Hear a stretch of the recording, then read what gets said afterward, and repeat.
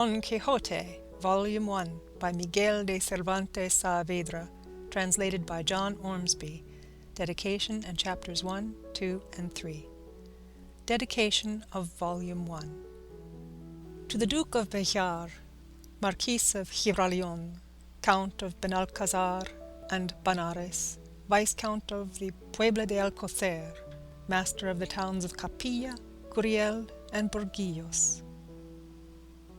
In belief of the good reception and honours that your Excellency bestows on all sorts of books, as Prince, so inclined to favour good arts, chiefly those who by their nobleness do not submit to the service and bribery of the vulgar, I have determined bringing to light the ingenious gentleman Don Quixote of La Mancha, in shelter of your Excellency's glamorous name, to whom, with the obeisance I owe to such grandeur, I pray to receive it agreeably under his protection, so that in this shadow, though deprived of that pernicious ornament of elegance and erudition that clothe the works composed in the houses of those who know, it dares appear with assurance in the judgment of some who, trespassing the bounds of their own ignorance, use to condemn with more rigour and less justice the writings of others. It is my earnest hope that your Excellency's good counsel in regard to my honourable purpose will not disdain the littleness of so humble a service. Miguel de Cervantes. Volume 1, Chapter 1, which treats of the character and pursuits of the famous gentleman Don Quixote of La Mancha. In a village of La Mancha, the name of which I have no desire to call to mind, there lived, not long since, one of those gentlemen that keep a lance in the lance-rack, an old buckler, a lean hack, and a greyhound for coursing, an olla of rather more beef than mutton, a salad on most nights, scraps on Saturdays, lentils on Fridays, and a pigeon or so extra on Sundays, made away with 3/4 of his income. The rest of it went in a doublet of fine cloth and velvet breeches and shoes to match for holidays, while on weekdays he made a brave figure in his best homespun. He had in his house a housekeeper past 40, a niece under 20, and a lad for the field and market-place, who used to saddle the hack as well as handle the bill-hook. The age of this gentleman of ours was bordering on 50. He was of a hardy habit, spare, gaunt-featured, a very early riser, and a great sportsman. They will have it his surname was Quijada, or Quesada, for here there is some difference of opinion among the authors who write on the subject, although from reasonable conjectures it seems plain that he was called Quijana. This, however, is of but little importance to our tale. It will be enough not to stray a hair's breadth from the truth in the telling of it. You must know, then, that the above-named gentleman, whenever he was at leisure, which was mostly all the year round, gave himself up to reading books of chivalry with such ardour and avidity that he almost entirely neglected the pursuits of his field sports, and even the management of his property, and to such a pitch did his eagerness and infatuation go that he sold many an acre of tillage land to buy books of chivalry to read, and brought home as many of them as he could get. But of all there were none he liked so well as those of the famous Feliciano de Silva's composition, for their lucidity of style and complicated conceits were as pearls in his sight, particularly when in his reading he came upon courtships and cartels, where he often found passages like, "The reason of the unreason with which my reason is afflicted so weakens my reason that with reason I murmur at your beauty." Or again, "The high heavens that of your divinity divinely fortify you with the stars, render you deserving of the desert your greatness deserves." Over conceits of this sort the poor gentleman lost his wits, and used to lie awake, striving to understand them, and worm the meaning out of them, what Aristotle himself could not have made out or extracted, had he come to life again for that special purpose. He was not at all easy about the wounds which Don Belianis gave and took, because it seemed to him that, great as were the surgeons who had cured him, he must have had his face and body covered all over with seams and scars. He commended, however, the author's way of ending his book with the promise of that interminable adventure, and many a time was he tempted to take up his pen and finish it properly, as is there proposed, which no doubt he would have done, and made a successful piece of work of it too, had not greater and more absorbing thoughts prevented him. Many an argument did he have with the curate of his village, a learned man and a graduate of Siguenza, as to which had been the better knight, Palmerin of England or Amadis of Gaul. Master Nicholas, the village barber, however, used to say that neither of them came up to the Knight of Phoebus, and that if there was any that could compare with him, it was Don Galaor, the brother of Amadis of Gaul, because he had a spirit that was equal to every occasion, and was no finikin knight, nor lachrymose like his brother, while in the matter of valour he was not a whit behind him. In short, he became so absorbed in his books that he spent his nights from sunset to sunrise, and his days from dawn to dark, poring over them. And what with little sleep and much reading, his brains got so dry that he lost his wits.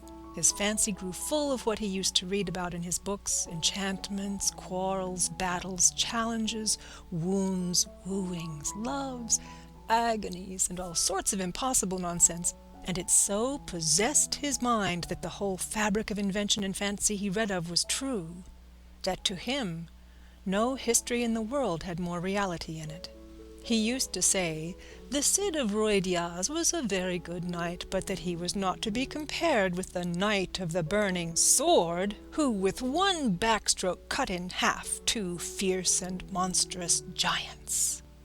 He thought more of Bernardo del Carpio, because at Roncesvalles he slew Roland in spite of enchantments, availing himself of the artifice of Hercules when he strangled Antaeus, the son of Terra, in his arms. He approved highly of the giant Morgante, because although of the giant breed, which is always arrogant and ill-conditioned, he alone was affable and well-bred. But, above all, he admired Reinaldos of Montalban, especially when he saw him sallying forth from his castle and robbing everyone he met, and when, beyond the seas, he stole that image of Mahomet, which, as his history says, was entirely of gold. To have a bout of kicking at that traitor of a Genelon, he would have given his housekeeper, and his niece into the bargain. In short, his wits being quite gone, he hit upon the strangest notion that ever madman in this world hit upon, and that was that he fancied it was right and requisite, as well for the support of his own honour as for the service of his country, that he should make a knight-errant of himself, roaming the world over in full armour and on horseback in quest of adventures, and putting in practice himself all that he had read of as being the usual practices of knights-errant, righting every kind of wrong, and exposing himself to peril and danger, from which, in the issue, he was to reap eternal renown and fame. Already the poor man saw himself crowned by the might of his arm, Emperor of Trebizond at least. And so, led away by the intense enjoyment he found in these pleasant fancies, he set himself forthwith to put his scheme into execution. The first thing he did was to clean up some armour that had belonged to his great-grandfather, and had been for ages lying forgotten in a corner, eaten with rust and covered with mildew. He scoured and polished it as best he could, but he perceived one great deficit in it, that it had no closed helmet, nothing but a simple morion. This deficiency, however, his ingenuity supplied, for he contrived a kind of half-helmet of pasteboard, which, fitted on to the morion, looked like a whole one. It is true that, in order to see if it was strong and fit to stand a cut, he drew his sword and gave it a couple of slashes, the first of which undid in an instant what had taken him a week to do. The ease with which he had knocked it to pieces disconcerted him somewhat, and to guard against that danger he set to work again, fixing bars of iron on the inside until he was satisfied with its strength, and then, not caring to try any more experiments with it, he passed it and adopted it as a helmet of the most perfect construction.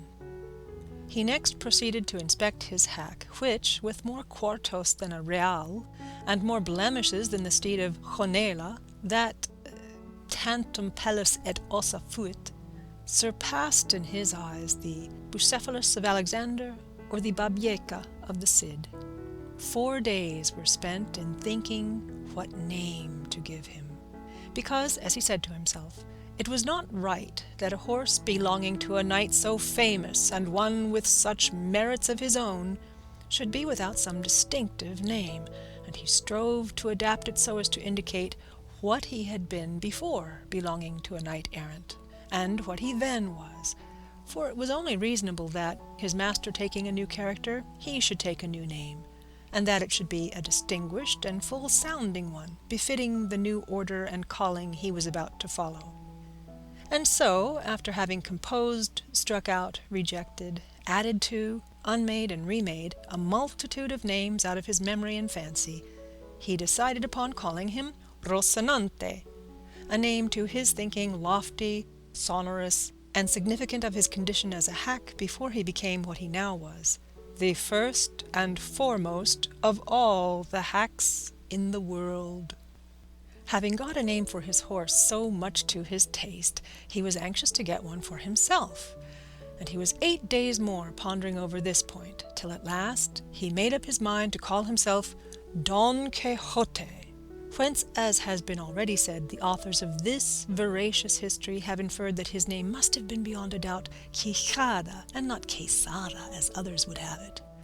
Recollecting, however, that the valiant Amadis was not content to call himself curtly Amadis, and nothing more, but added the name of his kingdom and country to make it famous, and called himself Amadis of Gaul, he, like a good knight, resolved to add on the name of his, and to style himself Don Quixote of La Mancha, whereby, he considered, he described accurately his origin and country, and did honour to it in taking his surname from it. So then, his armour being furbished, his morion turned into a helmet, his hack christened, and he himself confirmed, he came to the conclusion that nothing more was needed now but to look out for a lady to be in love with. For a knight-errant without love is like a tree without leaves or fruit, or a body without a soul. As he said to himself, if for my sins, or by my good fortune, I come across some giant hereabouts, a common occurrence with knights-errant, and overthrow him in one onslaught, or cleave him asunder to the waist, or, in short, vanquish and subdue him, will it not be well to have someone I may send him to as a present, that he may come in and fall on his knees before my sweet lady, and in a humble, submissive voice say, I am the giant Caraculiambro, lord of the island of Malindrania, vanquished in single combat by the never sufficiently extolled knight Don Quixote of La Mancha, who has commanded me to present myself before your grace, that your highness dispose of me at your pleasure. Oh, how our good gentleman enjoyed the delivery of this speech, especially when he had thought of someone to call his lady.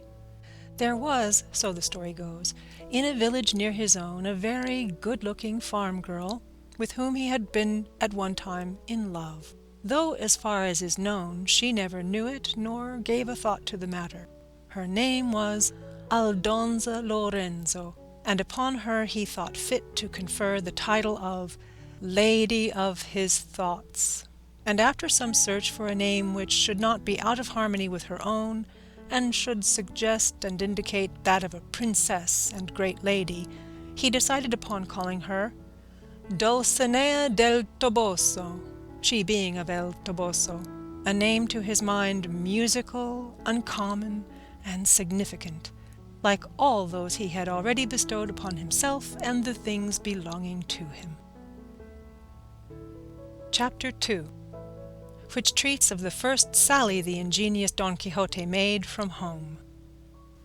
These preliminaries settled, he did not care to put off any longer the execution of his design, urged on to it by the thought of all the world was losing by his delay, seeing what wrongs he intended to right, grievances to redress, injustices to repair, abuses to remove, and duties to discharge.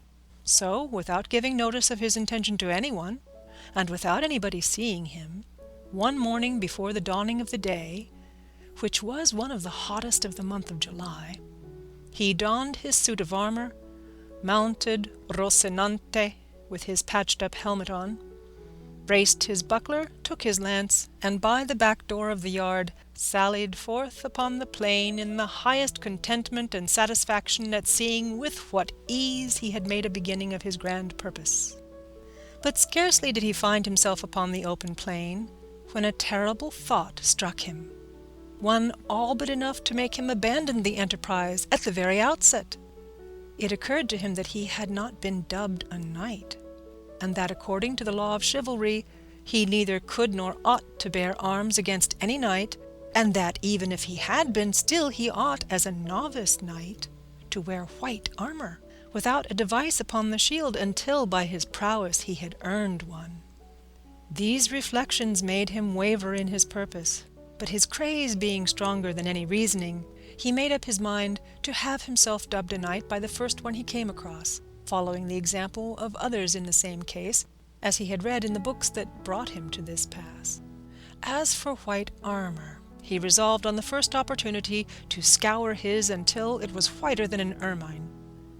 And so, comforting himself, he pursued his way, taking that which his horse chose.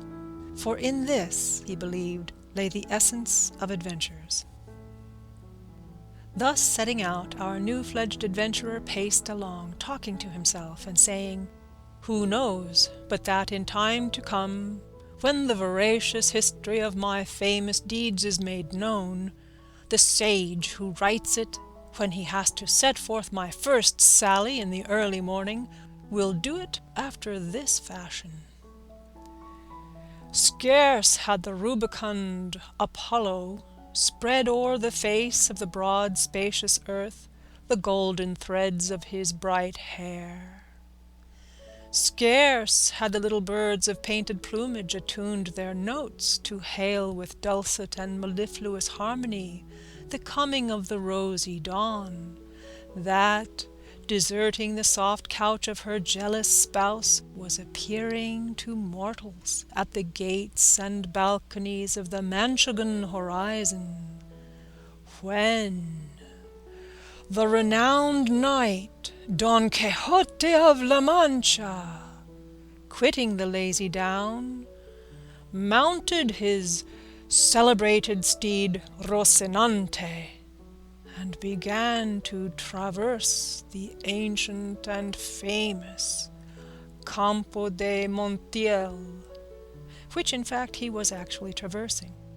Happy the age, happy the time, he continued, in which shall be made known my deeds of fame, worthy to be moulded in brass, carved in marble, limed in pictures for a memorial forever.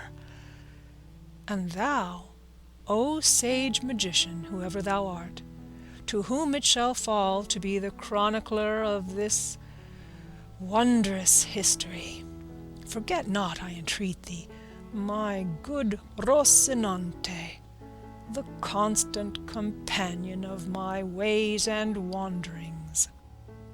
Presently he broke out again as if he were love-stricken in earnest. "Oh, Princess Dulcinea, lady of this captive heart, a grievous wrong hast thou done me, to drive me forth with scorn, and with inexorable obduracy banish me from the presence of thy beauty. O lady, deign to hold in remembrance this heart, thy vassal, that thus in anguish pines for love of thee." So he went on stringing together these and other absurdities, all in the style of those his books had taught him, imitating their language as well as he could, and all the while he rode so slowly, and the sun mounted so rapidly and with such fervour, that it was enough to melt his brains if he had any. Nearly all day he travelled without anything remarkable happening to him, at which he was in despair, for he was anxious to encounter some one at once upon whom to try the might of his strong arm. Writers there are who say the first adventure he met with was that of Puerto La Pisse. Others say it was that of the windmills, but what I have ascertained on this point, and what I have found written in the annals of La Mancha, is that he was on the road all day, and towards nightfall his hack and he found themselves dead tired and hungry, when, looking all around to see if he could discover any castle or shepherd's shanty, where he might refresh himself and relieve his sore wants, he perceived not far out of his road an inn, which was as welcome as a star, guiding him to the portals, if not the palaces, of his redemption, and quickening his pace he reached it just as night was setting in. At the door were standing 2 young women, girls of the district as they call them, on their way to Seville, with some carriers who had chanced to halt that night at the inn. And as, happen what might to our adventurer, everything he saw or imagined seemed to him to be and to happen after the fashion of what he read of, the moment he saw the inn, he pictured it to himself as a castle, with its 4 turrets and pinnacles of shining silver, not forgetting the drawbridge and moat, and all the belongings usually ascribed to castles of the sort. To this inn, which to him seemed a castle, he advanced, and at a short distance from it he checked Rocinante, hoping that some dwarf would show himself upon the battlements, and by sound of trumpet give notice that a knight was approaching the castle. But seeing that they were slow about it, and that Rocinante was in a hurry to reach the stable, he made for the inn door, and perceived the 2 gay damsels who were standing there, and who seemed to him to be 2 fair maidens, or lovely ladies, taking their ease at the castle gate. At this moment it so happened that a swineherd who was going through the stubbles, collecting a drove of pigs, for without any apology that is what they are called, gave a blast of his horn to bring them together, and forthwith it seemed to Don Quixote to be what he was expecting, the signal of some dwarf announcing his arrival, and so, with prodigious satisfaction, he rode up to the inn and to the ladies, who, seeing a man of this sort, approaching in full armour and with lance and buckler, were turning in dismay into the inn, when Don Quixote, guessing their fear by their flight, raising his pasteboard visor, disclosed his dry, dusty visage, and with courteous bearing and gentle voice addressed them. "Your ladyships need not fly, or fear any rudeness, for that it belongs not to the order of knighthood which I profess to offer to any one, much less to high-born maidens, as your appearance proclaims you to be." The girls were looking at him and straining their eyes to make out the features which the clumsy visor obscured, but when they heard themselves called maidens, a thing so much out of their line, they could not restrain their laughter, which made Don Quixote wax indignant and say, "Modesty becomes the fair, and moreover laughter that has little cause is great silliness. This, however, I say not to pain or anger you, for my desire is none other than to serve you." The incomprehensible language and the unpromising looks of our cavalier only increased the lady's laughter, and that increased his irritation, and matters might have gone farther if at that moment the landlord had not come out, who, being a very fat man, was a very peaceful one. He, seeing this grotesque figure clad in armour that did not match any more than his saddle, bridle, lance, buckler, or corselet, was not at all indisposed to join the damsels in their manifestations of amusement, but, in truth, standing in awe of such a complicated armament, he thought it best to speak him fairly, so he said, "Señor Caballero, if your worship wants lodging, bating the bed, for there is not one in the inn, there is plenty of everything else here." Don Quixote, observing the respectful bearing of the alcaide of the fortress, for so the innkeeper and inn seemed in his eyes, made answer, "Sir Castellan, for me anything will suffice, for my armour is my only wear, my only rest the fray." The host fancied he called him Castellan because he took him for a worthy of Castile, though he was in fact an Andalusian, and one from the strand of Sanlúcar, as crafty a thief as Cacus, and as full of tricks as a student or a page. "In that case," he said, "your bed is on the flinty rock, your sleep to watch alway. And if so, you may dismount and safely reckon upon any quantity of sleeplessness under this roof for a 12-month, not to say for a single night." So saying, he advanced to hold the stirrup for Don Quixote, who got down with great difficulty and exertion, for he had not broken his fast all day, and then charged the host to take great care of his horse, as he was the best bit of flesh that ever ate bread in this world. The landlord eyed him over, but did not find him as good as Don Quixote said, nor even half as good, and putting him up in the stable, he returned to see what might be wanted by his guest, whom the damsels, who had by this time made their peace with him, were now relieving of his armour.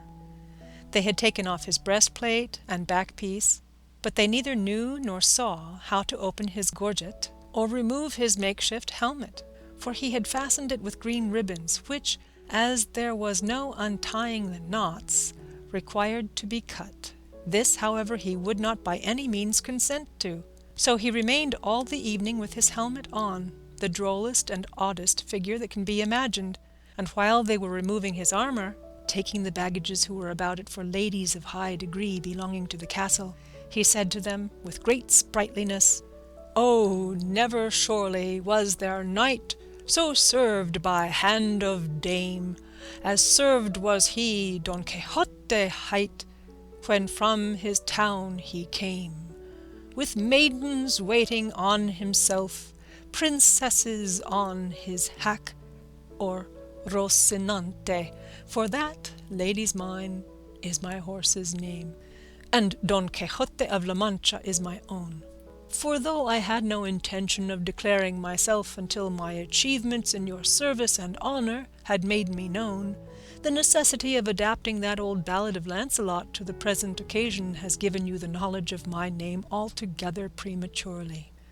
A time, however, will come for your ladyships to command and me to obey, and then the might of my arm will show my desire to serve you."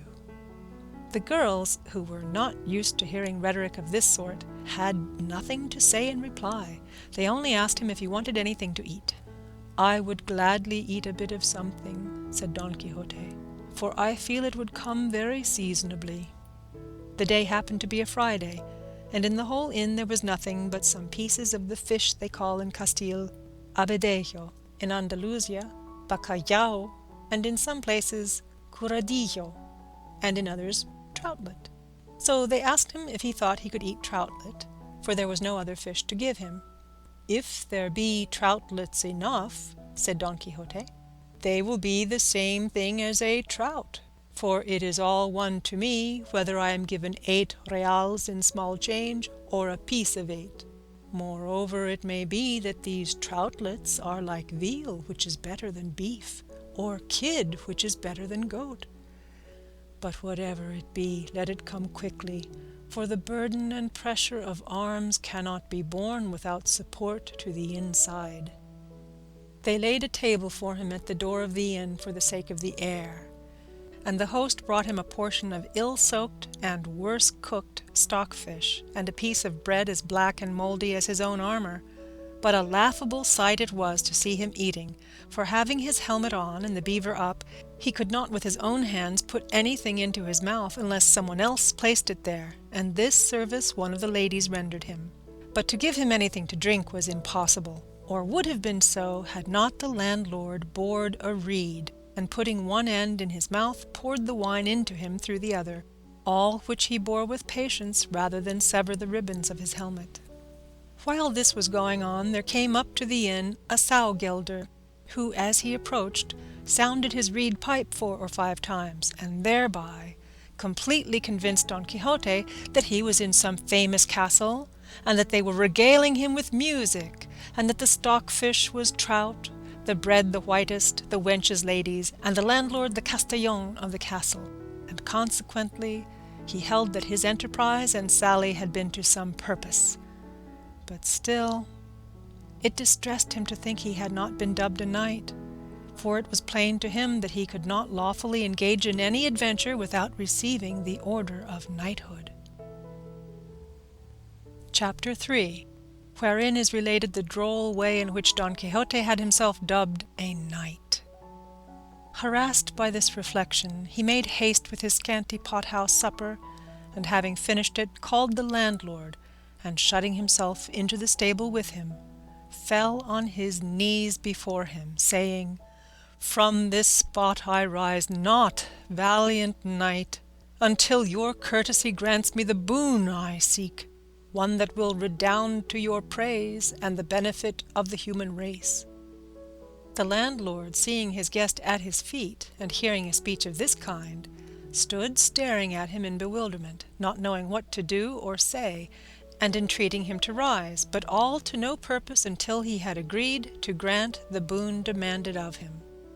"I looked for no less, my lord, from your high magnificence," replied Don Quixote, "and I have to tell you that the boon I have asked and your liberality has granted is that you shall dub me knight tomorrow morning, and that tonight I shall watch my arms in the chapel of this your castle. Thus tomorrow, as I have said, will be accomplished what I so much desire, enabling me lawfully to roam through all the 4 quarters of the world, seeking adventures on behalf of those in distress, as is the duty of chivalry and of knights-errant like myself, whose ambition is directed to such deeds." The landlord, who, as has been mentioned, was something of a wag, and had already some suspicion of his guest's want of wits, was quite convinced of it on hearing talk of this kind from him, and to make sport for the night, he determined to fall in with his humour. So he told him he was quite right in pursuing the object he had in view, and that such a motive was natural and becoming in cavaliers as distinguished as he seemed and his gallant bearing showed him to be, and that he himself in his younger days had followed the same honourable calling, roaming in quest of adventures in various parts of the world, among others the curing grounds of Malaga, the Isles of Riaran, the precinct of Seville, the little market of Segovia, the Oliveira of Valencia, and the Rondilla of Granada, the strand of Sanlúcar, the cult of Cordova, the taverns of Toledo, and divers other quarters, where he had proved the nimbleness of his feet and the lightness of his fingers, doing many wrongs, cheating many widows, ruining maids, and swindling minors, and, in short, bringing himself under the notice of almost every tribunal and court of justice in Spain, until at last he had retired to this castle of his,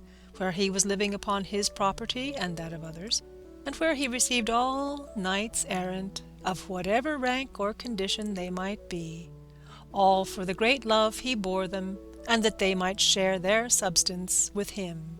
He told him, moreover, that in this castle of his there was no chapel in which he could watch his armour, as it had been pulled down in order to be rebuilt, and that in a case of necessity it might, he knew, be watched anywhere, and he might watch it that night in a courtyard of the castle, and in the morning, God willing, the requisite ceremonies might be performed so as to have him dubbed a knight, and so thoroughly dubbed that nobody could be more so.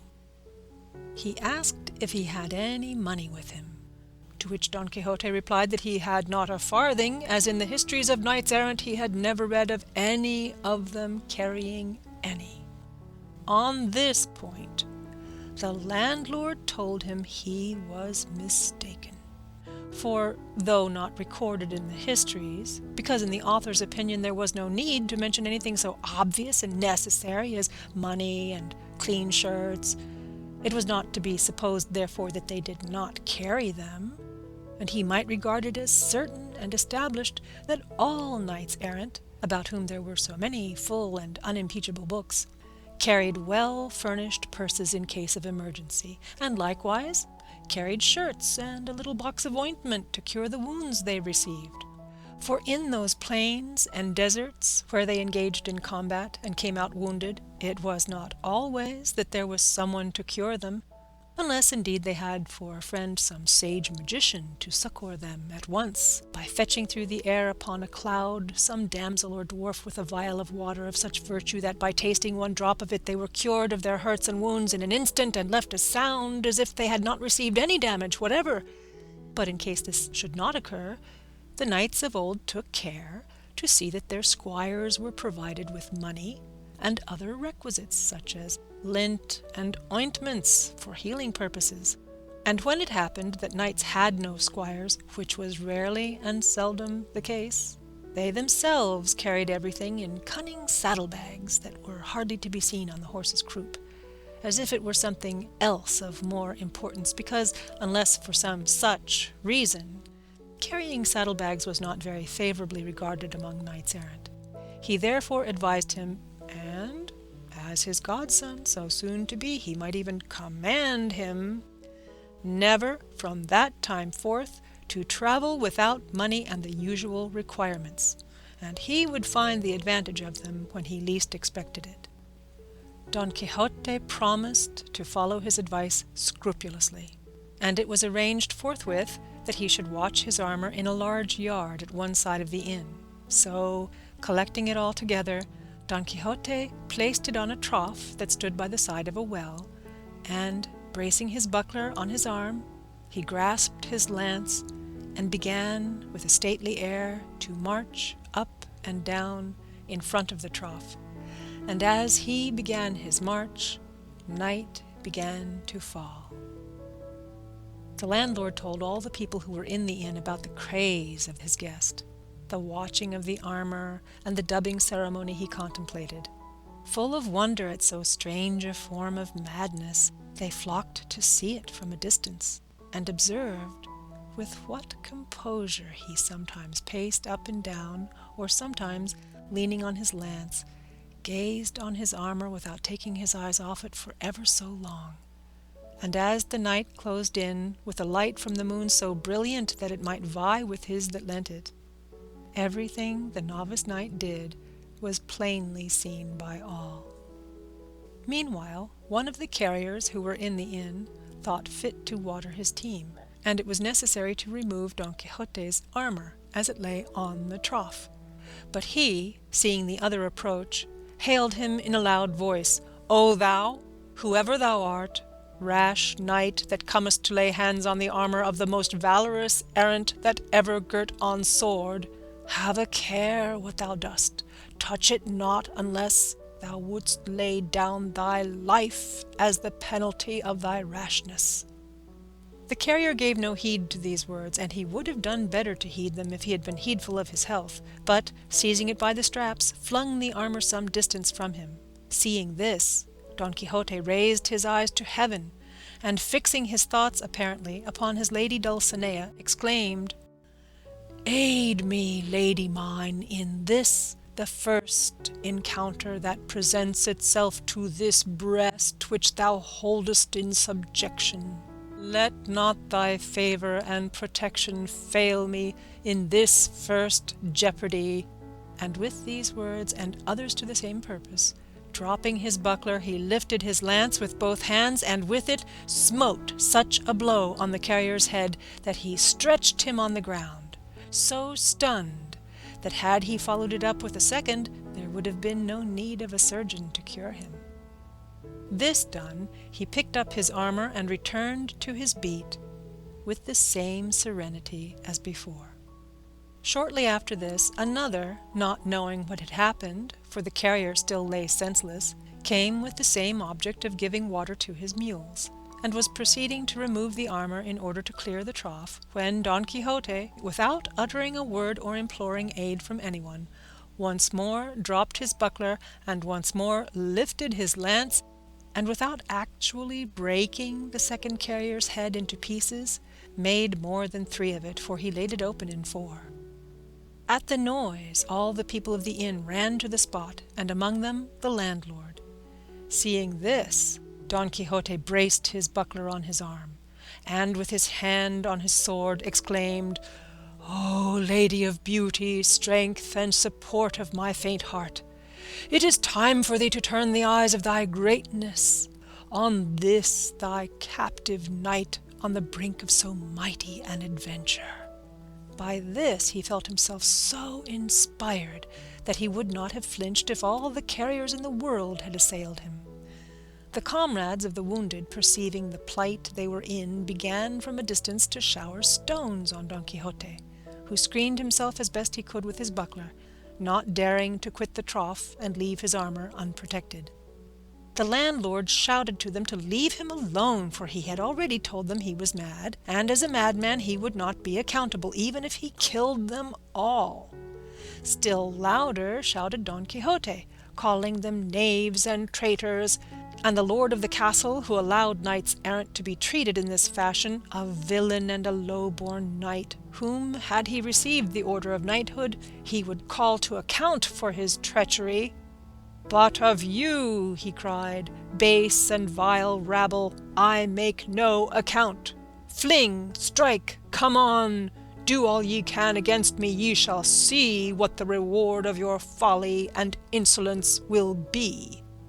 This he uttered with so much spirit and boldness that he filled his assailants with a terrible fear, and as much for this reason as at the persuasion of the landlord, they left off stoning him, and he allowed them to carry off the wounded, and with the same calmness and composure as before, resumed the watch over his armour. But these freaks of his guest were not much to the liking of the landlord, so he determined to cut matters short, and confer upon him at once the unlucky order of knighthood before any further misadventure could occur.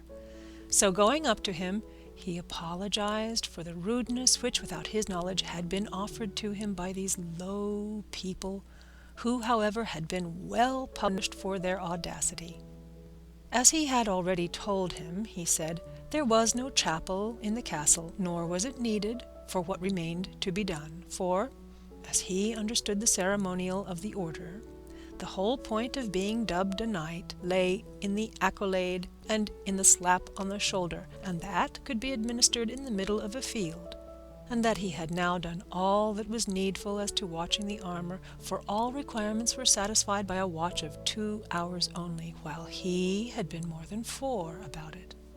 Don Quixote believed it all, and told him he stood there ready to obey him, and to make an end of it with as much despatch as possible. For if he were again attacked, and felt himself to be dubbed a knight, he would not, he thought, leave a soul alive in the castle, except such as out of respect he might spare at his bidding. Thus warned and menaced, the Castillon forthwith brought out a book in which he used to enter the straw and barley he served out to the carriers, and with the lad carrying a candle end, and the 2 damsels already mentioned, he turned to where Don Quixote stood, and bade him kneel down. Then, reading from his account book as if he were repeating some devout prayer, in the middle of his delivery he raised his hand and gave him a sturdy blow on the neck, and then, with his own sword, a smart slap on the shoulder, all the while muttering between his teeth as if he was saying his prayers. Having done this, he directed one of the ladies to gird on his sword, which she did with great self-possession and gravity, and not a little was required to prevent a burst of laughter at each stage of the ceremony. But what they had already seen of the novice knight's prowess kept their laughter within bounds. In girding him with the sword, the worthy lady said to him, "May God make your worship a very fortunate knight, and grant you success in battle." Don Quixote asked her name, in order that he might from that time forward know to whom he was beholden for the favour he had received, as he meant to confer upon her some portion of the honour he acquired by the might of his arm. She answered with great humility that she was called La Tolosa, and that she was the daughter of a cobbler of Toledo, who lived in the stalls of Sancho Bienaya, and that wherever she might be she would serve and esteem him as her lord. Don Quixote said in reply that she would do him a favour if thenceforward she assumed the Don, and called herself Donna Tolosa. She promised she would, and then the other buckled on his spur, and with her followed almost the same conversation as with the lady of the sword. He asked her name, and she said it was La Molinera, and that she was the daughter of a respectable miller of Antequera. And of her likewise Don Quixote requested that she would adopt the Don, and call herself Donna Molinera, making offers to her further services and favours. Having thus, with hot haste and speed, brought to a conclusion these never till now seen ceremonies, Don Quixote was on thorns until he saw himself on horseback sallying forth in quest of adventures, and saddling Rocinante at once, he mounted, and, embracing his host, as he returned thanks for his kindness in knighting him, he addressed him in language so extraordinary that it is impossible to convey an idea of it or report it. The landlord, to get him out of the inn, replied with no less rhetoric, though with shorter words, and without calling upon him to pay the reckoning, let him go with a Godspeed. End of Chapter 3, Volume 1.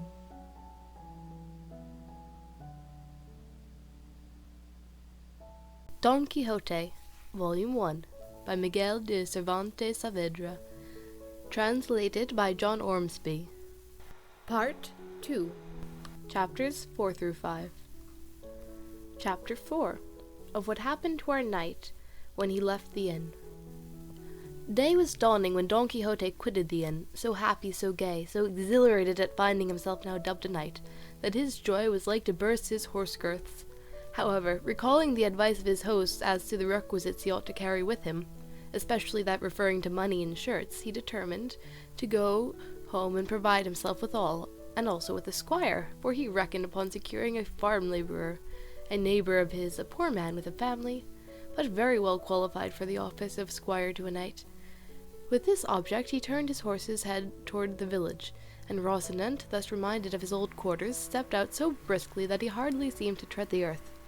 He had not gone far when out of a thicket on his right there seemed to come feeble cries as of someone in distress, and the instant he heard them, he exclaimed, "Thanks be to heaven for the favour it accords me, that it so soon offers me an opportunity of fulfilling the obligation I have undertaken, and gathering the fruit of my ambition. These cries, no doubt, come from some man or woman in want of help, and needing my aid and protection." And wheeling, he turned Rocinante in the direction where the cries seemed to proceed.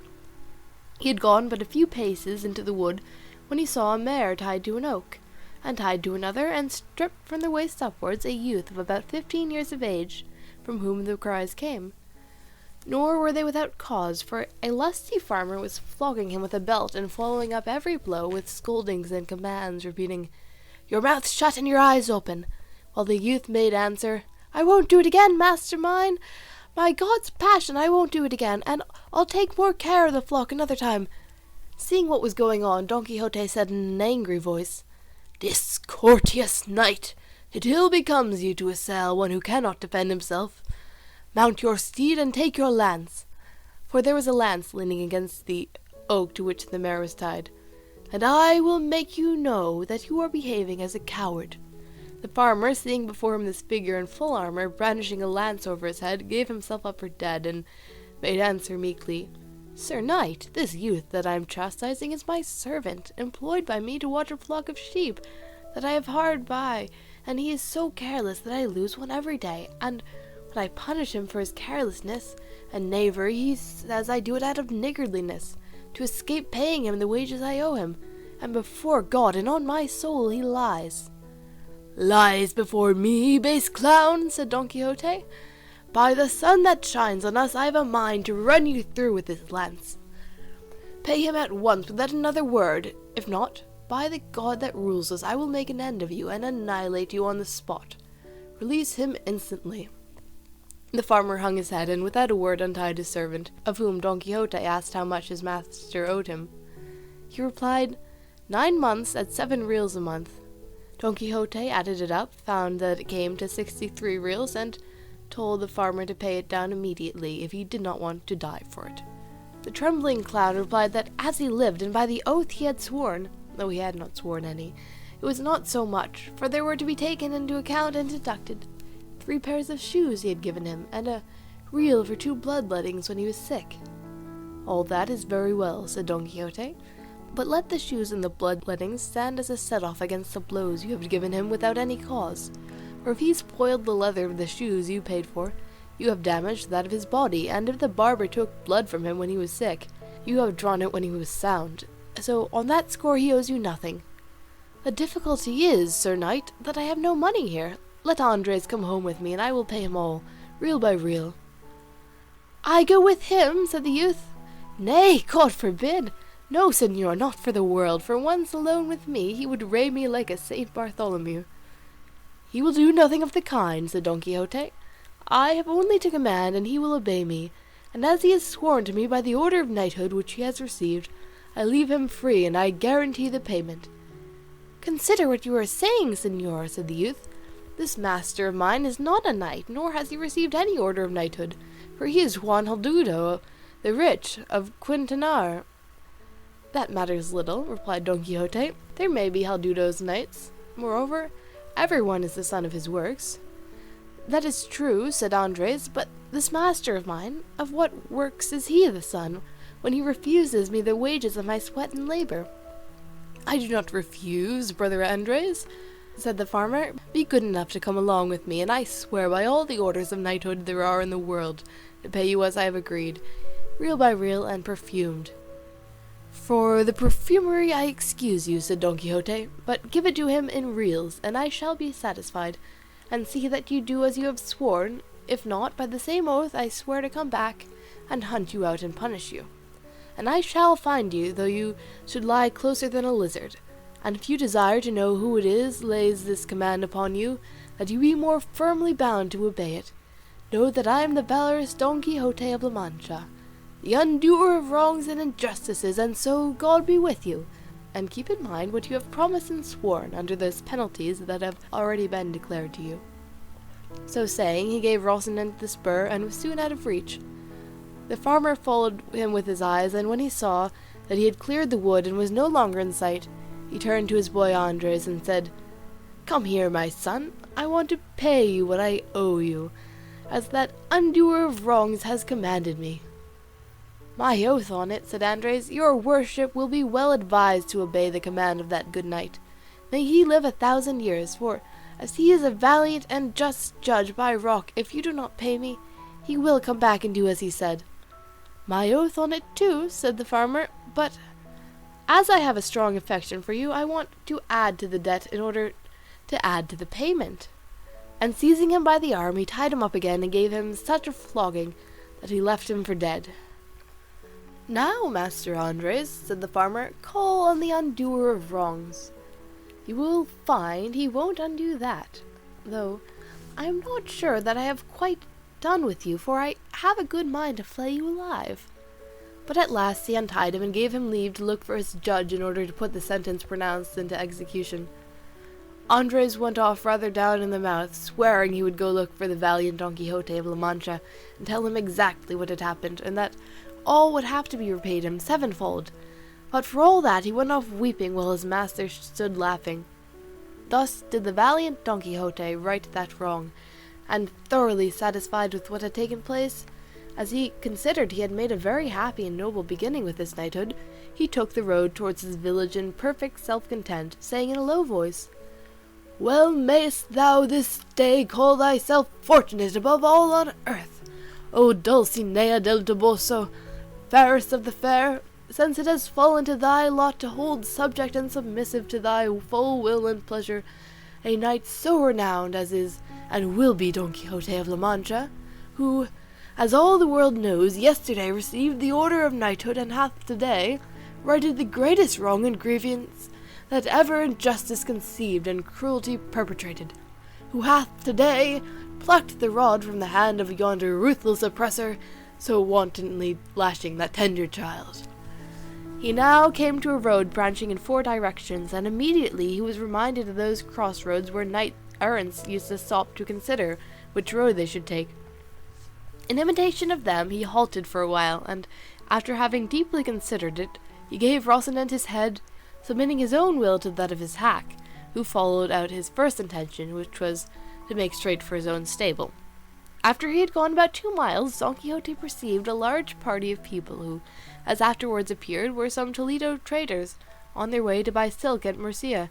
There were 6 of them coming along under their sunshades, with 4 servants mounted and 3 muleteers on foot.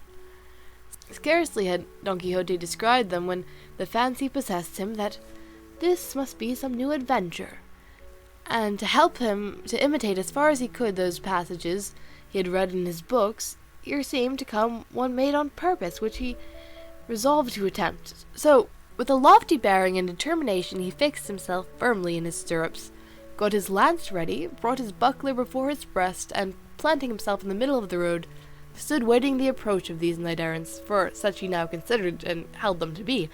And when they had come near enough to see and hear, he exclaimed with a haughty gesture, "All the world stand, unless all the world confess, that in all the world there is no maiden fairer than the Empress of La Mancha, the peerless Dulcinea del Toboso."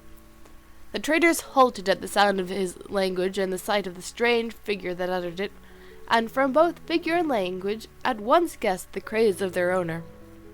They wished, however, to learn quietly what was the object of this confession that was demanded of them, and one of them, who was rather fond of a joke, and was very sharp-witted, said to him, "Sir Knight, we do not know who this good lady is that you speak of. Show her to us, for if she be of such beauty as you suggest, with all our hearts and without any pressure, we will confess the truth that is on your part required of us." "If I were to show her to you," replied Don Quixote, "what merit would you have in confessing a truth so manifest? The essential point is that without seeing her you must believe, confess, affirm, swear, and defend it. Else ye have to do with me in battle, ill-conditioned, arrogant rabble that ye are, and come ye on one by one as the order of knighthood requires, or all together as is the custom and vile usage of your breed. Here do I bide and await your relying on the justice of the cause I maintain." "Sir Knight," replied the trader, "I entreat your worship, in the name of this present company of princes, that to save us from charging our consciences with the confession of a thing we have neither seen nor heard of, and one moreover so much to the prejudice of the empresses and queens of the Alcaria and Estremadura, your worship will be pleased to show us some portrait of this lady, though it be no bigger than a grain of wheat, for by the thread one gets at the ball, and in this way we shall be satisfied and easy, and you will be content and pleased. Nay, I believe we are already so far agreed with you that even though her portrait should show her blind of one eye and distilling vermilion and sulphur from the other, we would nevertheless, to gratify your worship, say all in her favour that you desire." "She distills nothing of the kind, vile rabble," said Don Quixote, burning with rage. "Nothing of the kind. I say only ambergris and civet and cotton. Nor is she one-eyed or humpbacked, but straighter than a Guadarrama spindle. But ye must pay for the blasphemy ye have uttered against beauty like that of my lady." And so saying, he charged with levelled lance against the one who had spoken, with such fury and fierceness that, if luck had not contrived that Rocinante should stumble midway and come down, it would have gone hard with the rash traitor. Down went Rocinante, and over went his master, rolling along the ground for some distance, and when he tried to rise, he was unable, so encumbered was he with lance, buckler, spurs, helmets, and the weight of his old armour, and all the while he was struggling to get up. He kept saying, "Fly not, cowards and caitiffs, stay, for not by my fault, but my horses am I stretched here." One of the muleteers in attendance, who could not have had much good nature in him, hearing the poor prostrated man blustering in this style, was unable to refrain from giving him an answer on his ribs, and coming up to him he seized his lance, and having broken it in pieces with one of them, he began so to belabour our Don Quixote that, notwithstanding and in spite of his armour, he milled him like a measure of wheat. His masters called out not to lay on so hard and to leave him alone, but the muleteer's blood was up, and he did not care to drop the game until he had vented the rest of his wrath, and gathering up the remaining fragments of the lance, he finished with a discharge upon the unhappy victim, who all through the storm of sticks that rained on him never ceased threatening heaven and earth, and the brigands, for such they seemed to him. At last the muleteer was tired, and the traders continued their journey, taking with them matter for talk about the poor fellow who had been cudgelled. He, when he found himself alone, made another effort to rise, but if he was unable when whole and sound, how was he to rise after having been thrashed and well nigh knocked to pieces? And yet he esteemed himself fortunate, as it seemed to him that this was a regular knight-errant's mishap, and entirely, he considered, the fault of his horse. However, battered in body as he was, to rise was beyond his power. End of Chapter 4. Chapter 5, in which the narrative of our knight's mishap is continued. Finding, then, that in fact he could not move, he thought himself of having recourse to his usual remedy, which was to think of some passage in his books, and his craze brought to his mind that about Baldwin and the Marquis of Mantua, when Carlotta left him wounded on the mountainside, a story known by heart by the children, not forgotten by the young man, and lauded and even believed by the old folks, and for all that, not a whit truer than the miracles of Mohammed. This seemed to him to fit exactly the case in which he found himself, so, making a show of severe suffering, he began to roll on the ground, and with feeble breath repeated the very words which the wounded knight of the wood is said to have uttered. "Where art thou, lady mine? Art thou? My sorrow does not rue? Thou canst not know it, lady mine, or else thou art untrue." And so he went on with the ballad, as far as the lines, "O noble Marquis of Mantua, my uncle and liege lord." As chance would have it, when he got to this line, there happened to come a peasant from his own village, a neighbour of his, who had been with a load of wheat to the mill, and seeing the man stretched there, came up to him and asked him who he was, and what was the matter of him that he complained so dolefully. Don Quixote was firmly persuaded that this was the Marquis of Mantua, his uncle, so the only answer he made was to go on with his ballad, in which he told the tale of his misfortune, and of the loves of the emperor's son and his wife, all exactly as the ballad sings it. The peasant stood amazed at hearing such nonsense, and relieving him of the visor, already battered to pieces by blows, he wiped his face, which was covered with dust, and as soon as he had done so, he recognized him and said, "Señor Quixada," for so he appears to have been called when he was in his senses, and had not changed from a quiet country gentleman into a knight-errant. "Who has brought your worship to this pass?" But to all questions the other only went on with his ballad. Seeing this, the good man removed as well as he could his breastplate and backpiece, to see if he had any wound, but he could perceive no blood nor any mark anywhere. He then contrived to raise him from the ground, and with no little difficulty hoisted him upon his ass, which seemed to him to be the easiest mount for him, and, collecting the arms, even to the splinters of the lance, he tied them on to Rocinante, and, leading him by the bridle and the ass by the halter, he took the road for the village. Very sad to hear what absurd stuff Don Quixote was talking. Nor was Don Quixote less so, for what with blows and bruises he could not sit upright on the ass, and from time to time he sent up sighs to heaven, so that once more he drove the peasant to ask what ailed him.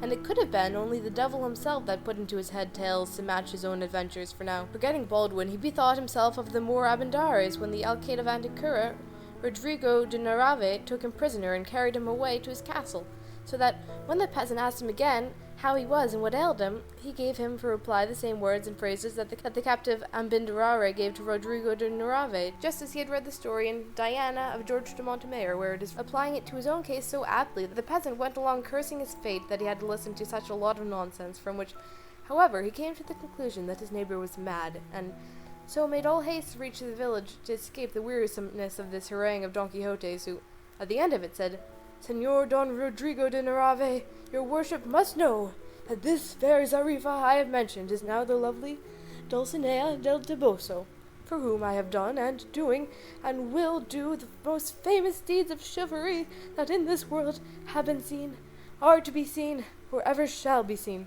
To this the peasant answered, "Señor, sinner that I am, cannot your worship see that I am not Don Rodrigo de Narvaez, nor the Marquis of Mantua, but Pedro Alonso, your neighbour, and that your worship is neither Baldwin nor Abendare, but the worthy gentleman, Señor Quixada?" "I know who I am," replied Don Quixote, "and I know that I may be not only those I have named, but all the 12 peers of France, and even all the 9 worthies, since my achievements surpass all they have done altogether, and each of them on his own account." With this talk and more of the same kind they reached the village just as night was beginning to fall, and The peasant waited until it was a little later, that the belaboured gentleman might not be seen riding in such a miserable trim. When it was what seemed to him the proper time, he entered the village and went to Don Quixote's house, which he found all in confusion, and there were the curate and the village barber, who were great friends of Don Quixote, and his housekeeper was saying to them in a loud voice, "What does your worship think can have befallen my master, Señor Licentiate Pero Pere?" For so the curate was called. "It is 3 days now since anything has been seen of him, or hack, or the buckler, lance, or armor. Miserable me, I am certain of it, and it is as true as that I was born to die, that these accursed books of chivalry he has, and has got into the way of reading so constantly, have upset his reason. For now I remember having often heard him say to himself that he would turn knight-errant, and go all over the world in quest of adventures. To the devil and Barabbas with such books, that have brought to ruin in this way the finest understanding there was in all of La Mancha." The niece said the same and more. "You must know, Master Nicholas, for that was the name of the barber. It was often my uncle's way to stay 2 days and nights together poring over those unholy books of misadventures, for which he would fling the book away and snatch up his sword and fall to slashing the walls, and when he was tired out he would say he had killed 4 giants, like 4 towers, and the sweat that flowed from him when he was weary, he said, was the blood of the wounds he had received in battle, and then he would drink a great jug of cold water and become calm and quiet, saying that this water was a most precious potion which the sage Esquive, a great magician and friend of his, had brought him. But I take all the blame upon myself for never having told you of my uncle's vagaries, that you might put a stop to them before things had come to pass, and burn all these accursed books, for he has a great number, that richly deserve to be burned like heretics." "So say I, too," said the curate, "but my faith tomorrow shall not pass without public judgment upon them, and may they be condemned to the flames, lest they lead those that read to behave as my good friend seems to have behaved." All this the peasant heard, and from it he understood what was the matter with his neighbour. So he began calling aloud, "Open, your worships, to Señor Baldwin, and to Señor the Marquis of Mantua, who comes badly wounded, and to Señora Abindare the Moor, whom the valiant Rodrigo de Navarre, the Alcaide of Antequera, brings captive." At these words they hurried out, and when they recognized their friend, master, and uncle, who had not yet dismounted from the ass because he could not, they ran to embrace him. "Hold," said he, "for I am badly wounded through my horse's fault. Carry me to bed, and if possible send for the wise Urganda to cure and see to my wounds." "See there, plague on it," said the housekeeper at this. "Did not my heart tell the truth as to which foot my master went lame of? To bed with your worship at once, and we will contrive to cure you here without fetching that Urganda. A curse, I say once more, and 100 times more, on those books of chivalry that have brought your worship to such a pass." They carried him to bed at once, and after searching for his wounds could find none, but he said they were all bruises from having had a severe fall with his horse Rocinante when in combat with 10 giants, the biggest and the boldest to be found on the earth. So, said the curate, are there giants in the dance? By the sign of the cross I will burn them tomorrow before the day over. They put a host of questions to Don Quixote, but his only answer to all was, "Give him something to eat, and leave him to sleep," for that was what he needed most. They did so, and the curate questioned the peasant at great length as to how he found Don Quixote. He told him, and the nonsense he had talked when found, and on the way home, all which made the licentiate the more eager to do what he did the next day, which was to summon his friend the barber, Master Nicholas, and go with him to Don Quixote's house. End of chapter 5. End of part 5.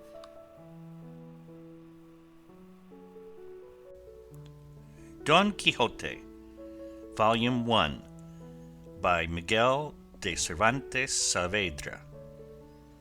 Translated by John Ormsby. Part 6, Chapters 6 to 8. Chapter 6. Of the diverting and important scrutiny which the curate and the barber made in the library of our ingenious gentleman. He was still sleeping, so the curate asked the niece for the keys of the rooms where the books, the authors of all the mischief, were, and right willingly she gave them.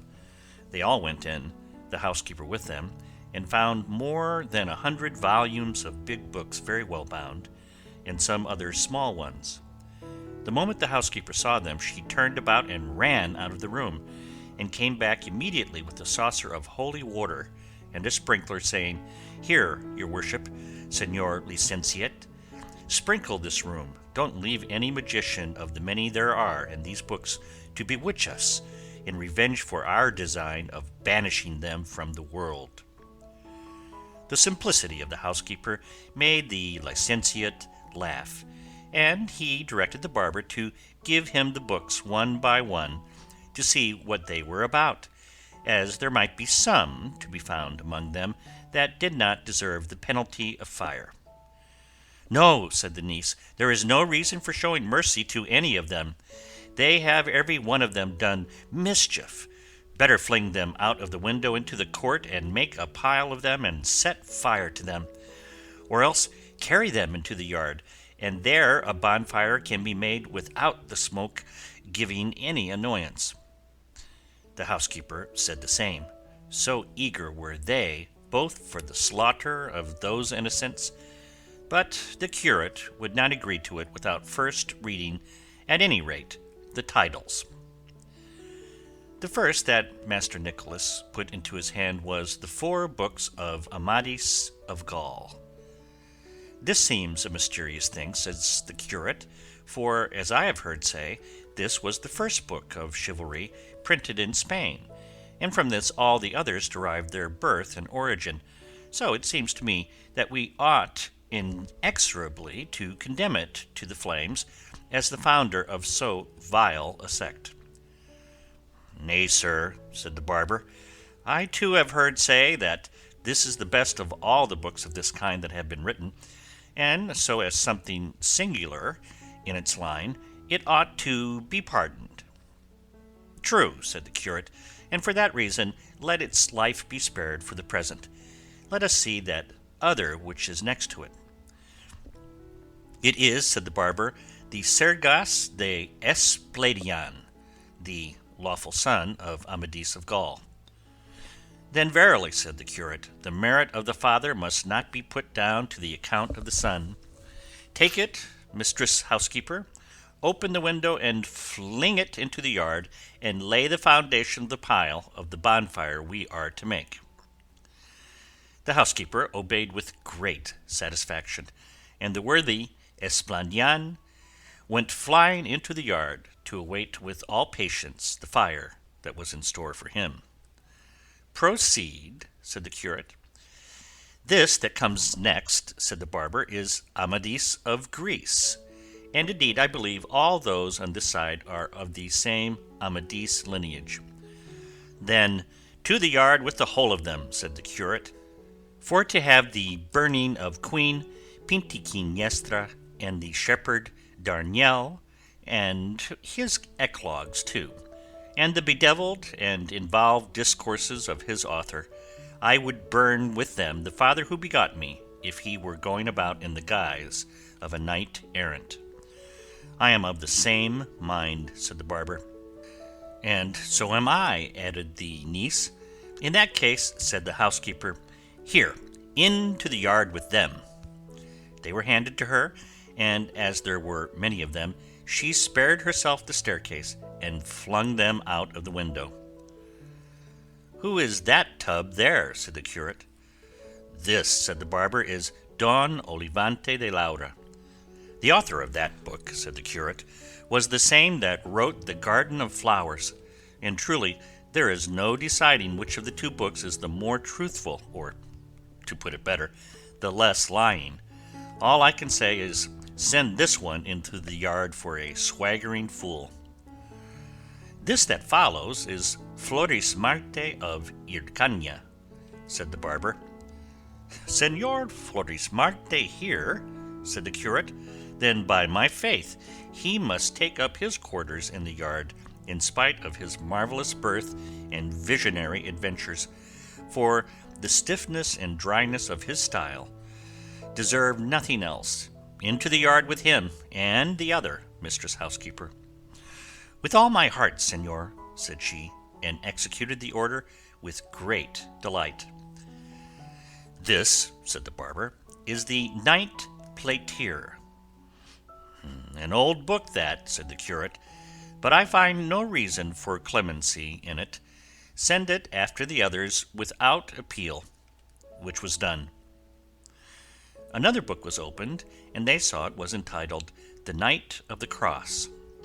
"For the sake of the holy name this book has," said the curate, "its ignorance might be excused. But then, they say, behind the cross there's the devil. To the fire with it." Taking down another book, the barber said, "This is the Mirror of Chivalry." "I know, his worship," said the curate. "That is where Señor Reinaldos of Montalban figures with his friends and comrades, greater thieves than Cacus and the 12 peers of France with the veracious historian Turpin. However, I am not for condemning them to more than perpetual banishment, because, at any rate, they have some share in the invention of the famous Mateo Boiardo, whence, too, the Christian poet Ludovico Ariosto wove his web, to whom, if I find him here, and speaking any language but his own, I shall show no respect whatever.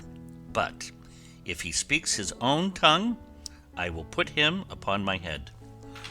"Well, I have him in Italian," said the barber, "but I do not understand him." "Nor would it be well that you should understand him," said the curate. "And on that score we might have excused the captain if he had not brought him into Spain and turned him into Castilian. He robbed him of a great deal of his natural force, and so do all those who try to turn books written in verse into another language. For with all the pains they take, and all the cleverness they show, they never can reach the level of the originals as they were first produced. In short, I say that this book, and all that may be found treating of those French affairs, should be thrown into or deposited in some dry well until, after more consideration, it is settled what is to be done with them, excepting always one Bernardo del Carpio that is going about, and another called Roncesvalles. For these, if they come into my hands, shall pass at once into those of the housekeeper, and from hers into the fire without any reprieve." To all this the barber gave assent, and looked upon it as right and proper, being persuaded that the curate was so staunch to the faith and loyal to the truth that he would not for the world say anything opposed to them. Opening another book, he saw it was Palmerin de Oliva, and beside it was another one called Palmerin of England. Seeing which, the licentiate said, "Let the olive be made firewood of at once, and burned until no ashes even are left, and let that palm of England be kept and preserved as a thing that stands alone, and let such another case be made for it as that which Alexander found among the spoils of Darius, and set aside for the safekeeping of the works of the poet Homer. This book, gossip, is of authority for 2 reasons. First, because it is very good, and second, because it is said to have been written by a wise and witty king of Portugal. All the adventures of the castle of Miraguarda are excellent and of admirable contrivance, and the language is polished and clear, studying and observing the style befitting the speaker with propriety and judgment. So then, provided it seems good to you, Master Nicholas, I say, let this and Amadis of Gaul be remitted without the penalty of fire, and as for all the rest, let them perish without further question or query." "Nay, gossip," said the barber, "for this that I have here is the famous Don Bilianis." "Well," said the curate, "that and the 2nd, 3rd, and 4th parts of all stand in need of a little rhubarb to purge their excess of bile, and they must be cleared of all that stuff about the Castle of Fame and other greater affectations, to which end let them be allowed the overseas term, and according as they mend, so shall mercy or justice be meted out to them, and in the meantime, gossip, do you keep them in your house, and let no one read them." "With all my heart," said the barber, and not caring to tire himself with reading more books of chivalry, he told the housekeeper to take all the big ones and throw them into the yard. It was not said to one dull or deaf, but to one who enjoyed burning them more than weaving the broadest and finest web that could be. And seizing about 8 at a time, she flung them out of the window. In carrying so many together, she let one fall at the feet of the barber, who took it up, curious to know what it was, and found it said, "History of the famous knight Tirante el Blanco."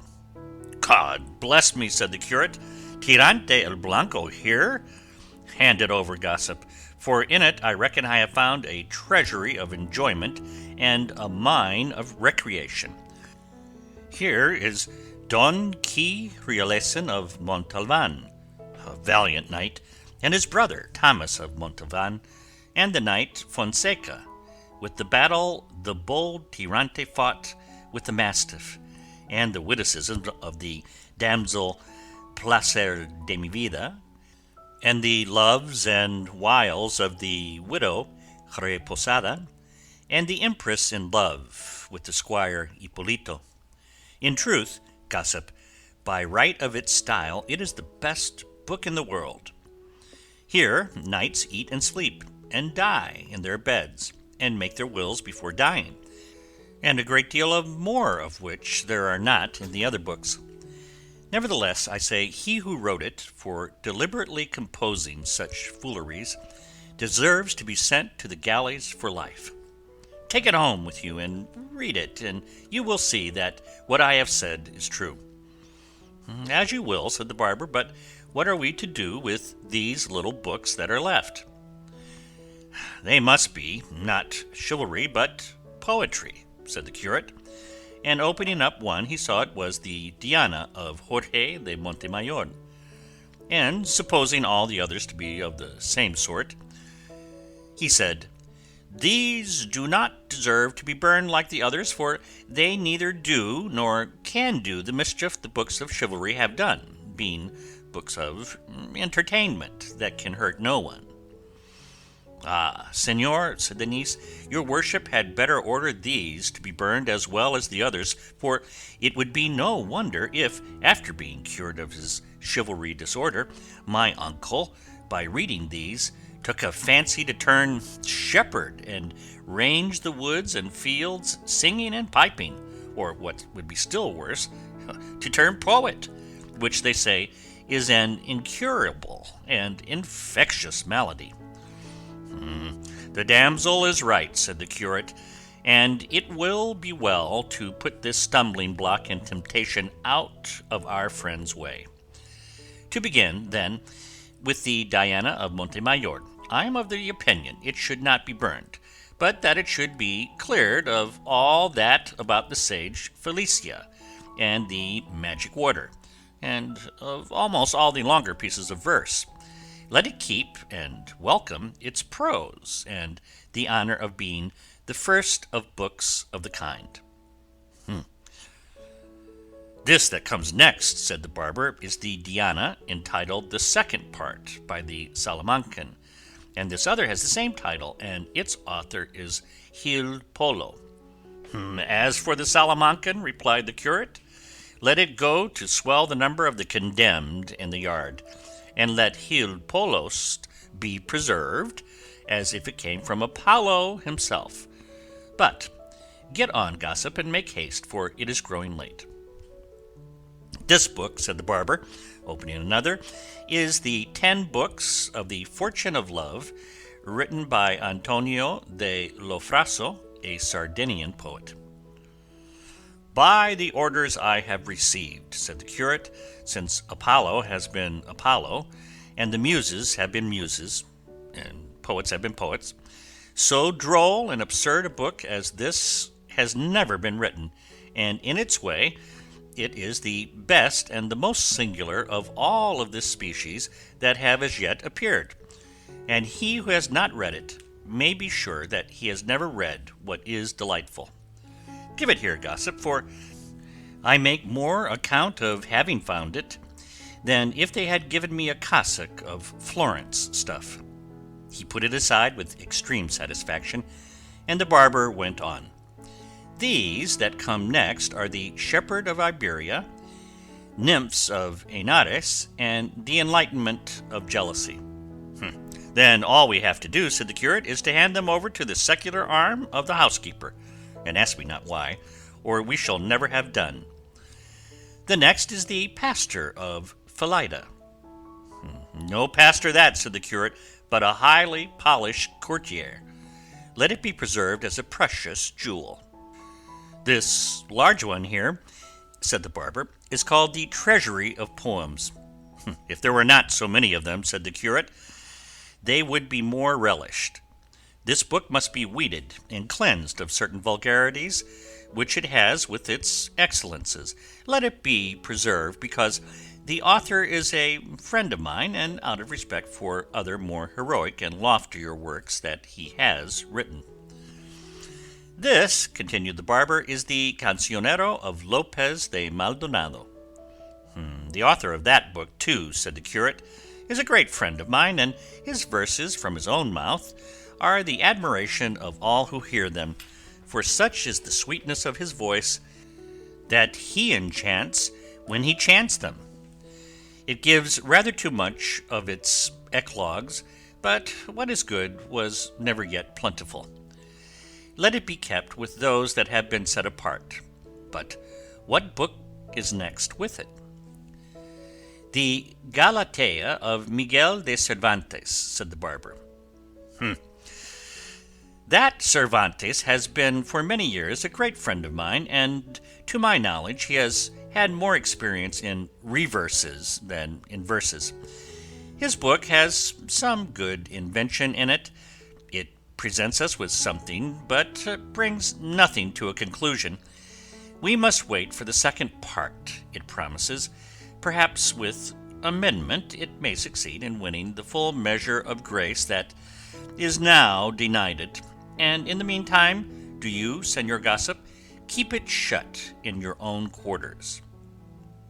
"Very good," said the barber. "And here come another 3 together. The Araucana of Don Alonso de Ercilla, the Austriada of Juan Rufo, Justice of Cordova, and the Montserrate of Cristobal de Virues, the Valencian poet." "These 3 books," said the curate, "are the best that have been written in Castilian in heroic verse, and they may compare with the most famous of Italy. Let them be preserved as the richest treasures of poetry that Spain possesses." The curate was tired and would not look into any more books, and so he decided that, contents uncertified, all the rest should be burned. But just then the barber held open one called The Tears of Angelica.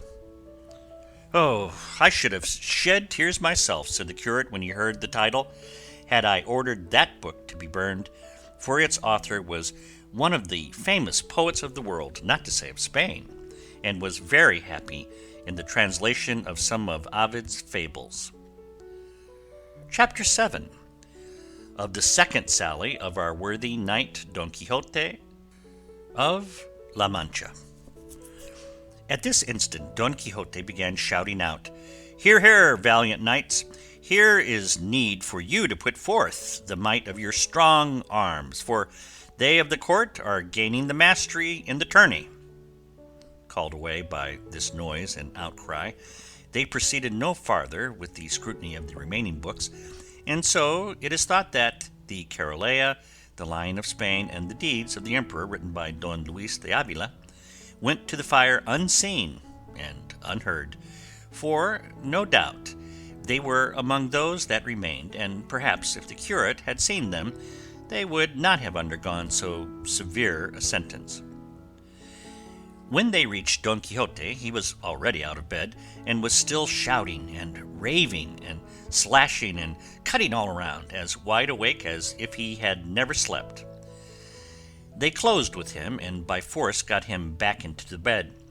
And when he had become a little calm, addressing the curate, he said to him, "Of a truth, Señor Archbishop Turpin, it is a great disgrace for us who call ourselves the 12 Peers so carelessly to allow the knights of the court to gain the victory in this tourney, we, the adventurers, having carried off the honour on the 3 former days." "Hush, gossip," said the curate. "Please God, the luck may turn, and what is lost today may be won tomorrow. For the present, let your worship have a care to your health, for it seems to me that you are over-fatigued, if not badly wounded." "Wounded? No," said Don Quixote, "but bruised and battered, no doubt, for that bastard Don Roland has cudgelled me with the trunk of an oak tree, and all for envy, because he sees that I alone rival him in his achievements. But I should not call myself Reinaldos of Montalvan did he not pay me for it, in spite of all his enchantments, as soon as I rise from this bed. For the present, let them bring me something to eat, for that, I feel, is what will be more to my purpose, and leave it to me to avenge myself." They did as he wished. They gave him something to eat, and once more he fell asleep, leaving them marvelling at his madness. That night the housekeeper burned to ashes all the books that were in the yard and in the whole house, and some must have been consumed that deserved preservation in everlasting archives, but their fate and the laziness of the examiner did not permit it, and so in them was verified the proverb that the innocent suffer for the guilty.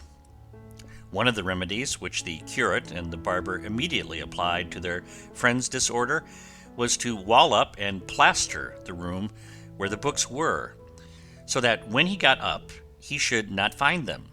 Possibly the cause being removed, the effect might cease, and they might say that a magician had carried them off, room and all.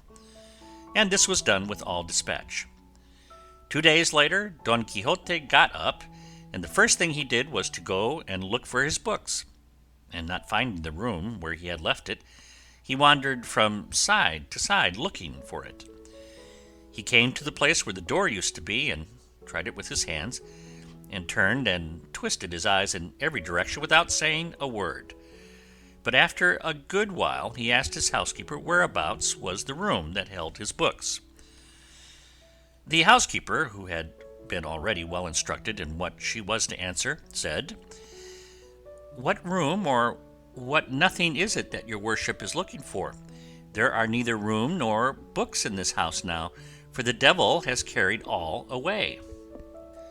"It was not the devil," said the niece, "but a magician who came on a cloud one night, after the day your worship left us, and dismounting from a serpent that he rode, he entered the room, and what he did there I know not, but after a little while he made off, flying through the roof, and left the house full of smoke, and when we went to see what he had done, we saw neither book nor room, but we remember very well, the housekeeper and I, that on leaving, the old villain said in a loud voice that, for a private grudge he owed the owner of the books in the room, he had done mischief in that house that would be discovered by and by. He said, too, that his name was the sage Munaton." "He must have said Friston," said Don Quixote. "I don't know whether he called himself Friston or Friton," said the housekeeper. "I only know that his name ended with ton." "So it does," said Don Quixote, "and he is a sage magician, a great enemy of mine, who has a spite against me because he knows by his arts and lore that in process of time I am to engage in single combat with a knight whom he befriends, and that I am to conquer, and he will be unable to prevent it, and for this reason he endeavours to do me all the ill turns that he can. But I promise him it will be hard for him to oppose or avoid what is decreed by heaven." "Who doubts that?" said the niece. "But, uncle, who mixes you up in these quarrels? Would it not be better to remain at peace in your own house, instead of roaming the world looking for better bread than ever came of wheat, never reflecting that many go for wool and come back shorn?" "Oh, niece of mine," replied Don Quixote, "how much astray art thou in thy reckoning! Ere they shear me, I shall have plucked away and stripped off the beards of all who dare to touch only the tip of a hair of mine." The two were unwilling to make any further answer, as they saw that his anger was kindling. In short, then, he remained at home 15 days, very quietly, without showing any signs of a desire to take up with his former delusions, and during this time he held lively discussions with his two gossips, the curate and the barber, on the point he maintained, that knights errant were what the world stood most in need of, and that in him was to be accomplished the revival of knight errantry.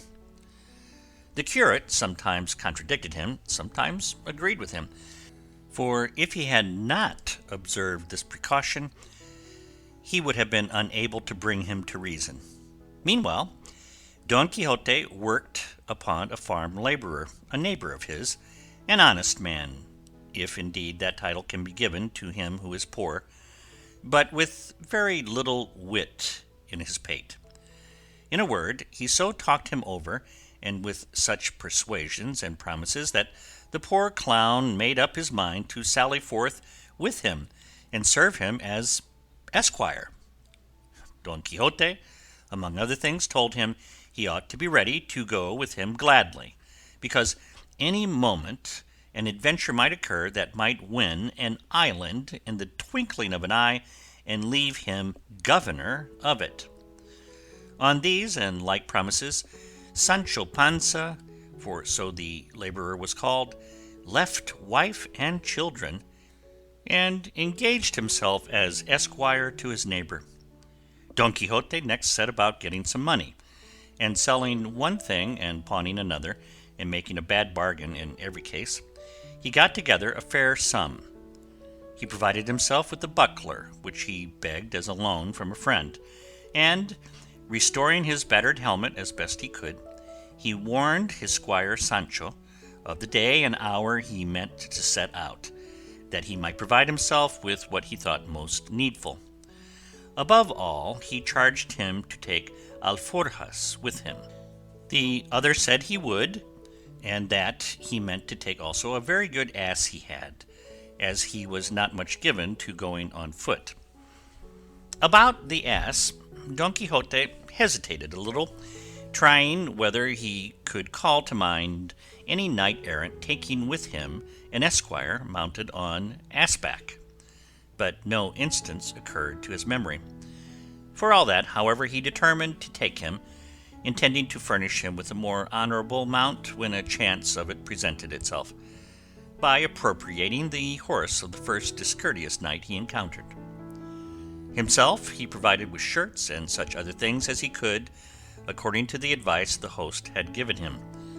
All which being done, without taking leave, Sancho Panza of his wife and children, or Don Quixote of his housekeeper and niece, they sallied forth, unseen by anybody, from the village one night, and made such good way in the course of it that by daylight they held themselves safe from discovery, even should search be made for them.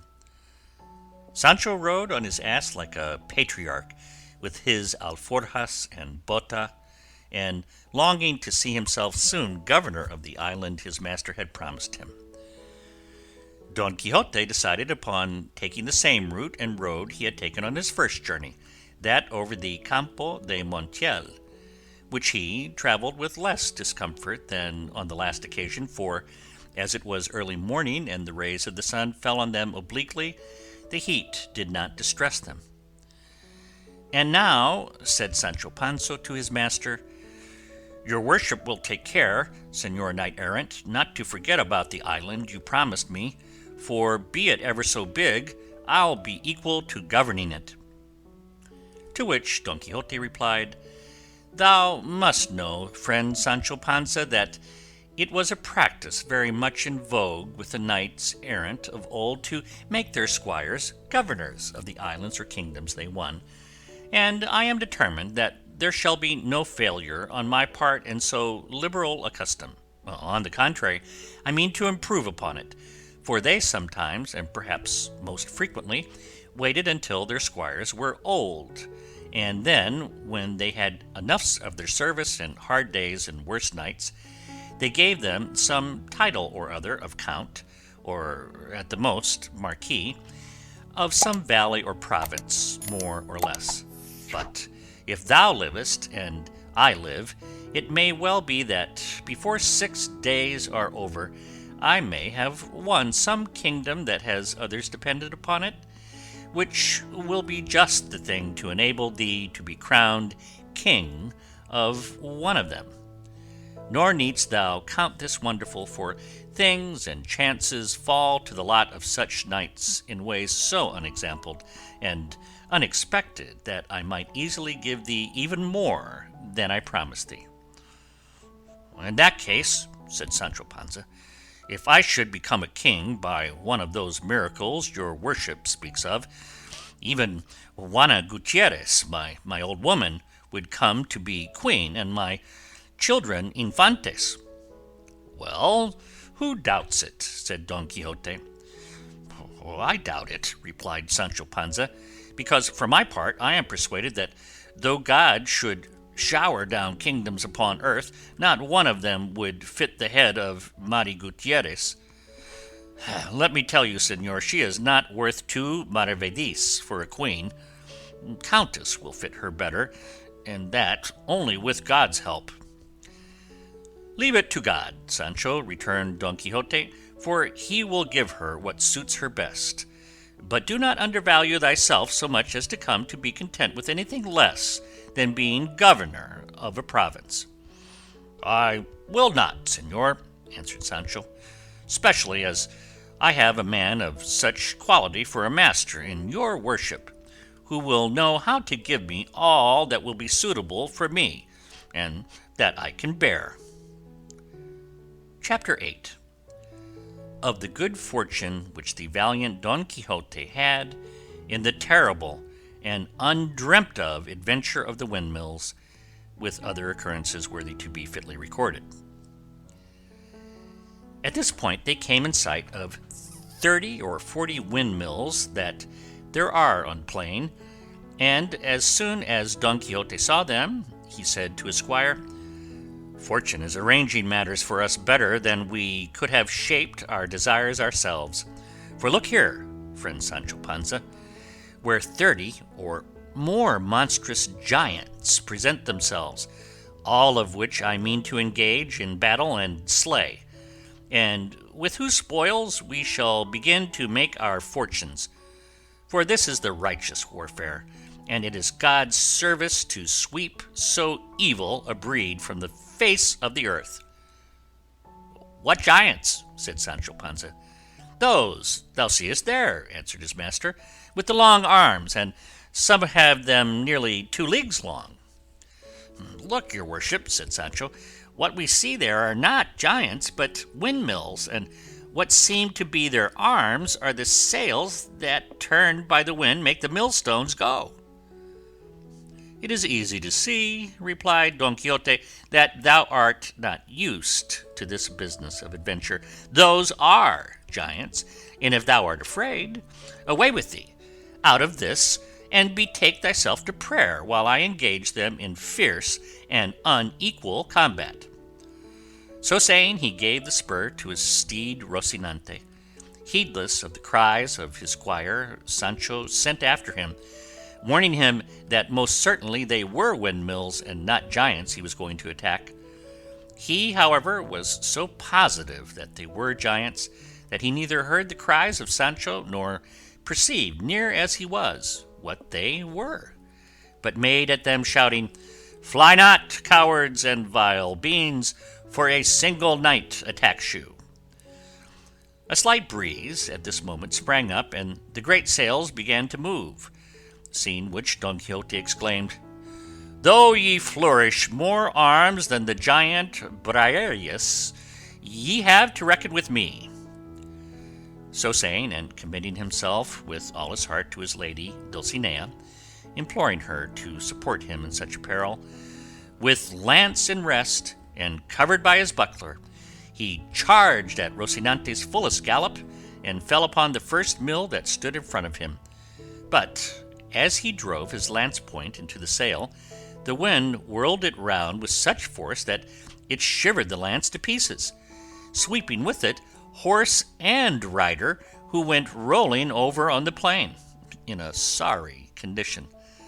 Sancho hastened to his assistance as fast as his ass could go, and when he came up found him unable to move, with such a shock had Rocinante fallen with him. "God bless me," said Sancho, "did I not tell your worship to mind what you were about? For they were only windmills, and no one could have made any mistake about it but one who had something of the same kind in his head." "Hush, friend Sancho," replied Don Quixote. "The fortunes of war, more than any other, are liable to frequent fluctuations, and moreover I think, and it is the truth, that same sage Friston, who carried off my study and books, has turned these giants into mills in order to rob me of the glory of vanquishing them. Such is the enmity he bears toward me, but in the end his wicked arts will avail but little against my good sword." "God order it as he may," said Sancho Panza, and helping him to rise, got him up again on Rocinante, whose shoulder was half out, and then, discussing the late adventure, they followed the road to Puerto Lapice, for there, said Don Quixote, they could not fail to find adventures in abundance and variety, as it was a great thoroughfare. For all that, he was much grieved at the loss of his lance, and saying so to his squire, he added, "I remember having read how a Spanish knight, Diego Perez de Vargas by name, having broken his sword in battle, tore from an oak a ponderous branch or bough, and with it did such things that day, and pounded so many Moors, that he got the surname of Machuca, and he and his descendants from that day forth were called Vargas y Machuca. I mention this because from the first oak I see I mean to rend such another branch, large and stout like that, with which I am determined and resolved to such deeds that thou mayst deem thyself very fortunate in being found worthy to come and see them, and be an eyewitness of things that will with difficulty be believed." "Be that as it will," said Sancho, "I believe it is all as your worship says it, but straighten yourself a little, for you seem all on one side, maybe from the shaking in the fall."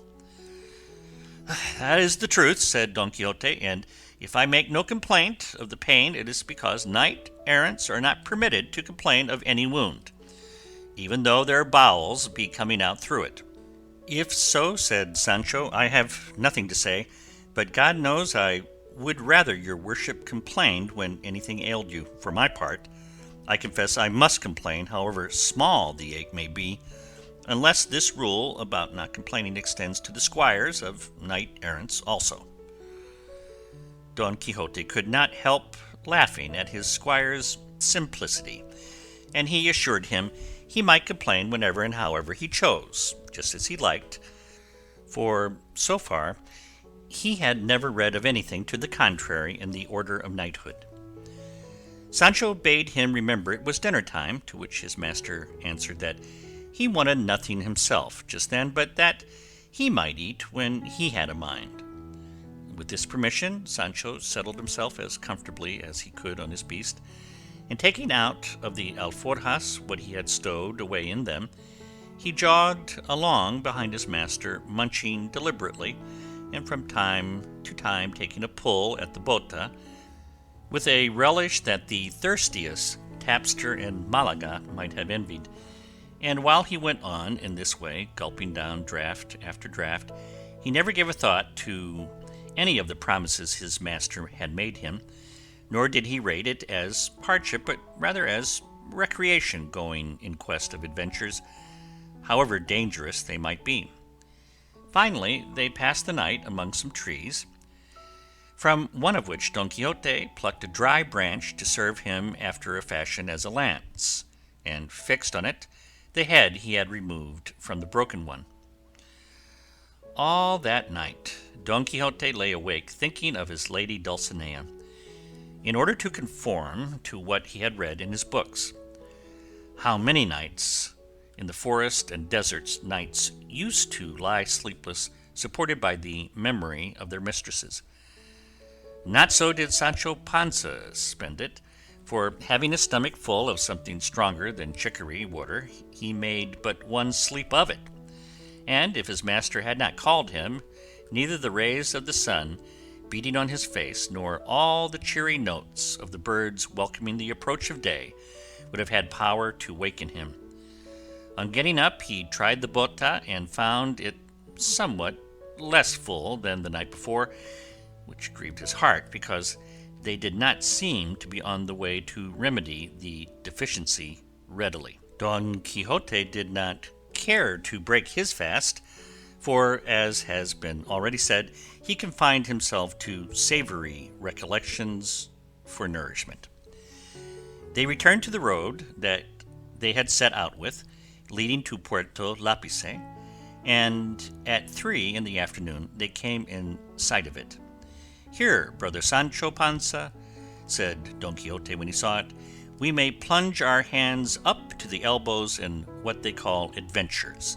But observe, even shouldst thou see me in the greatest danger in the world, thou must not put a hand to thy sword in my defence, unless indeed thou perceivest that those who assail me are rabble or base folk, for in that case thou mayst very properly aid me. But if they be knights, it is on no account permitted or allowed thee by the laws of knighthood to help me until thou hast been dubbed a knight." "Most certainly, señor," replied Sancho.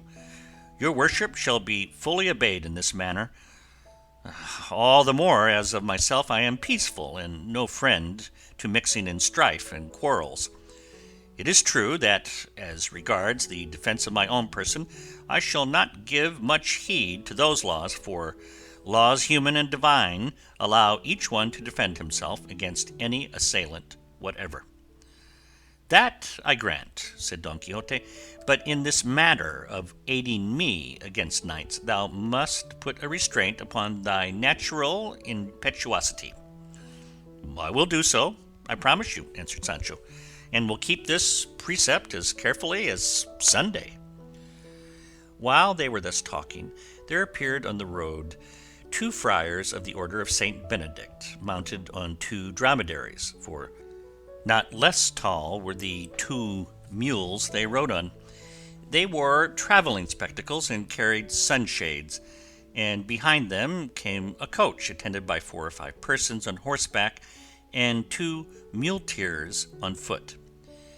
In the coach there was, as afterwards appeared, a Biscay lady on her way to Seville, where her husband was about to take passage for the Indies with an appointment of high honour. The friars, though going the same road, were not in her company, but the moment Don Quixote perceived them, he said to his squire, "Either I am mistaken, or this is going to be the most famous adventure that has ever been seen, for those black bodies we see there must be, and doubtless are, magicians who are carrying off some stolen princess in that coach, and with all my might I must undo this wrong." "This will be worse than the windmills," said Sancho. "Look, señor, those are friars of Saint Benedict, and the coach plainly belongs to some travellers. I tell you, mind well what you are about, and don't let the devil mislead you." "I have told thee already, Sancho," replied Don Quixote, "that on the subject of adventures thou knowst little. What I say is the truth, as thou shalt presently see." So saying, he advanced and posted himself in the middle of the road along which the friars were coming, and as soon as he thought they had come near enough to hear what he said, he cried aloud, "Devilish and unnatural beings, release instantly the high-born princesses whom you are carrying off by force in this coach. Else prepare to meet a speedy death as the just punishment of your evil deeds." The friars drew rein and stood wondering at the appearance of Don Quixote, as well as at his words, to which they replied, "Señor Caballero, we are not devilish or unnatural, but two brothers of Saint Benedict following our road, nor do we know whether or not there are any captive princesses coming in this coach." "No soft words with me, for I know you, lying rabble," said Don Quixote, and without waiting for a reply, he spurred Rocinante, and with levelled lance charged the first friar with such fury and determination that if the friar had not flung himself off the mule, he would have brought him to the ground against his will and sore wounded, if not killed him outright. The second brother, seeing how his comrade was treated, drove his heels into his castle of a mule and made off across the country faster than the wind. Sancho Panza, when he saw the friar on the ground, dismounting briskly from his ass, rushed towards him and began to strip off his gown. At that instant the friar's muleteers came up and asked what he was stripping him for. Sancho answered them that this fell to him lawfully as spoil of the battle which his lord Don Quixote had won. The muleteers, who had no idea of a joke and did not understand all this about battles and spoils, seeing that Don Quixote was some distance off talking to the travellers in the coach, fell upon Sancho, knocked him down, and leaving hardly a hair in his beard, belaboured him with kicks, and left him stretched breathless and senseless on the ground, and without any more delay helped the friar to mount, who, trembling, terrified, and pale, as soon as he found himself in the saddle, spurred after his companion, who was standing at a distance looking on, watching the result of the onslaught. Then, not caring to wait for the end of the affair just begun, they pursued their journey, making more crosses than if they had the devil after them. Don Quixote was, as has been said, speaking to the lady in the coach. "Your beauty, lady mine," said he, "may now dispose of your person as may be most in accordance with your pleasure, for the pride of your ravishers lies prostrate on the ground through this strong arm of mine, and lest you should be pining to know the name of your deliverer, know that I am called Don Quixote of La Mancha, knight-errant and adventurer, and captive to the peerless and beautiful lady Dulcinea del Toboso. And in return for the service you have received of me, I ask no more than that you should return to El Toboso, and on my behalf present yourself before that lady, and tell her what I have done to set you free." One of the squires in attendance upon the coach, a Biscayan, was listening to all Don Quixote was saying, and perceiving that he would not allow the coach to go on, but was saying it must return at once to El Toboso, he made at him, and seizing his lance, addressed him in bad Castilian and worse Biscayan, after his fashion. "Begone, caballero, and ill go with thee, by the God that made thee, unless thou quittest coach, slayest thee as art here a Biscayan." Don Quixote understood him quite well, and answered him very quietly, "If thou wert a knight, and as thou art none, I should have already chastised thy folly and rashness, miserable creature." To which the Biscayan returned, "I am no gentleman, I swear to God thou liest, as I am a Christian.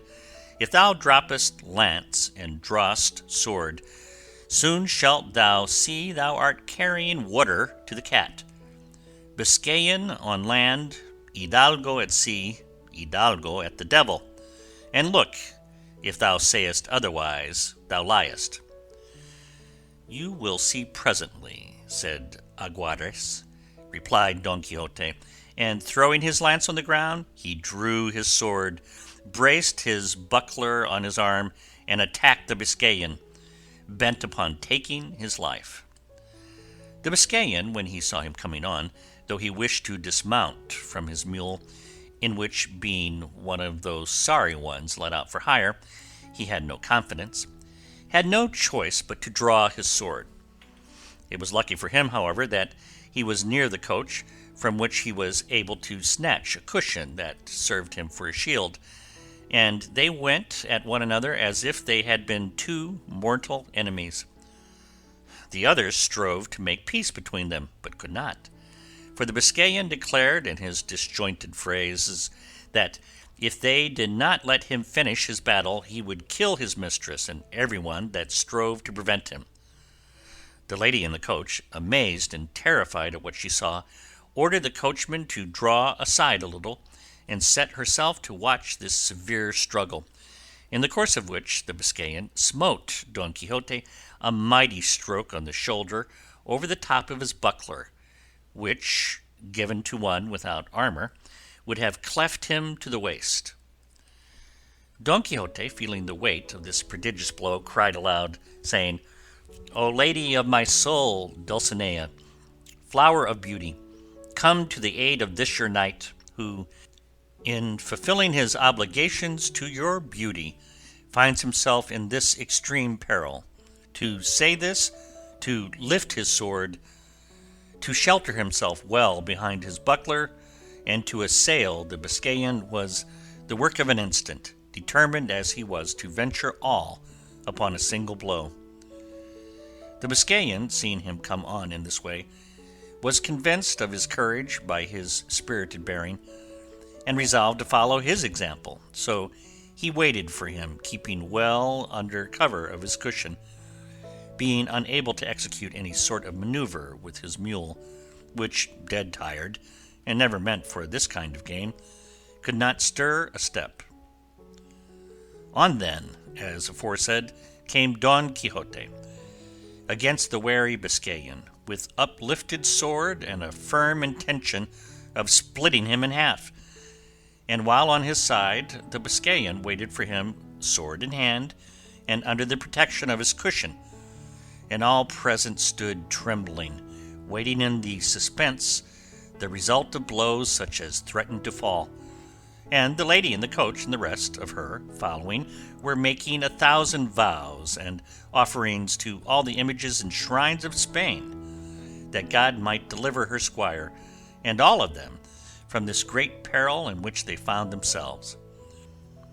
But it spoils all, that at this point and crisis the author of the history leaves this battle impending, giving as excuse that he could find nothing more written about those achievements of Don Quixote than what has been already set forth.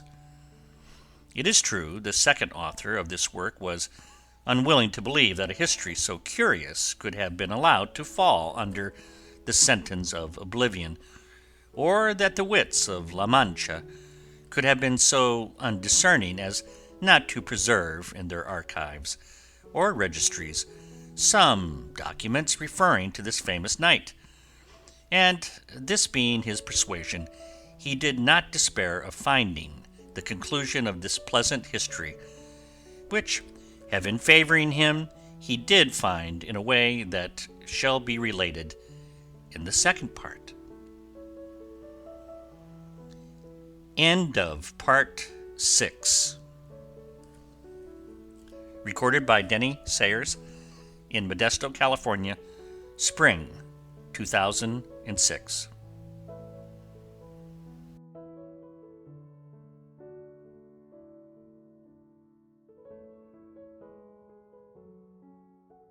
Chapter 9, in which is concluded and finished the terrific battle between the gallant Biscayan and the valiant Manchegan. In the first part of this history, we left the valiant Biscayan and the renowned Don Quixote with drawn swords uplifted, ready to deliver two such furious slashing blows that if they had fallen full and fair, they would at least have split, and cleft them asunder from top to toe, and laid them open like a pomegranate. And at this so critical point, the delightful history came to a stop, and stood cut short without any intimation from the author where what was missing was to be found. This distressed me greatly, because the pleasure derived from having read such a small portion turned to vexation at the thought of the poor chance that presented itself of finding the large part that, so it seemed to me, was missing of such an interesting tale. It appeared to me to be a thing impossible and contrary to all precedent that so good a knight should have been without some sage to undertake the task of writing his marvellous achievements, a thing that was never wanting to any of those knights-errant who, they say, went after adventures. For every one of them had one or two sages as if made on purpose, who not only recorded their deeds, but described their most trifling thoughts and follies, however secret they might be, and such a good knight could not have been so unfortunate as not to have what Platir and others like him had in abundance. And so I could not bring myself to believe that such a gallant tale had been left maimed and mutilated, and I laid the blame on time, the devourer and destroyer of all things, that had either concealed or consumed it. On the other hand, it struck me that, inasmuch as among his books there had been found such modern ones as The Enlightenment of Jealousy and The Nymphs and Shepherds of Henares, his story must likewise be modern, and that though it might not be written, it might exist in the memory of the people of his village and of those in the neighbourhood. This reflection kept me perplexed, and longing to know really and truly the whole life and wondrous deeds of our famous Spaniard, Don Quixote of La Mancha, light and mirror of Manchegan chivalry, and the first that in our age and in these so evil days devoted himself to the labour and exercise of the arms of knight-errantry, righting wrongs, succouring widows, and protecting damsels of that sort that used to ride about, whip in hand, on their palfreys, with all their virginity about them, from mountain to mountain and valley to valley. For if it were not some ruffian, or boor with a hood and hatchet, or monstrous giant that forced them, there were in days of yore damsels that at the end of 80 years, in all which time they had never slept a day under a roof, went to their graves as much maids as the mothers that bore them. I say then that in these and other respects our gallant Don Quixote is worthy of everlasting and notable praise, nor should it be withheld even from me for the labour and pains spent in searching for the conclusion of this delightful history, though I know well that if heaven, chance, and good fortune had not helped me, the world would have remained deprived of an entertainment and pleasure that for a couple of hours or so may well occupy him who shall read it attentively. The discovery of it occurred in this way. One day, as I was in the Alcana of Toledo, a boy came up to sell some pamphlets and old papers to a silk mercer, and as I am fond of reading even the very scraps of paper in the streets, led by this natural bent of mine, I took up one of the pamphlets the boy had for sale, and saw that it was in characters which I recognized as Arabic, and as I was unable to read them, though I could recognize them, I looked about to see if there were any Spanish-speaking Morisco at hand to read them for me, nor was there any great difficulty in finding such an interpreter, for even had I sought one for an older and better language, I should have found him. In short, chance provided me with one, who, when I told him what I wanted and put the book in his hands, opened it in the middle, and after reading a little in it, began to laugh. I asked him what he was laughing at, and he replied that it was something the book had written in the margin by way of a note. I bade him tell it to me, and he, still laughing, said, "In the margin, as I told you, this is written: This Dulcinea de Toboso, so often mentioned in this history, had, they say, the best hand of any woman in all of La Mancha for salting pigs." When I heard Dulcinea de Toboso named, I was struck with surprise and amazement, for it occurred to me at once that these pamphlets contained the history of Don Quixote. With this idea I pressed him to read the beginning, and doing so, turning the Arabic offhand into Castilian, he told me it meant, "History of Don Quixote of La Mancha, written by Cide Hamete Ben Engeli, an Arab historian." It required great caution to hide the joy I felt when the title of the book reached my ears, and snatching it from the silk mercer, I bought all the papers and pamphlets from the boy for half-a-real, and if he had had his wits about him and had known how eager I was for them, he might safely have calculated on making more than 6 reals by the bargain. I withdrew at once with the Morisco into the cloister of the cathedral, and begged him to turn all these pamphlets that related to Don Quixote into the Castilian tongue, without omitting or adding anything to them, offering him whatever payment he pleased. He was satisfied with 2 arrobas of raisins and 2 bushels of wheat, and promised to translate them faithfully and with all dispatch.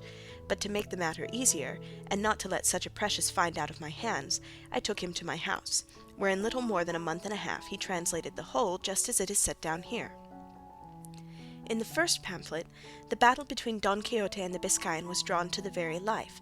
They planted in the same attitude as the history describes, their swords raised, and the one protected by his buckler, the other by his cushion, and the Biscayan's mule so true to nature that it could be seen to be a hired one, a bow shot off. The Biscayan had an inscription under his feet which said, Don Sancho de Azpeitia, which no doubt must have been his name, and at the feet of Rocinante was another that said, Don Quixote. Rocinante was marvellously portrayed, so long and thin, so lank and lean, with so much backbone, and so far gone in consumption, that he had showed plainly with what judgment and propriety the name of Rocinante had been bestowed upon him.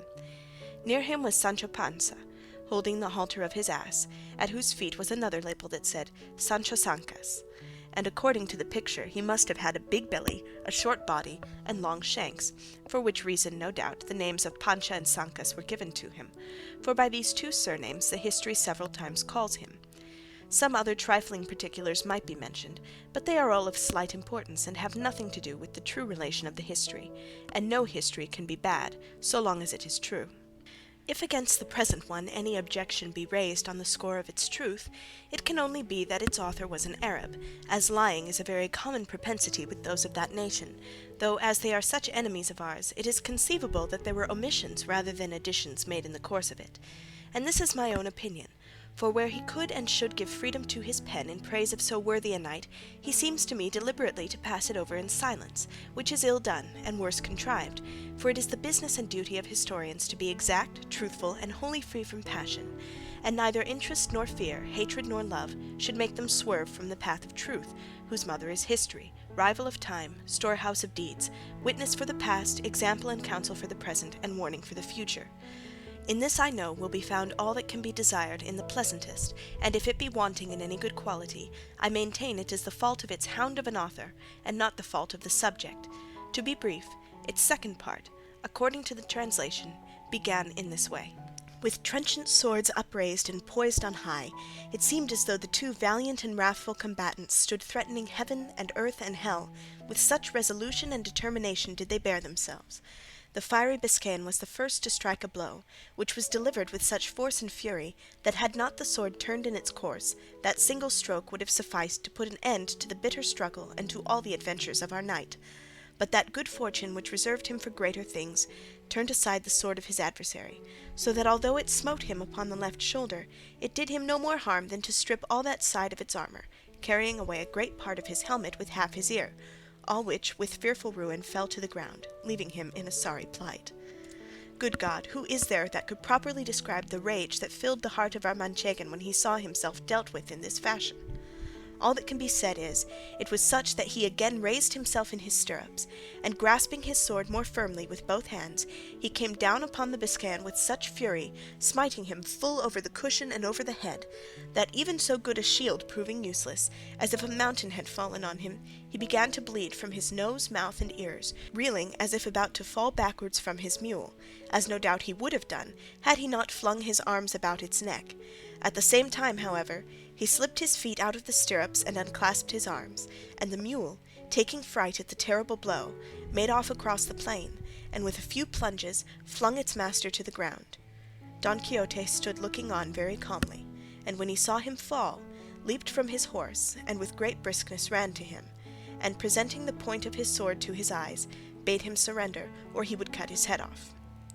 The Biscayan was so bewildered that he was unable to answer a word, and it would have gone hard with him, so blind was Don Quixote, had not the ladies in the coach, who had hitherto been watching with earnest entreaties to grant them the great grace and favour of sparing their squire's life, to which Don Quixote replied with much gravity and dignity, "In truth, fair ladies, I am well content to do what ye ask of me, but it must be on one condition and understanding, which is, that this knight promise me to go to the village of El Toboso, and on my behalf present himself to the peerless lady Dulcinea, that she deal with him as shall be most pleasing to her."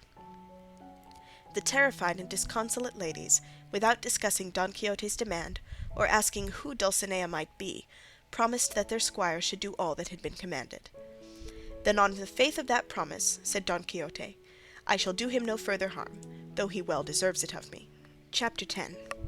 Of the pleasant discourse that passed between Don Quixote and his squire Sancho Panza. Now by this time Sancho had risen, rather the worse for the handling of the friar's muleteers, and stood watching the battle of his master Don Quixote, and praying to God in his heart that it might be his will to grant him the victory, and that he might thereby win some island to make him governor of, as he had promised. Seeing therefore that the struggle was now over, and that his master was returning to Mount Rocinante, he approached to hold the stirrup for him, and before he could mount he went on his knees before him, and taking his hand kissed it, saying, "May it please your worship, Señor Don Quixote, to give me the government of that island which has been won in this hard fight, for be it ever so big, I feel myself in sufficient force to be able to govern it as much and as well as anyone in the world who has ever governed islands." To which Don Quixote replied, "Thou must take notice, brother Sancho, that this adventure and those like it are not adventures of islands, but of crossroads, in which nothing is got except a broken head or an ear the less. Have patience, for adventures will present themselves from which I may make you not only a governor, but something more." Sancho gave him many thanks, and again kissing his hand and the skirt of his hauberk, helped him to Mount Rocinante, and mounting his ass himself, proceeded to follow his master, who at a brisk pace, without taking leave or saying anything further to the ladies belonging to the coach, turned into a wood that was hard by. Sancho followed him at his ass's best trot, but Rocinante stepped out, so that, seeing himself left behind, he was forced to call to his master to wait for him. Don Quixote did so, reining in Rocinante until his weary squire came up, who on reaching him said, "It seems to me, señor, it would be prudent in us to go and take refuge in some church, for seeing how mauled he with whom you fought has been left, it will be no wonder if they gave information of the affair to the Holy Brotherhood, and arrest us, and faith, if they do, before we come out of jail we shall have to sweat for it." "Peace," said Don Quixote. "Where hast thou ever seen or heard that a knight-errant has been arraigned before a court of justice, however many homicides he may have committed?"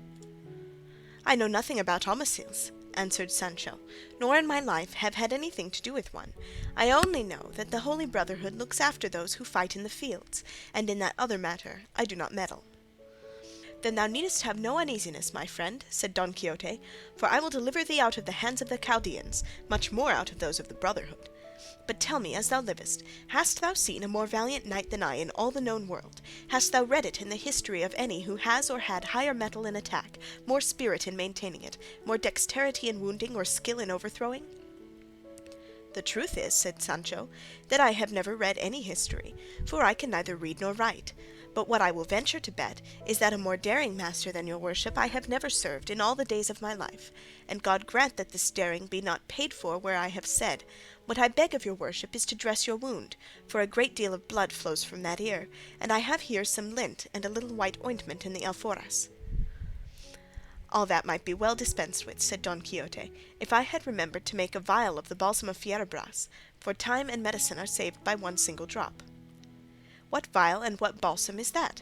said Sancho Panza. "It is a balsam," answered Don Quixote, "the receipt of which I have in my memory, with which one need have no fear of death or dread dying of any wound, and so when I make it and give it to thee, thou hast nothing to do when in some battle thou seest they have cut me in half through the middle of the body, as is wont to happen frequently, but neatly and with great nicety, ere the blood congeal, to place that portion of the body which shall have fallen to the ground upon the other half which remains in the saddle, taking care to fit it on evenly and exactly. Then thou shalt give me to drink but 2 drops of the balsam I have mentioned, and thou shalt see me become sounder than an apple." "If that be so," said Panza, "I renounce henceforth the government of the promised island, and desire nothing more in payment of my many and faithful services than that your worship give me the receipt of this supreme liquor, for I am persuaded that it will be worth more than 2 reals an ounce anywhere, and I want no more to pass the rest of my life in ease and honour, but it remains to be told if it costs much to make it." "With less than 3 reals 6 quarts of it may be made," said Don Quixote. "Sinner that I am," said Sancho, "why does your worship put off making it and teaching it to me?" "Peace, friend," answered Don Quixote.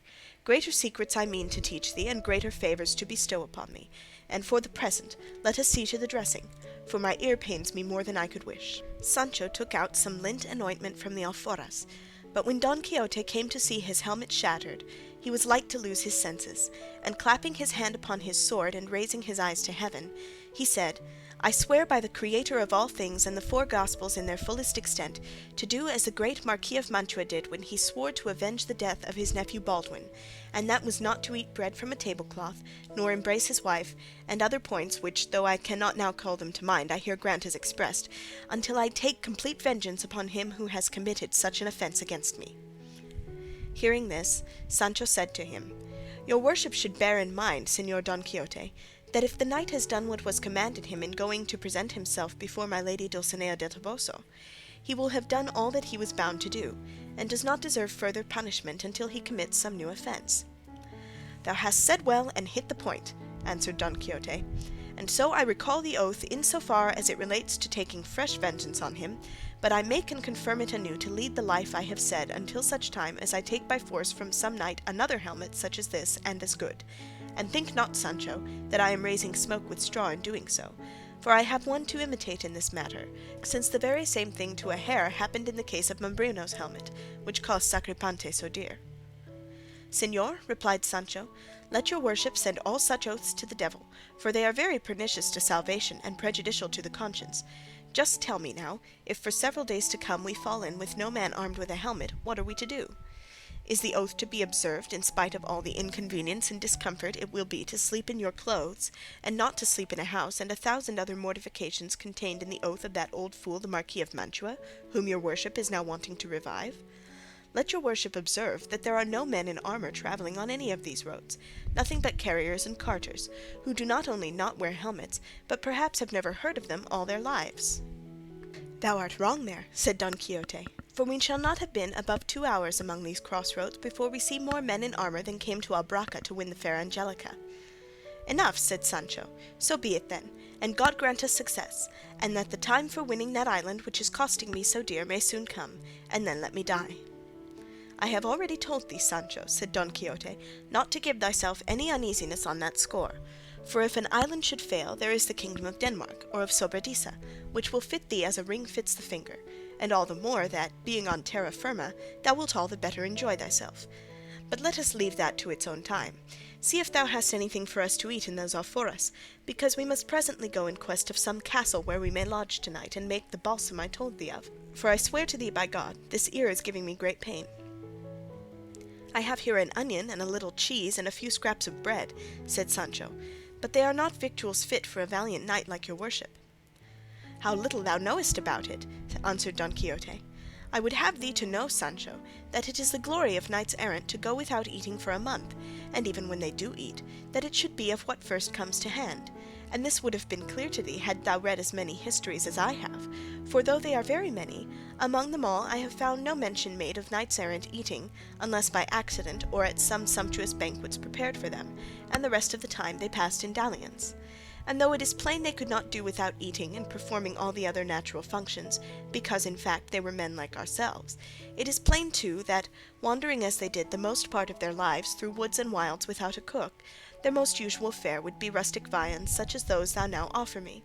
So that, friend Sancho, let not that distress thee which pleases me, and do not seek to make a new world, or pervert knight-errantry." "Pardon me, your worship," said Sancho, "for as I cannot read or write, as I said just now, I neither know nor comprehend the rules of the profession of chivalry. Henceforward I will stock the alforjas with every kind of dry fruit for your worship, as you are a knight. As for myself, as I am not one, I will furnish them with poultry and other things more substantial."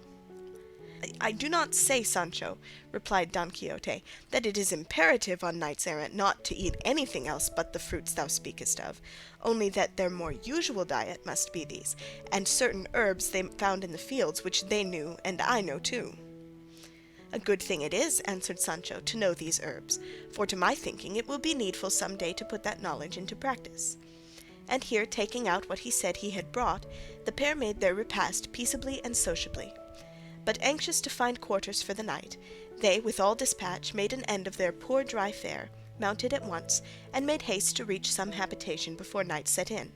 But daylight and the hope of succeeding in their object failed them close by the huts of some goatherds, so they determined to pass the night there, and it was as much to Sancho's discontent not to have reached a house, as it was to his master's satisfaction to sleep under the open heaven, for he fancied that each time this happened to him he performed an act of ownership that helped to prove his chivalry. Chapter 11. What befell Don Quixote with certain goatherds. He was cordially welcomed by the goatherds, and Sancho, having as best as he could put up Rocinante and the ass, drew toward the fragrance that came from some pieces of salted goat simmering in a pot on the fire, and though he would have liked at once to try if they were ready to be transferred from the pot to the stomach, he refrained from doing so as the goatherds removed them from the fire, and laying sheepskins on the ground, quickly spread their rude table, and with signs of hearty goodwill invited them both to share what they had. Round the skins 6 of the men belonging to the fold seated themselves, having first with rough politeness pressed Don Quixote to take a seat upon a trough, which they placed for him upside down. Don Quixote seated himself, and Sancho Panza remained standing to serve the cup, which was made of horn. Seeing him standing, his master said to him, "That thou mayest see, Sancho, the good that knight-errantry contains in itself, and how those who fill any office in it are on the high road to be speedily honoured and esteemed by the world, I desire that thou seat thyself here at my side, and in the company of these worthy people, and that thou be one with me who am thy master and natural lord, and that thou eat from my plate and drink from whatever I drink from, for the same may be said of knight-errantry as of love, that it levels all." "Great thanks," said Sancho. "But I may tell your worship that provided I have enough to eat, I can eat it as well or better standing, and by myself, than seated alongside an emperor. And indeed, if the truth is to be told, what I eat in my corner without form or fuss has much more relish for me, even though it be bread and onions, than the turkeys of those other tables where I am forced to chew slowly, drink little, wipe my mouth every minute, and cannot sneeze or cough if I want, or do other things that are the privileges of liberty and solitude. So, señor, as for those honours which your worship would put upon me as a servant and follower of knight-errantry, exchange them for other things which may be of more use and advantage to me. For these, though I fully acknowledge them as received, I renounce from this moment to the end of the world." "For all that," said Don Quixote, "thou must seat thyself, because him who humbleth himself God exalteth." And seizing him by the arm, he forced him to sit down beside himself. The goatherds did not understand this jargon about squires and knights-errant, and all they did was to eat in silence and stare at their guests, who with great elegance and appetite were stowing away pieces as big as one's fist.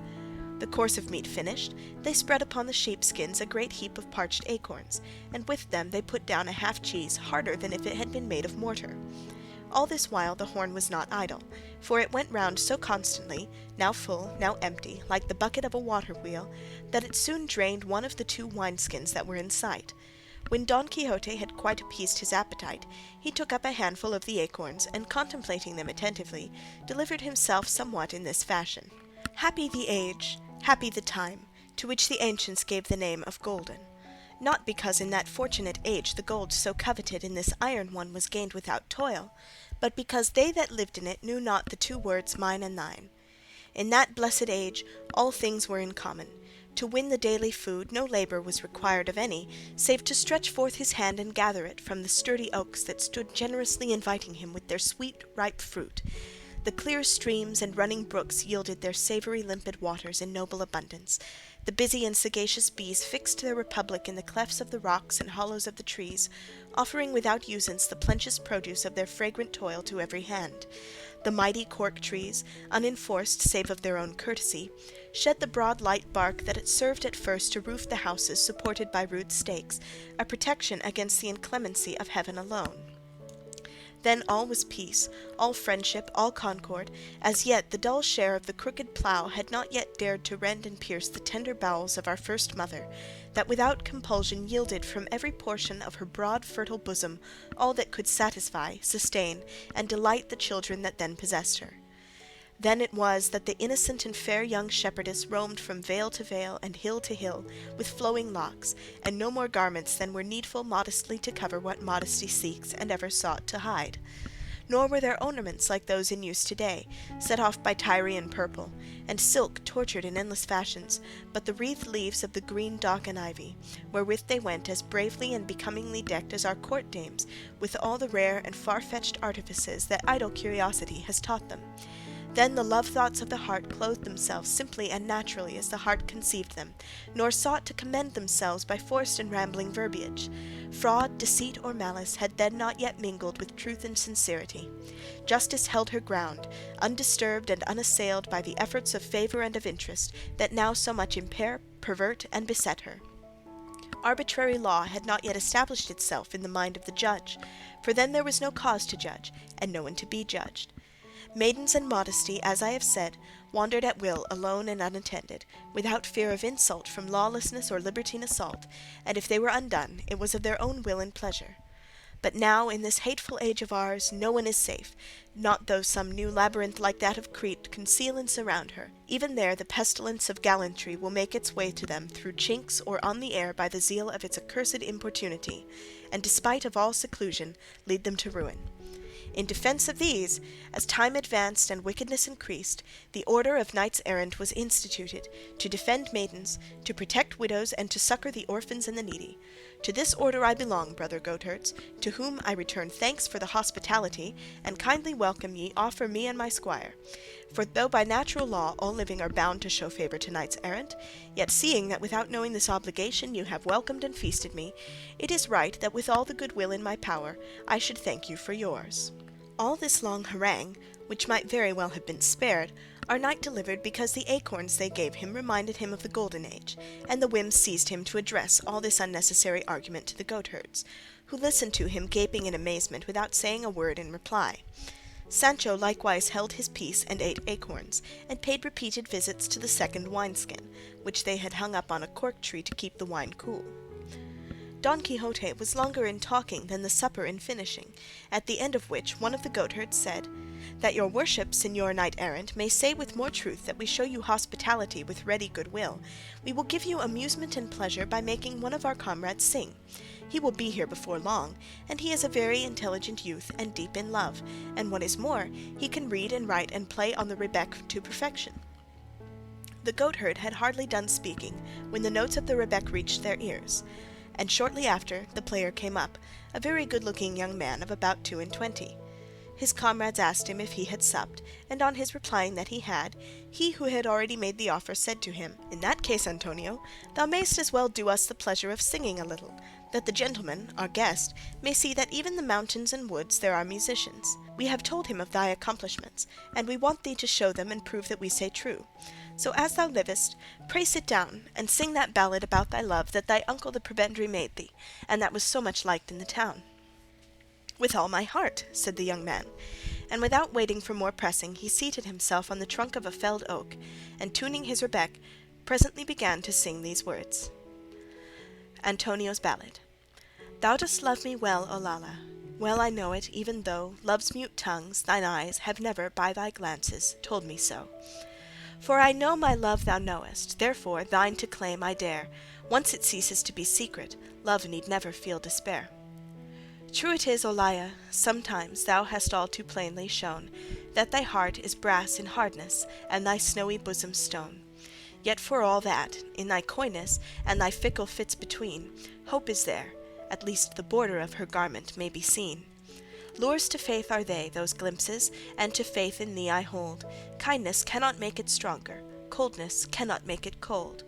If it be that love is gentle, in thy gentleness I see something holding out assurance to the hopes of winning thee. If it be that in devotion lies a power hearts to move, that which every day I show thee helpful to my suit should prove. Many a time thou must have noticed, if to notice thou dost care, how I go about on Monday, dressed in all my Sunday wear.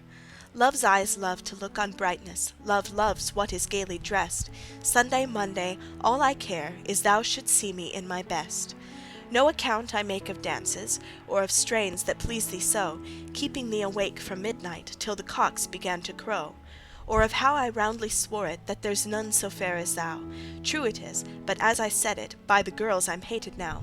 For Teresa of the hillside at my praise of thee was sore, said, "You think you love an angel, it's a monkey you adore." Caught by all her glittering trinkets, and her borrowed braids of hair, and a host of made-up beauties that would love himself ensnare.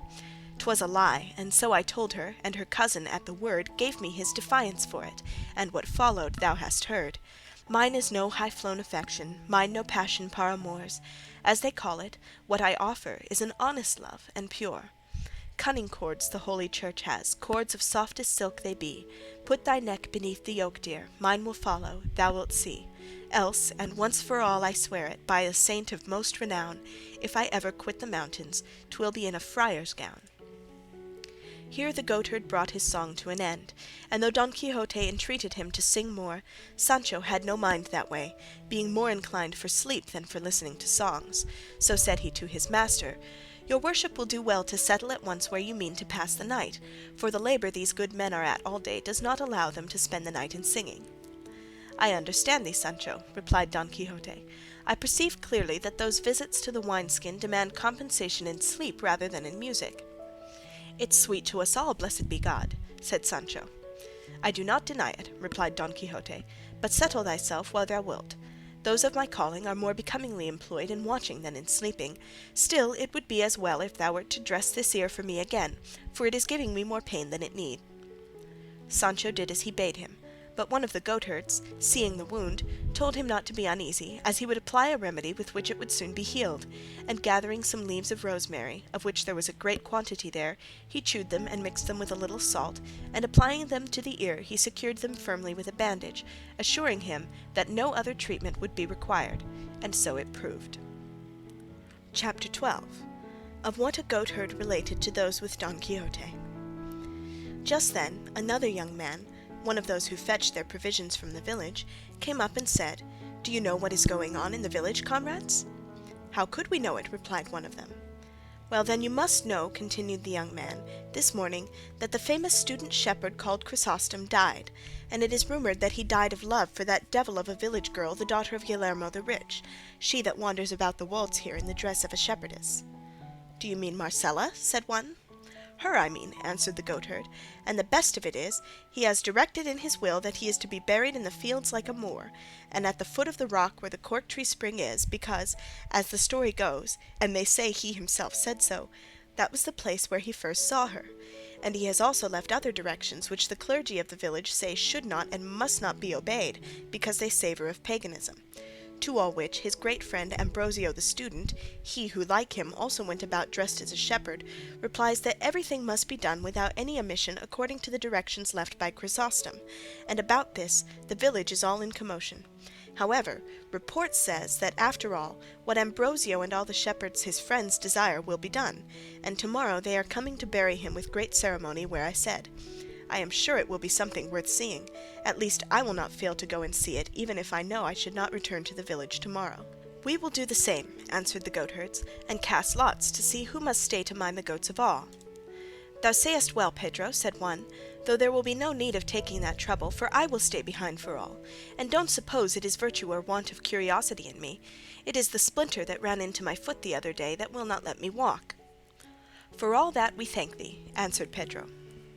Don Quixote asked Pedro to tell him who the dead man was, and who the shepherdess, to which Pedro replied that all he knew was that the dead man was a wealthy gentleman belonging to a village in those mountains, who had been a student at Salamanca for many years, at the end of which he returned to his village with the reputation of being very learned and deeply read. Above all, they said, he was learned in the science of the stars, and of what went on yonder in the heavens and the sun and the moon, for he told us of the crise of the sun and the moon to the exact time. "Eclipse, it is called, friend, not crisis, the darkening of those two luminaries," said Don Quixote, but Pedro, not troubling himself with trifles, went on with his story, saying, also he foretold when the year was going to be one of abundance or estility. "Sterility, you mean," said Don Quixote. "Sterility or estility," answered Pedro, "it is all the same in the end, and I can tell you that by this his father and friends who believed him grew very rich because they did as he advised them, bidding them sow barley this year, not wheat. This year you may sow pulse and not barley, the next there will be a full oil crop, and the 3 following not a drop will be got."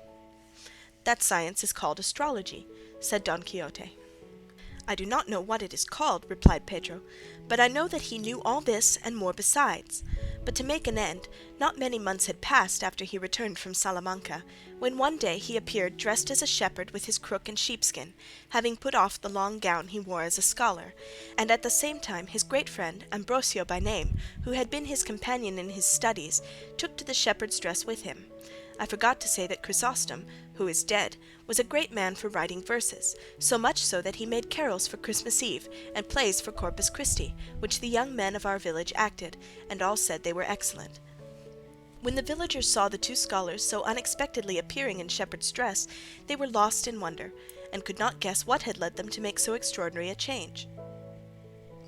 About this time the father of our Chrysostom died, and he was left heir to a large amount of property in chattels as well as in land, no small number of cattle and sheep, and a large sum of money, of all of which the young man was left dissolute owner, and indeed he was deserving of it all, for he was a very good comrade, and kind-hearted, and a friend of worthy folk, and had a countenance like a benediction. Presently it came to be known that he had changed his dress with no other object than to wander about these wastes after that shepherdess Marcella our lad mentioned a while ago, with whom the deceased Chrysostom had fallen in love. And I must tell you now, for it is well you should know it, who this girl is. Perhaps, and even without any perhaps, you will not have heard anything like it in all the days of your life, though you should live more days than Sarna. "Se sara," said Don Quixote, unable to endure the goatherd's confusion of words. "The sarna lives long enough," answered Pedro, "and if, señor, you must go finding fault with words at every step, we shall not make an end of it this 12-month." "Pardon me, friend," said Don Quixote, "but as there is such a difference between sarna and sara, I told you of it. However, you have answered very rightly, for sarna lives longer than sara, so continue your story, and I will not object any more to anything."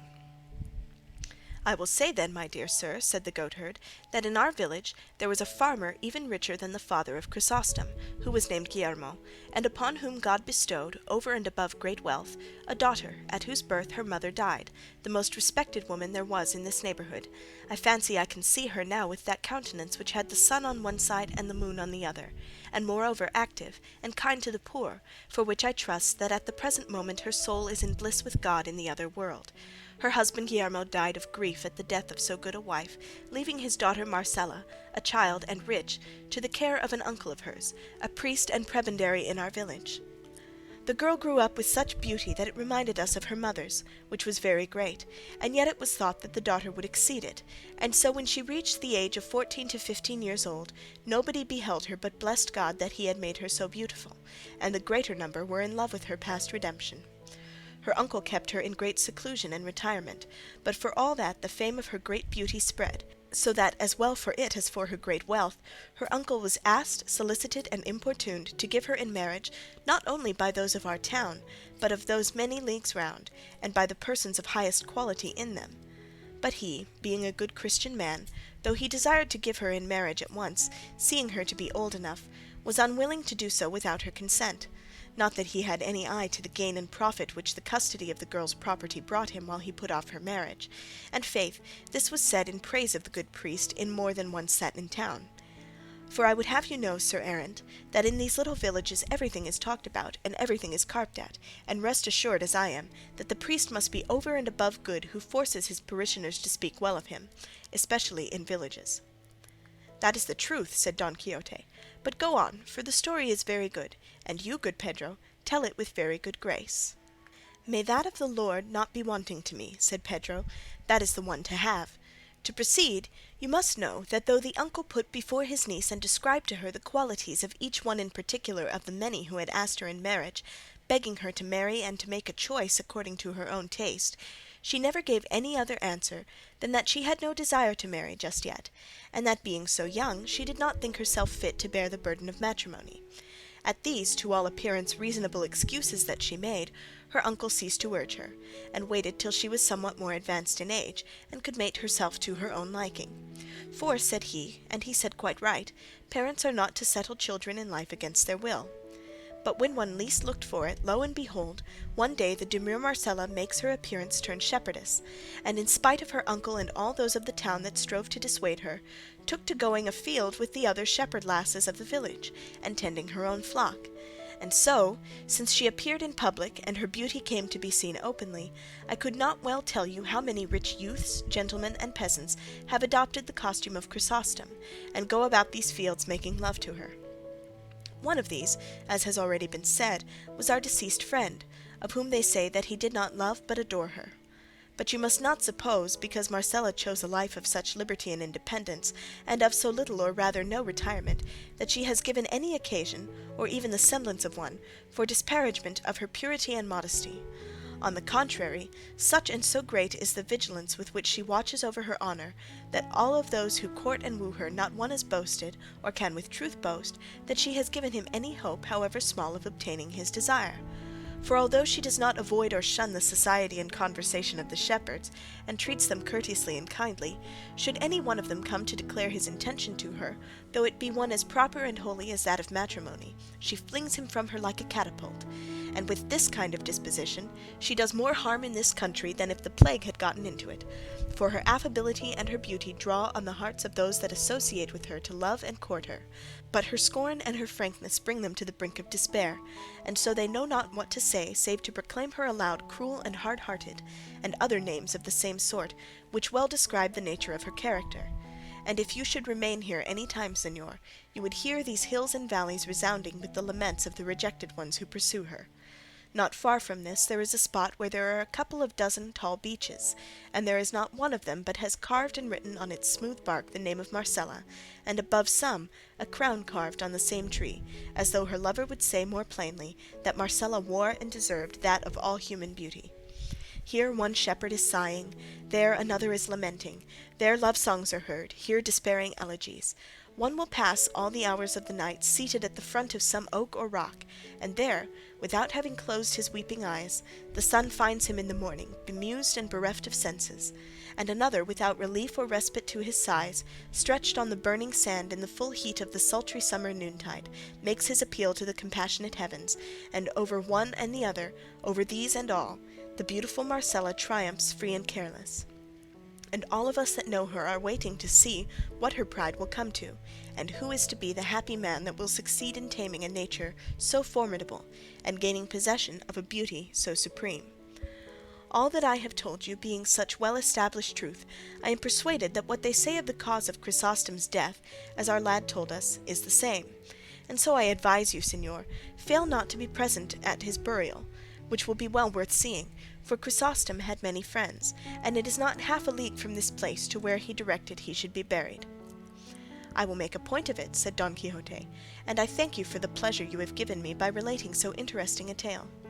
Oh, said the goatherd, I do not even know the half of what has happened to the lovers of Marcella, but perhaps tomorrow we may fall in with some shepherd on the road who can tell us, and now it will be well for you to go and sleep under cover, for the night air may hurt your wound, though with the remedy I have applied to you there is no fear of an untoward result. Sancho Panza, who was wishing the goatherd's loquacity at the devil, on his part begged his master to go into Pedro's hut to sleep. He did so, and passed all the rest of the night in thinking of his lady Dulcinea, in imitation of the lovers of Marcella. Sancho Panza settled himself between Rocinante and his ass, and slept, not like a lover who had been discarded, but like a man who had been soundly kicked. Chapter 13, in which is ended the story of the shepherdess Marcella, with other incidents. But hardly had day begun to show itself through the balconies of the east, when 5 of the 6 goatherds came to rouse Don Quixote, and tell him that if he was still of a mind to go and see the famous burial of Chrysostom, they would bear him company. Don Quixote, who desired nothing better, rose and ordered Sancho to saddle and pannel at once, which he did with all despatch, and with the same they all set out forthwith. They had not gone a quarter of a league when at the meeting of 2 paths they saw coming towards them some 6 shepherds dressed in black sheepskins, and with their heads crowned with garlands of cypress and bitter oleander. Each of them carried a stout holly staff in his hand, and along with them there came 2 men of quality on horseback in handsome travelling dress, with 3 servants on foot accompanying them. Courteous salutations were exchanged on meeting, and inquiring one of the other which way each party was going, they learned that all were bound for the scene of the burial, so they all went on together. One of those on horseback addressing his companion said to him, "It seems to me, Señor Vivaldo, that we may reckon as well spent the delay we shall incur in seeing this remarkable funeral, for remarkable it cannot but be, judging by the strange things these shepherds have told us, of both the dead shepherd and the homicide shepherdess." "So I think too," replied Vivaldo, "and I would delay not to say a day, but four, for the sake of seeing it." Don Quixote asked them what it was they had heard of Marcella and Chrysostom. The traveller answered that the same morning they had met these shepherds, and seen them dressed in this mournful fashion, they had asked them the reason of their appearing in such a guise, which one of them gave, describing the strange behaviour and beauty of a shepherdess called Marcella, and the loves of many who courted her, together with the death of that Chrysostom to whose burial they were going. In short, he repeated all that Pedro had related to Don Quixote. This conversation dropped, and another was commenced by him who was called Vivaldo, asking Don Quixote what was the reason that led him to go armed in that fashion in a country so peaceful. To which Don Quixote replied, "The pursuit of my calling does not allow or permit me to go in any other fashion. Easy life, enjoyment, and repose were invented for soft courtiers, but toil, unrest, and arms were invented and made for those alone whom the world calls knight-errant, of whom I, though unworthy, am the least of all." The instant they heard this, all set him down as mad, and the better to settle the point and discover what kind of madness his was, Vivaldo proceeded to ask him what knights-errant meant.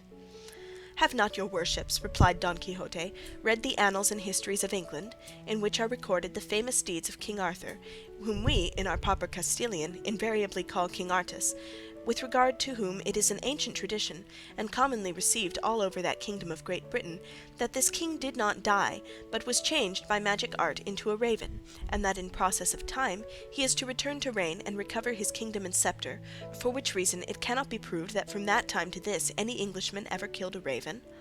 Well then, in the time of this good king, that famous order of chivalry of the Knights of the Round Table was instituted, and the amour of Don Lancelot of the Lake with the Queen Guinevere occurred, precisely as there is related, the go-between and confidant therein being the highly honourable Dame Quintanona, whence came that ballad so well known and widely spread in our Spain, "O never surely was there knight so served by hand of dame, as served was he Sir Lancelot hight when he from Britain came," with all the sweet and delectable course of his achievements in love and war. Handed down from that time, then, this order of chivalry went on extending and spreading itself over many and various parts of the world, and in it, famous and renowned for their deeds, were the mighty Amadis of Gaul with all his sons and descendants to the 5th generation, and the valiant Felix Marte of Hircania, and the never sufficiently praised Tirante el Blanco, and in our own days almost, we have seen and heard and talked with the invincible knight Don Belianis of Greece. This then, sirs, is to be a knight-errant, and what I have spoken of is the order of his chivalry, of which, as I have already said, I, though a sinner, have made profession, and what the aforesaid knights professed, that same I do profess, and so I go through these solitudes and wilds, seeking adventures, resolved in soul to oppose my arm and person to the most perilous that fortune may offer me, in aid of the weak and needy." By these words of his, the travellers were able to satisfy themselves of Don Quixote's being out of his senses, and of the form of madness that overmastered him, at which they felt the same astonishment that all felt on first becoming acquainted with it; and Vivaldo, who was a person of great shrewdness and of a lively temperament, in order to beguile the short journey which they said was required to reach the mountain, the scene of the burial, sought to give him an opportunity of going on with his absurdities. So he said to him, "It seems to me, Señor Knight-errant, that your worship has made choice of one of the most austere professions in the world, and I imagine even that of the Carthusian monks is not so austere." "As austere it may perhaps be," replied our Don Quixote, "but so necessary for the world I am very much inclined to doubt. For if the truth is to be told, the soldier who executes what his captain orders does no less than the captain himself who gives the order. My meaning is, that churchmen, in peace and quiet, pray to heaven for the welfare of the world, but we soldiers and knights carry into effect what they pray for, defending it with the might of our arms and the edge of our swords, not under shelter but in the open air, a target for the intolerable rays of the sun in summer and the piercing frosts of winter. Thus are we God's ministers on earth, and the arms by which his justice is done therein. And as the business of war and all that relates and belongs to it cannot be conducted without exceeding great sweat, toil, and exertion, it follows that those who make it their profession have undoubtedly more labour than those who in tranquil peace and quiet are engaged in praying to God to help the weak. I do not mean to say, nor does it enter into my thoughts, that the knights-errant calling is as good as that of the monk in his cell. I would merely infer from what I endure myself that it is beyond a doubt a more laborious and a more belaboured one, a hungrier and thirstier, a wretcheder, raggeder, and lousier. For there is no reason to doubt that the knights-errant of yore endured much hardship in the course of their lives, and if some of them, by the might of their arms, did rise to be emperors, in faith it cost them dear in the matter of blood and sweat, and if those who attained to that rank had not had magicians and sages to help them, they would have been completely balked in their ambition, and disappointed in their hopes. That is my own opinion, replied the traveller.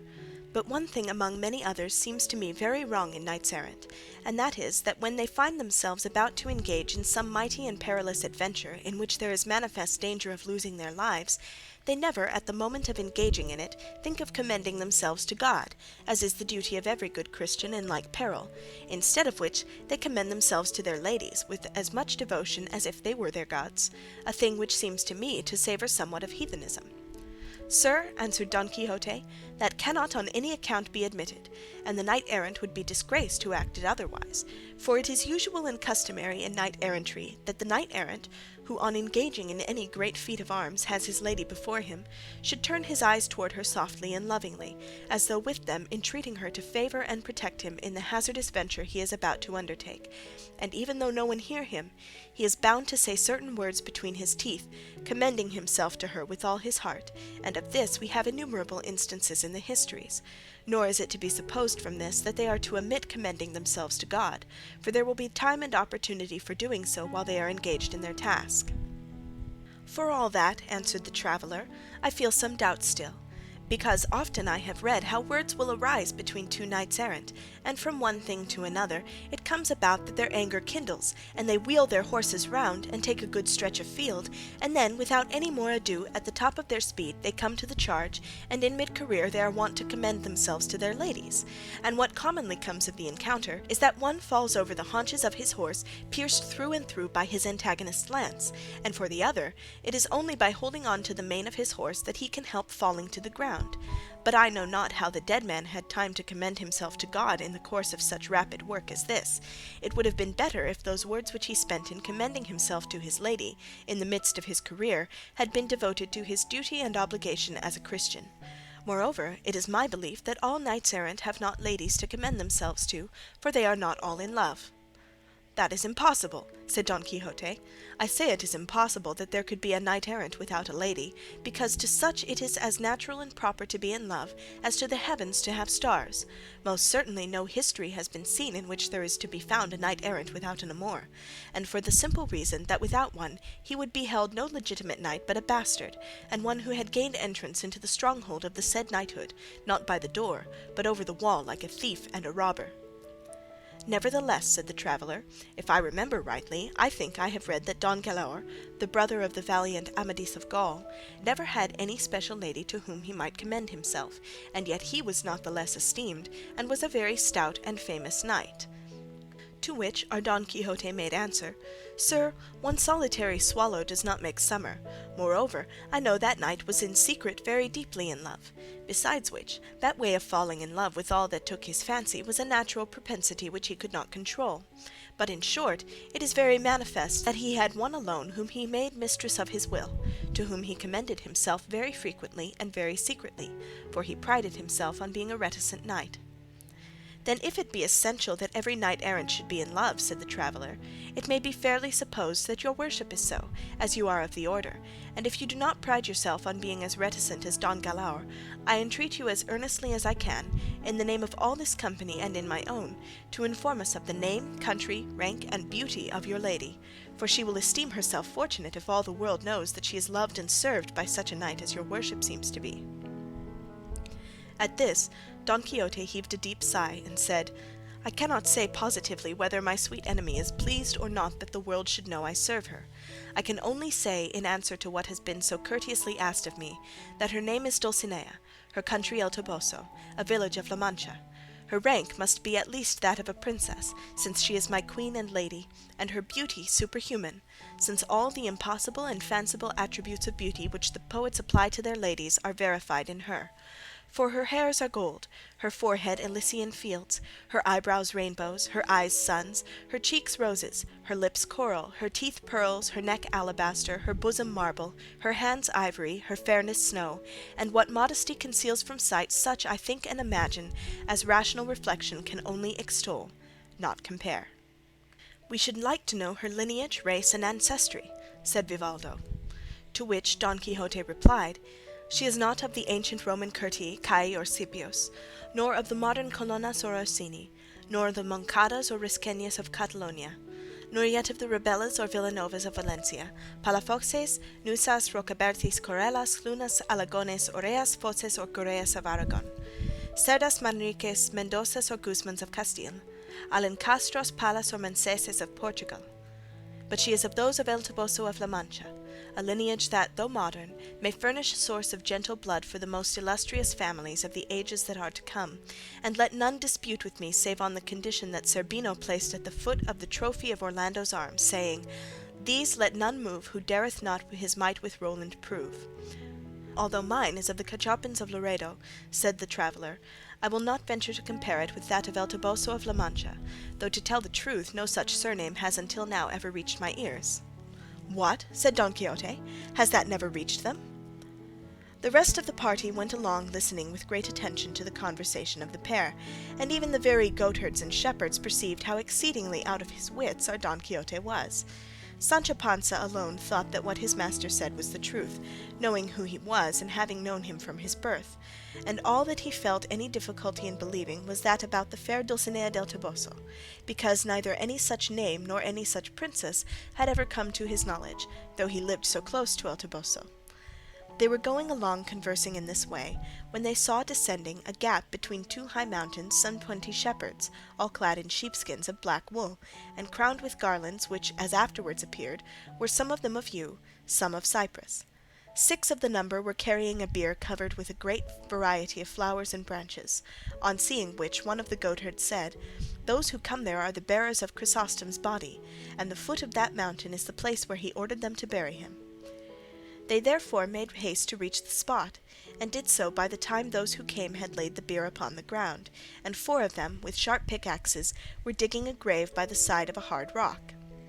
They greeted each other courteously, and then Don Quixote and those who accompanied him turned to examine the bier, and on it, covered with flowers, they saw a dead body in the dress of a shepherd, to all appearance of one 30 years of age, and showing even in death that in life he had been of comely features and gallant bearing.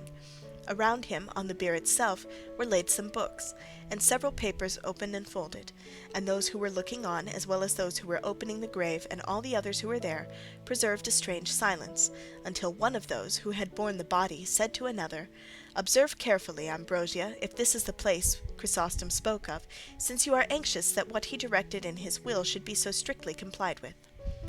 "This is the place," answered Ambrosia, "for in it many a time did my poor friend tell me the story of his hard fortune. Here it was, he told me, that for the first time he saw the mortal enemy of the human race, and here too, for the first time, he declared to her his passion, as honourable as it was devoted, and here it was that at last Marcella ended by scorning and rejecting him, so as to bring the tragedy of his wretched life to a close. Here, in memory of misfortune so great, he desired to be laid in the bowels of eternal oblivion." Then, turning to Don Quixote and the travellers, he went on to say, "That body, sirs, on which you are looking with compassionate eyes, was the abode of a soul on which heaven bestowed a vast share of its riches. That is the body of Chrysostom, who was unrivalled in wit, unequalled in courtesy, unapproached in gentle bearing, a phoenix in friendship, generous without limit, grave without arrogance, gay without vulgarity, and in short, first in all that constitutes goodness and second to none in all that makes up misfortune.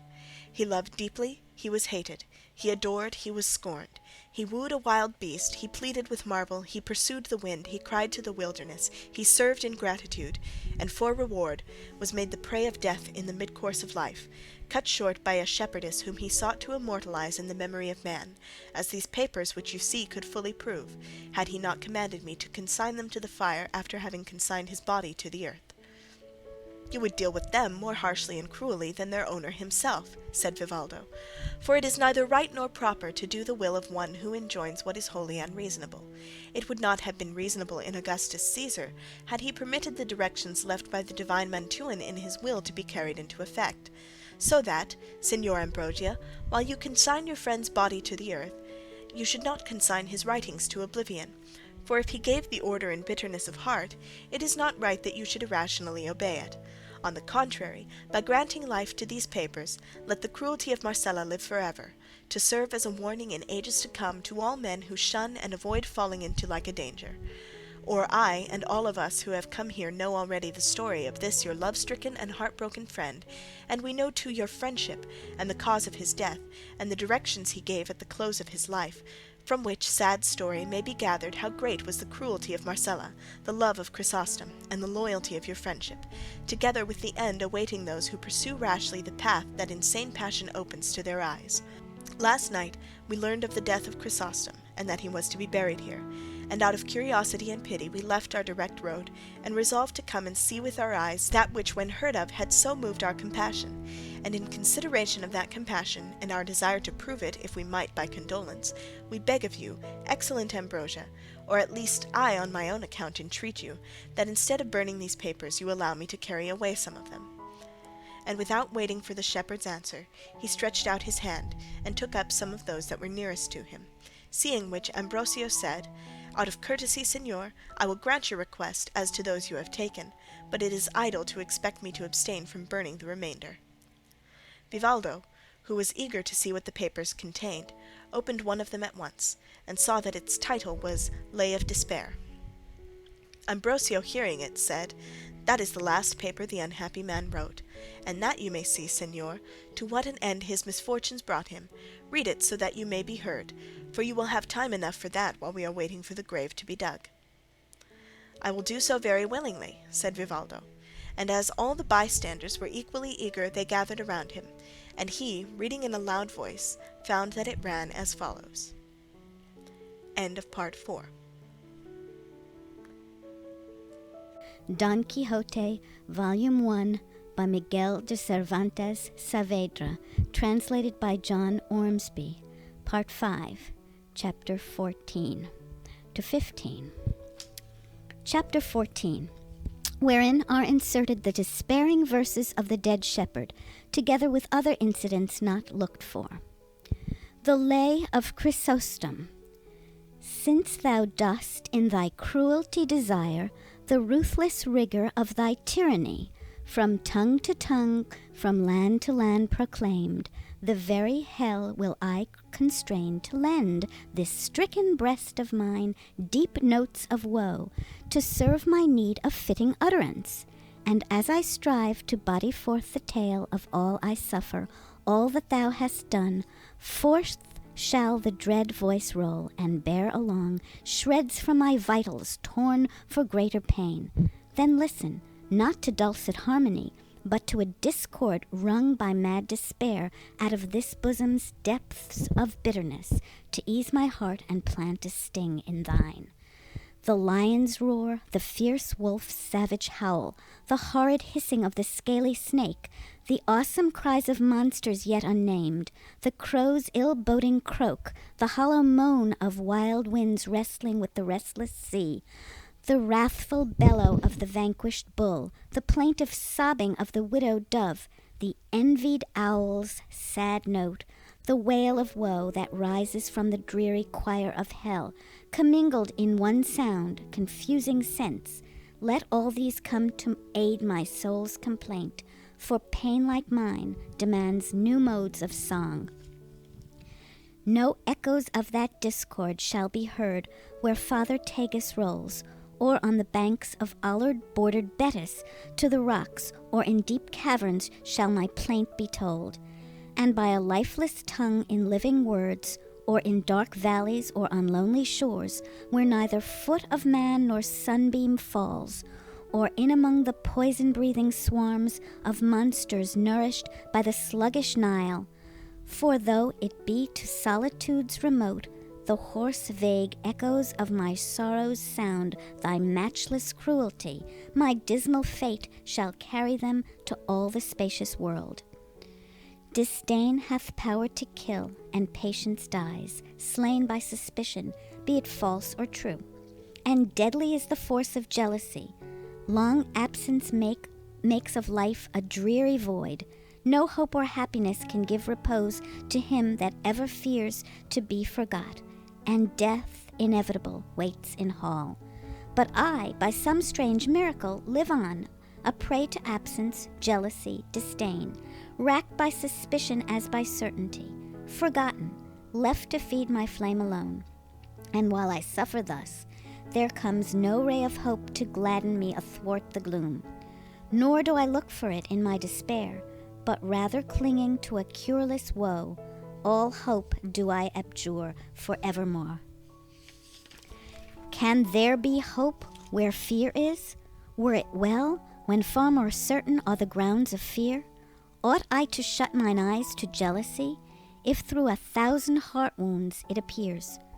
Who would not give free access to distrust, seeing disdain unveiled, and bitter change, all his suspicions turned to certainties, and the fair truth transformed into a lie?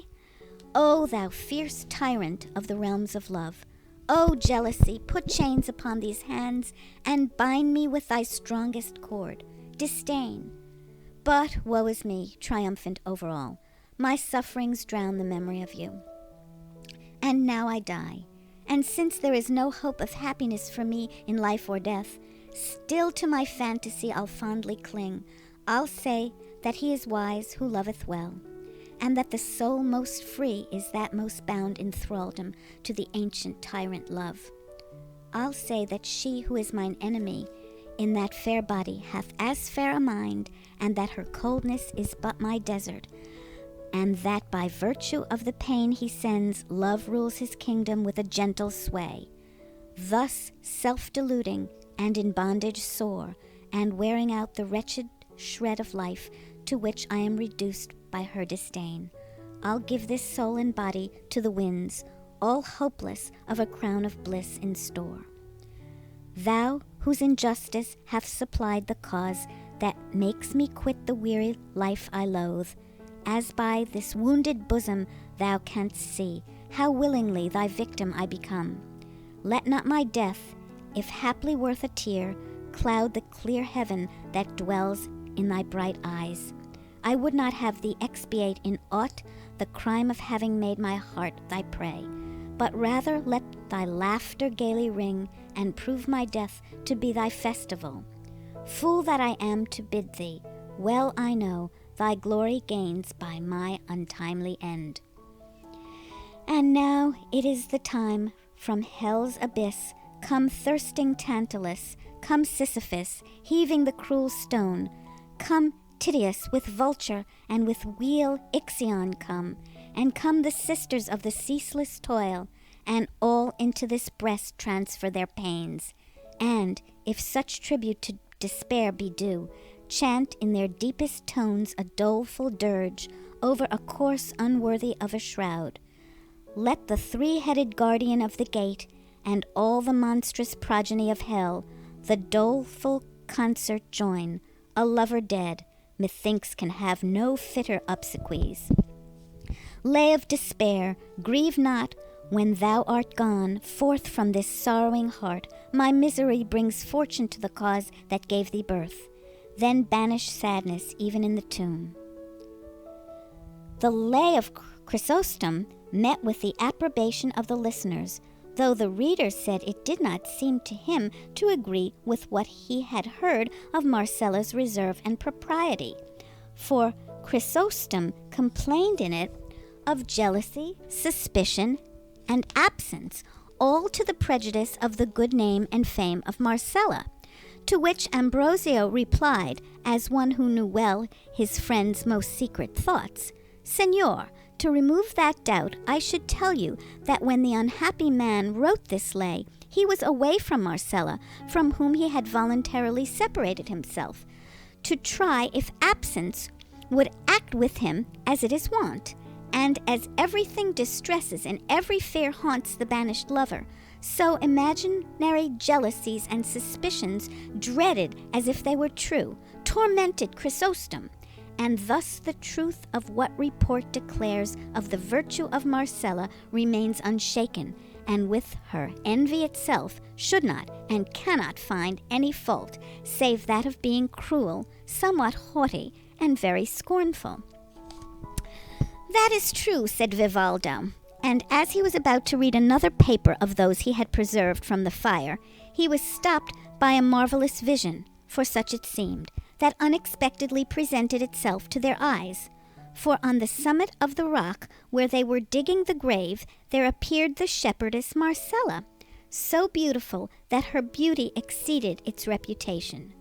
Those who had never till then beheld her gazed upon her in wonder and silence, and those who were accustomed to see her were not less amazed than those who had never seen her before. But the instant Ambrosio saw her, he addressed her with manifest indignation. "Art thou come by chance, cruel basilisk of these mountains, to see if in thy presence blood will flow from the wounds of this wretched being thy cruelty has robbed of life? Or is it to exult over the cruel work of thy humors that thou art come? Or like another pitiless Nero, to look down from that height upon the ruin of his Rome in embers? Or in thy arrogance to trample on this ill-fated corpse, as the ungrateful daughter trampled on her father Tarquins? Tell us quickly, for what thou art come, or what it is thou wouldst have. For, as I know the thoughts of Chrysostom never fail to obey thee in life, I will make all these who call themselves his friends obey thee, though he be dead." "I come not, Ambrosia, for any of the purposes thou hast named," replied Marcella, "but to defend myself and to prove how unreasonable are all those who blame me for their sorrow and for Chrysostom's death. And therefore I ask all of you that are here to give me your attention, for will not take much time or many words to bring the truth home to persons of sense. Heaven has made me, so you say, beautiful, and so much so that in spite of yourselves my beauty leads you to love me. And for the love you show me, you say, and even urge, that I am bound to love you. By that natural understanding which God has given me, I know that everything beautiful attracts love, but I cannot see how, by reason of being loved, that which is loved for its beauty is bound to love that which loves it. Besides, it may happen that the lover of that which is beautiful may be ugly, and ugliness being detestable, it is very absurd to say, I love thee because thou art beautiful. Thou must love me though I be ugly. But supposing the beauty equal on both sides, it does not follow that the inclinations must be therefore alike. For it is not every beauty that excites love, some but pleasing the eye without winning the affection. And if every sort of beauty excited love and won the heart, the will would wander vaguely to and fro, unable to make choice of any. For as there is an infinity of beautiful objects, there must be an infinity of inclinations. And true love, I have heard it said, is indivisible, and must be voluntary and not compelled. If this be so, as I believe it to be, why do you desire me to bend my will by force? For no other reason but that you say you love me. Nay, tell me, had heaven made me ugly, as it has made me beautiful, could I with justice complain of you for not loving me? Moreover, you must remember that the beauty I possess was no choice of mine, for, be it what it may, heaven of its bounty gave it me without my asking or choosing it. And as the viper, though it kills with it, does not deserve to be blamed for the poison it carries, as it is a gift of nature, neither do I deserve reproach for being beautiful. For beauty in a modest woman is like fire at a distance or a sharp sword. The one does not burn, the other does not cut. Those who do not come too near, honor and virtue, are the ornaments of the mind, without which the body, though it be so, has no right to pass for beautiful. But if modesty is one of the virtues that specially lend a grace and charm to mind and body, Why should she, who is loved for her beauty, part with it to gratify one who for his pleasure alone strives with all his might and energy to rob her of it? I was born free, and that I might live in freedom, I chose the solitude of the fields. In the trees of the mountains I find society. The clear waters of the brooks are my mirrors, and to the trees and waters I make known my thoughts and charms. I am a fire afar off, a sword laid aside. Those whom I have inspired with love by letting them see me, I have by words undeceived. And if their longings live on hope, and I have given none to Chrysostom or to any other, it cannot justly be said that the death of any is my doing, for it was rather his own obstinacy than my cruelty that killed him. And if it be made a charge against me that his wishes were honorable, and that therefore I was bound to yield to them, I answer that when on this very spot where now his grave is made, he declared to me his purity of purpose, I told him that mine was to live in perpetual solitude, and that the earth alone should enjoy the fruits of my retirement and the spoils of my beauty. And if, after this open avowal, he chose to persist against hope and steer against the wind, what wonder is it that he should sink in the depths of his infatuation? If I had encouraged him, I should be false. If I had gratified him, I should have acted against my own better resolution and purpose. He was persistent in spite of warning. He despaired without being hated. But think you now, if it be reasonable, that his suffering should be laid to my charge? Let him who has been deceived complain. Let him give way to despair, whose encouraged hopes have proved vain. Let him flatter himself, whom I shall entice. Let him boast, whom I shall receive. But let not him call me cruel, or homicide, to whom I make no promise, upon whom I practice no deception, whom I neither entice nor receive. It has not been so far the will of heaven that I should love by fate, and to expect me to love by choice is idle. Let this general declaration serve for each of my suitors on his own account, and let it be understood from this time forth that if anyone dies for me, it is not of jealousy or misery he dies, for she who loves no one can give no cause for jealousy to any, and candor is not to be confounded with scorn. Let him who calls me wild beast and basilisk leave me alone as something noxious and evil. Let him who calls me ungrateful withhold his service. Who calls me wayward, seek not my acquaintance. Who calls me cruel, pursue me not. For this wild beast, this basilisk, this ungrateful, cruel, wayward being has no kind of desire to seek, serve, know, or follow them. If Chrysostom's impatience and violent passion killed him, why should my modest behavior and circumspection be blamed? If I preserve my purity in the society of the trees, why should he who would have me preserve it among men seek to rob me of it? I have, as you know, wealth of my own, and I covet not that of others. My taste is for freedom, and I have no relish for constraint. I neither love nor hate anyone. I do not deceive this one or court that, or trifle with one or play with another. The modest converse of the shepherd girls of these hamlets and the care of my goats are my recreations. My desires are bounded by these mountains, and if they ever wander hence, it is to contemplate the beauty of the heavens, steps by which the soul travels to its primeval abode. With these words, and not waiting to hear a reply, she turned and passed into the thickest part of a wood that was hard by, leaving all who were there lost in admiration as much of her good sense as of her beauty. Some, those wounded by the irresistible shafts launched by her bright eyes, made as though they would follow her, heedless of the frank declaration they had heard, seeing which, and deeming this a fitting occasion for the exercise of his chivalry in aid of distressed damsels, Don Quixote, laying his hand on the hilt of his sword, exclaimed in a loud and distinct voice, "Let no one, whatever his rank or condition, dare to follow the beautiful Marcella, under pain of incurring my fierce indignation. She has shown by clear and satisfactory arguments that little or no fault is to be found with her for the death of Chrysostom, and also how far she is from yielding to the wishes of any of her lovers, for which reason, instead of being followed and persecuted, she should, in justice, be honored and esteemed by all the good people of the world, for she shows that she is the only woman in it that holds to such a virtuous resolution.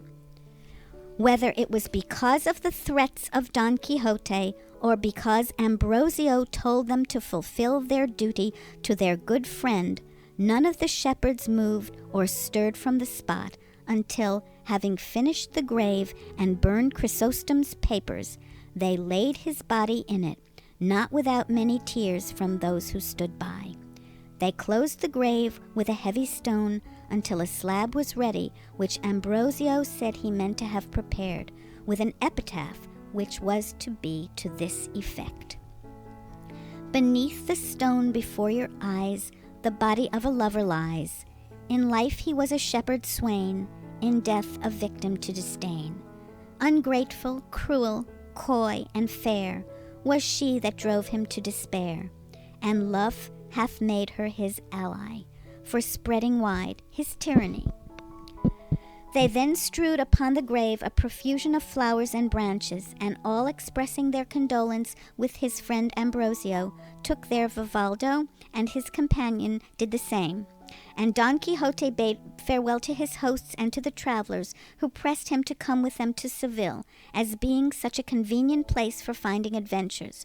For they presented themselves in every street and round every corner oftener than anywhere else. Don Quixote thanked them for their advice and for the disposition they showed to do him a favor, and said that for the present he would not and must not go to Seville until he had cleared all these mountains of highwaymen and robbers, of whom report said they were full.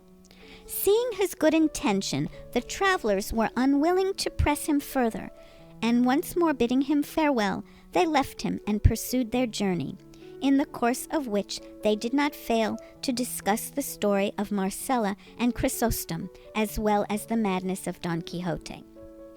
He, on his part, resolved to go in quest of the shepherdess Marcella, and make offer to her of all the service he could render her. But things did not fall out with him as he expected, according to what is related in the course of this veracious history, of which the second part ends here. Chapter 15, in which is related the unfortunate adventure that Don Quixote fell in with when he fell out with certain heartless Yanguesans. The sage Cide Hamete Benengele relates that as soon as Don Quixote took leave of his hosts and all who had been present at the burial of Chrysostom, he and his squire passed into the same wood which they had seen the shepherdess Marcella enter, and after having wandered for more than 2 hours in all directions in search of her without finding her, they came to a halt in a glade covered with tender grass, besides which ran a pleasant cool stream that invited and compelled them to pass there the hours of the noontide heat, which by this time was beginning to come on oppressively. Don Quixote and Sancho dismounted, and turning Rocinante and the ass loose to feed on the grass that there was there in abundance, they ransacked the alforjas, and without any ceremony, very peacefully and sociably, master and man made their repast on what they found in them. Sancho had not thought it worth while to hobble Rocinante, feeling sure from what he knew of his staidness and freedom from incontinence that all the mares in the Cordova pastures would not lead him into an impropriety. Chance, however, and the devil, who is not always asleep, so ordained it that feeding in this valley there was a drove of Galician ponies belonging to certain Yanguesan carriers, whose way it is to take their midday rest with their teams in places and spots where grass and water abound, and that where Don Quixote chanced to be suited the Yanguesan's purpose very well. It so happened then that Rocinante took a fancy to disport himself with their ladyships the ponies, and abandoning his usual gait and demeanor as he scented them, he, without asking leave of his master, got up a briskish little trot and hastened to make known his wishes to them. They, however, it seemed, preferred their pasture to him, and received him with their heels and teeth to such effect that they soon broke his girths and left him naked without a saddle to cover him. But what must have been worse to him was that the carriers, seeing the violence he was offering to their mares, came running up armed with stakes, and so belabored him that they brought him sorely battered to the ground. By this time, Don Quixote and Sancho, who had witnessed the drubbing of Rocinante, came up panting, and said Don Quixote to Sancho, "As far as I can see, friend Sancho, these are not knights, but base folk of low birth. I mention it because thou canst lawfully aid me in taking due vengeance for the insult offered to Rocinante before our eyes." "What the devil vengeance can we take," answered Sancho, "if they are more than 20, and we no more than 2, or indeed, perhaps, not more than 1.5. "I count for 100, replied Don Quixote, and without more words he drew his sword and attacked the Yanguesans, and excited and impelled by the example of his master, Sancho did the same. And to begin with, Don Quixote delivered a slash at one of them that laid open the leather jerkin he wore, together with a great portion of his shoulder. The Yanguesans, seeing themselves assaulted by only 2 men, while they were so many, betook themselves to their stakes, and driving the 2 into the middle, they began to lay on with great zeal and energy. In fact, at the second blow they brought Sancho to the ground, and Don Quixote fared the same way, all his skill and high mettle availing him nothing. And fate willed it that he should fall at the feet of Rocinante, who had not yet risen, whereby it may seem how furiously stakes can pound in angry boorish hands. Then, seeing the mischief they had done, the Yanguesans, with all the haste they could, loaded their team and pursued their journey, leaving the 2 adventurers a sorry sight and in sorrier mood. Sancho was the first to come to, and finding himself close to his master, he called to him in a weak and doleful voice, "Señor Don Quixote, ah, Señor Don Quixote!" "What wouldst thou, brother Sancho?" answered Don Quixote in the same feeble, suffering tone as Sancho. "I would like, if it were possible," answered Sancho Panza, "your worship to give me a couple of sups of that potion of the fiery blast, if it be that you have any to hand there. Perhaps it will serve for broken bones as well as for wounds." "If I only had it here, wretch that I am, what more should we want?" said Don Quixote. "But I swear to thee, Sancho Panza, on the faith of a knight-errant, ere 2 days are over, unless fortune orders otherwise, I mean to have it in my possession, or my hand will have lost its cunning." "But in how many does your worship think we shall have the use of our feet?" answered Sancho Panza. "For myself, I must say I cannot guess how many," said the battered knight Don Quixote. "But I take all the blame upon myself, for I had no business to put hand to sword against men who were not dubbed knights like myself. And so I believe that in punishment for having transgressed the laws of chivalry, the god of battles has permitted this chastisement to be administered to me. For which reason, brother Sancho, it is well thou shouldst receive a hint on the matter which I am now about to mention to thee, for it is of much importance to the welfare of both of us. It is when thou shalt see rabble of this sort offering us insult, thou art not to wait till I draw sword against them, for I shall not do so at all. But do thou draw sword and chastise them to thy heart's content, and if any knights come to their aid and defense, I will take care to defend thee and assail them with all my might. And thou hast already seen by 1,000 signs and proofs what the might of this strong arm of mine is equal to." So uplifted had the poor gentleman become through the victory over the stout Biscayan. But Sancho did not so fully approve of his master's admonition as to let it pass without saying in reply, "Señor, I am a man of peace, meek and quiet, and I can put up with any affront, because I have a wife of children to support and bring up. So let it be likewise a hint to your worship, as it cannot be a mandate, that on no account will I draw sword either against clown or against knight, and that here before God I forgive the insults that have been offered me, whether they have been are or shall be offered me by high or low, rich or poor, noble or commoner, not accepting any rank or condition whatsoever." To all which his master said in reply, "I wish I had breath enough to speak somewhat easily, and that the pain I feel on this side would abate, so as to let me explain to thee, Panza, the mistake thou makest. Come now, sinner, suppose the winds of fortune, hitherto so adverse, should turn in our favor, filling the sails of our desires, so that safely and without impediment we put into port in some one of those islands I have promised thee. How would it be with thee, if on winning it I made thee lord of it? Why, thou wilt make it well nigh impossible, through not being a knight, nor having any desire to be one, nor possessing the courage nor the will to avenge insults or defend thy lordship. For thou must know that in newly conquered kingdoms and provinces the minds of the inhabitants are never so quiet, nor so well disposed to the new lord, that there is no fear of their making some move to change matters once more, and try, as they say, what chance may do for them. So it is essential that the new possessor should have good sense to enable him to govern, and valor to attack and defend himself, whatever may befall him." "In what has now befallen us," answered Sancho, "I'd have been well pleased to have that good sense and that valor your worship speaks of. But I swear on the faith of a poor man, I am more fit for plasters than for arguments.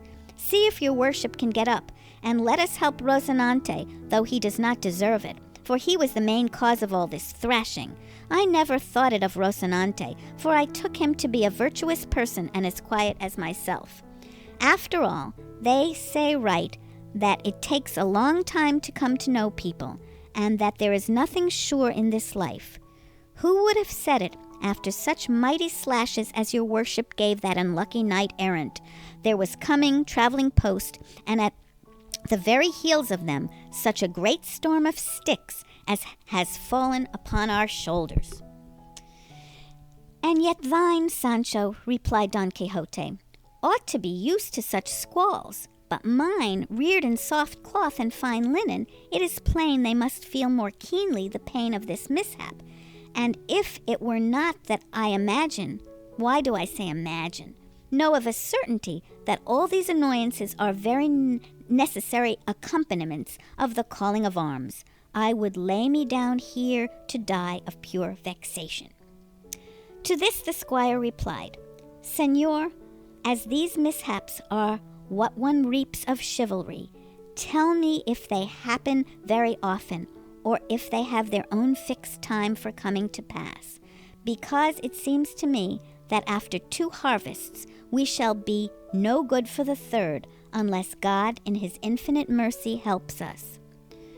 "Know, friend Sancho," answered Don Quixote, "that the life of knight-errant is subject to 1,000 dangers and reverses, and neither more nor less is it within immediate possibility for knights-errant to become kings and emperors, as experience has shown in the case of many different knights with whose histories I am thoroughly acquainted.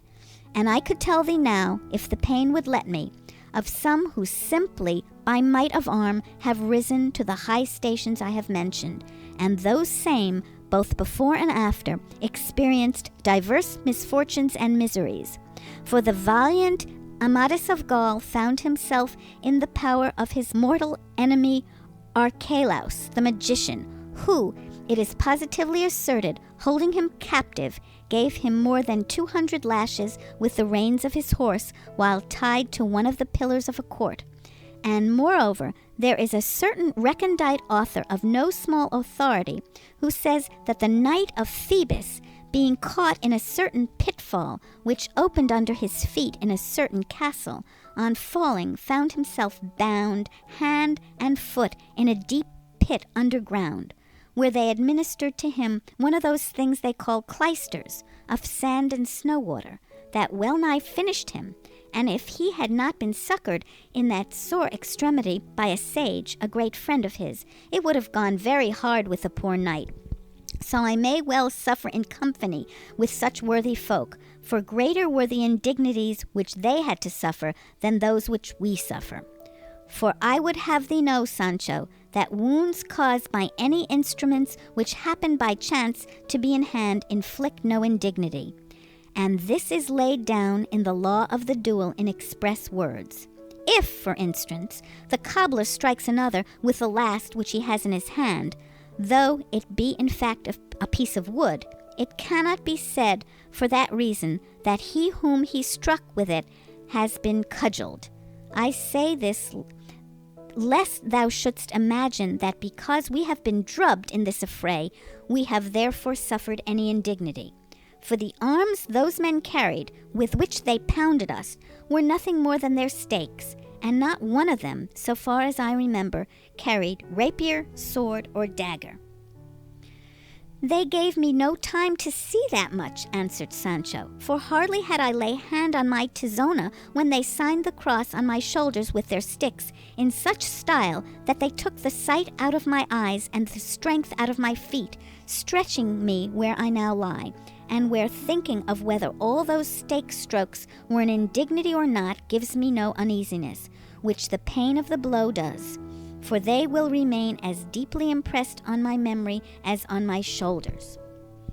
For all that, let me tell thee, brother Panza, said Don Quixote, that there is no recollection which time does not put an end to, and no pain which death does not remove. And what greater misfortune can there be, replied Panza, than the one that waits for time to put an end to it and death remove it? If our mishap were not one of those that are cured with a couple of plasters, it would not be so bad. But I am beginning to think that all the plasters in a hospital almost won't be enough to put us right. No more of that plunk strength out of weakness, Sancho, as I mean to do, returned Don Quixote. And let us see how Rocinante is, for it seems to me that not the least share of this mishap has fallen to the lot of the poor beast. There is nothing wonderful in that, replied Sancho, since he is a knight-errant too. What I wonder at is that my beast should have come off scot-free where we came out scotched. Fortune always leaves a door open in adversity in order to bring relief to it, said Don Quixote. I say so because this little beast may now supply the want of Rocinante, carrying me hence to some castle where I may be cured of my wounds. And moreover, I shall not hold it any dishonor to be so mounted, for I remember having read how the good old Silenus, the tutor and instructor of the gay god of laughter, when he entered the city of the 100 gates, went very contentedly mounted on a handsome ass. It may be true that he went mounted, as your worship says, answered Sancho, but there is a great difference between going mounted and going slung like a sack of manure. To which Don Quixote replied, wounds received in battle confer honor instead of taking it away. And so, friend Panza, say no more, but, as I told thee before, get up as well as thou canst, and put me on top of thy beast in whatever fashion pleases thee best, and let us go hence ere night comes on, and surprise us in these wilds. And yet I have heard your worship say, observed Panza, that it is very meet for knights errant to sleep in wastes and deserts, and that they esteem it very good fortune. That is, said Don Quixote, when they cannot help it, or when they are in love. And so true is this, that there have been knights who have remained 2 years on rocks, in sunshine and shade and all the inclemencies of heaven, without their ladies knowing anything of it. And one of these was Amadis, when, under the name of Beltenebras, he took up his abode on the Penapobra, For I know not if it was 8 years or 8 months, for I am not very sure of the reckoning. At any rate, he stayed there doing penance, for I know not what pique the Princess Oriana had against him. But no more of this now, Sancho, and make haste before a mishap like Rocinante's befalls the ass. The very devil would be in it in that case, said Sancho, and letting off 30 oaths and 60 sighs and 120 maledictions and execrations on whomsoever it was that had brought him there, he raised himself, stopping halfway bent like a Turkish bow without power to bring himself upright. But with all his pains he saddled his ass, who too had gone astray somewhat, yielding to the excessive license of the day. He next raised up Rocinante, and as for him, had he possessed a tongue to complain with, most assuredly neither Sancho nor his master would have been behind him. To be brief, Sancho fixed Don Quixote on the ass and secured Rocinante with a leading rein, and taking the ass by the halter, he proceeded more or less in the direction in which it seemed to him the high road might be. And as chance was conducting their affairs for them from good to better, he had not gone a short league when the road came in sight, and on it he perceived an inn, which to his annoyance and to the delight of Don Quixote must needs be a castle. Sancho insisted that it was an inn, and his master that it was not one, but a castle, and the dispute lasted so long that before the point was settled they had time to reach it, and into it Sancho entered with all his team without any further controversy. End of chapter 15. Recording by Gazino. Don Quixote, Volume 1, by Miguel de Cervantes Saavedra, translated by John Ormsby. Part 6, Chapter 16, of what happened to the ingenious gentleman in the inn, which he took to be a castle. The innkeeper, seeing Don Quixote slung across the ass, asked Sancho what was amiss with him. Sancho answered that it was nothing, only that he had fallen down from a rock and had his ribs a little bruised.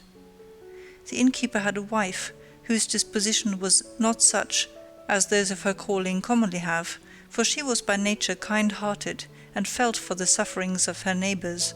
So she at once set about tending Don Quixote, and made her young daughter, a very comely girl, help her in taking care of her guest. There was besides in the inn, as servant, an Asturian lass with a broad face, flat poll, and snub nose, blind of one eye and not very sound in the other. The elegance of her shape, to be sure, made up for all her defects. She did not measure 7 palms from head to foot, and her shoulders, which overweighted her somewhat, made her contemplate the ground more than she liked. This graceful lass, then, helped the young girl, and the two made up a very bad bed for Don Quixote in a garret that showed evident signs of having formerly served for many years as a straw loft, in which there was also quartered a carrier, whose bed was placed a little beyond our Don Quixote's, and though only made of the pack-saddles and cloths of his mules, had much the advantage of it, as Don Quixote's consisted simply of 4 rough boards on 2 not very even trestles, a mattress that for thinness might have passed for a quilt, full of pellets which, were they not seen through the rents to be wool, would to the touch have seemed pebbles in hardness, 2 sheets made of buckler leather, and a coverlet, the threads of which any one that chose might have counted without missing one in the reckoning. On this accursed bed Don Quixote stretched himself, and the hostess and her daughter soon covered him with plasters from top to toe, while Maritornes, for that was the name of the Asturian, held a light for them, and while plastering him, the hostess, observing how full of weals Don Quixote was in some places, remarked that this had more the look of blows than of a fall. It was not blows, Sancho said, but that the rock had many points and projections, and that each of them had left its mark. Pray, signora, he added, manage to save some tow, as there will be no want of someone to use it, for my loins too are rather sore. "Then you must have fallen too," said the hostess. "I did not fall," said Sancho Panza, "but from shock I got at seeing my master fall, that I feel as if I had 1,000 thwacks." "That may well be," said the young girl, "for it has many a time happened to me to dream that I was falling down from a tower and never coming to the ground, and when I awoke from the dream to find myself as weak and shaken as if I had really fallen." "There is the point, signora," replied Sancho Panza, "that I, without dreaming at all, but being more awake than I am now, find myself with scarcely less wheels than my master Don Quixote." "How is the gentleman called?" asked Maritornes the Asturian. "Don Quixote of La Mancha," answered Sancho Panza, "and he is a knight adventurer, and one of the best and stoutest that have seen the world this long time past." "What is a knight adventurer?" said the lass. "Are you so new in the world as not to know?" answered Sancho Panza. "Well then, you must know, sister, that a knight adventurer is a thing that in 2 words is seen drubbed and emperor, that is today the most miserable and needy being in the world, and tomorrow will have 2 or 3 crowns of kingdom to give his squire." "Then how is it," said the hostess, "that belonging to so good a master as this, you have not, to judge by appearances, even so much as a county?" "It is too soon yet," answered Sancho, "for we have only been a month going in quest of adventures, and so far we have met with nothing that can be called one, that when one thing is looked for another thing is found. However, if my master Don Quixote gets well of this wound, or fall, and I am left none the worse of it, I would not change my hopes for the best title in Spain." To all this conversation Don Quixote was listening very attentively, and sitting in bed as well as he could, and taking the hostess by the hand, he said to her, "Believe me, fair lady, you may call yourself fortunate in having in this castle of yours sheltered my person, which is such that if I do not myself praise it, it is because of what is commonly said, that self-praise debaseth. But my squire will inform you who I am.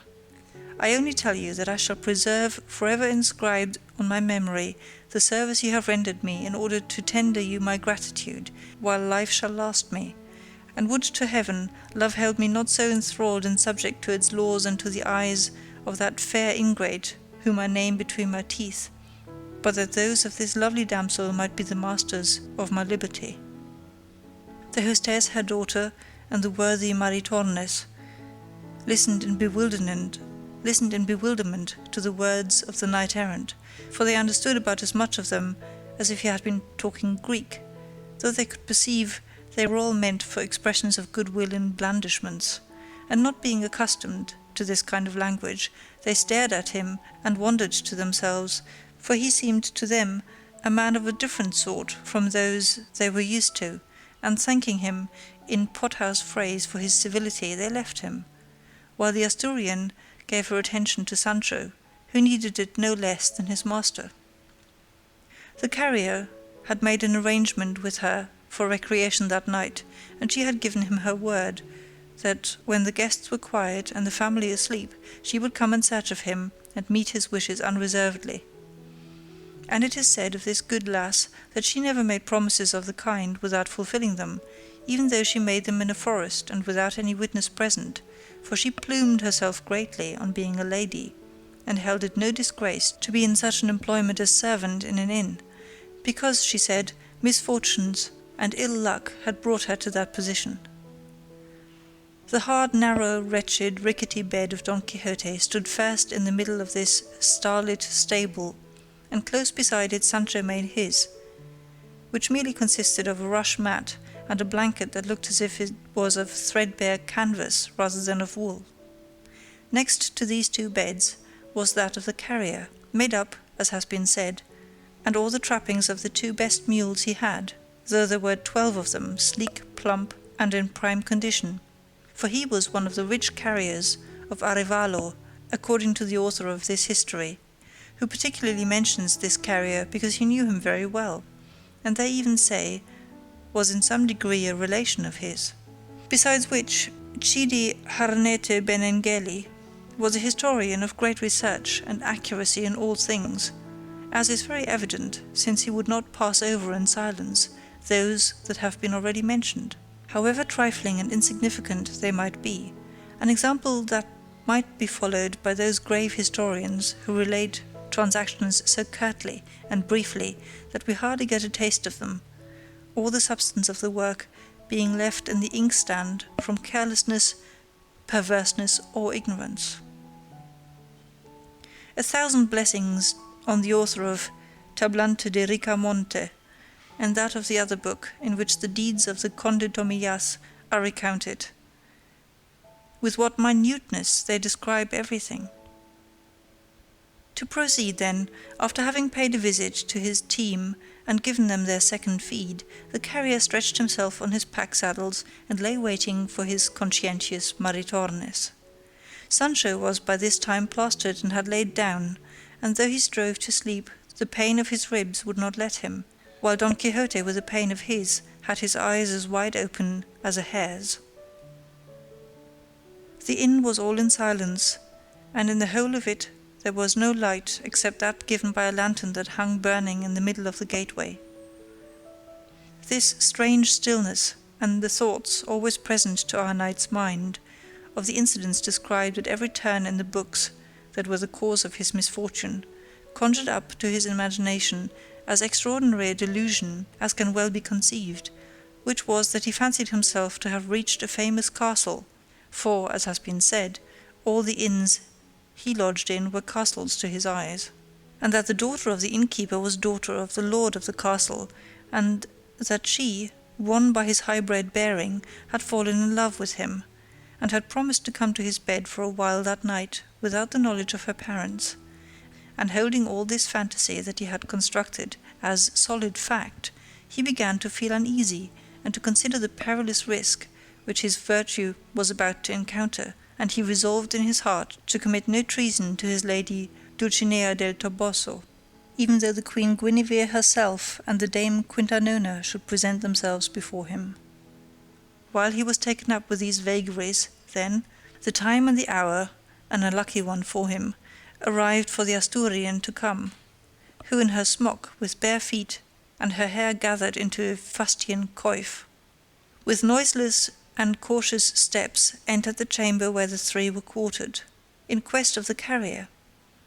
But scarcely had she gained the door, when Don Quixote perceived her, and sitting up in his bed, in spite of his plasters and the pain of his ribs, he stretched out his arms to receive his beauteous damsel.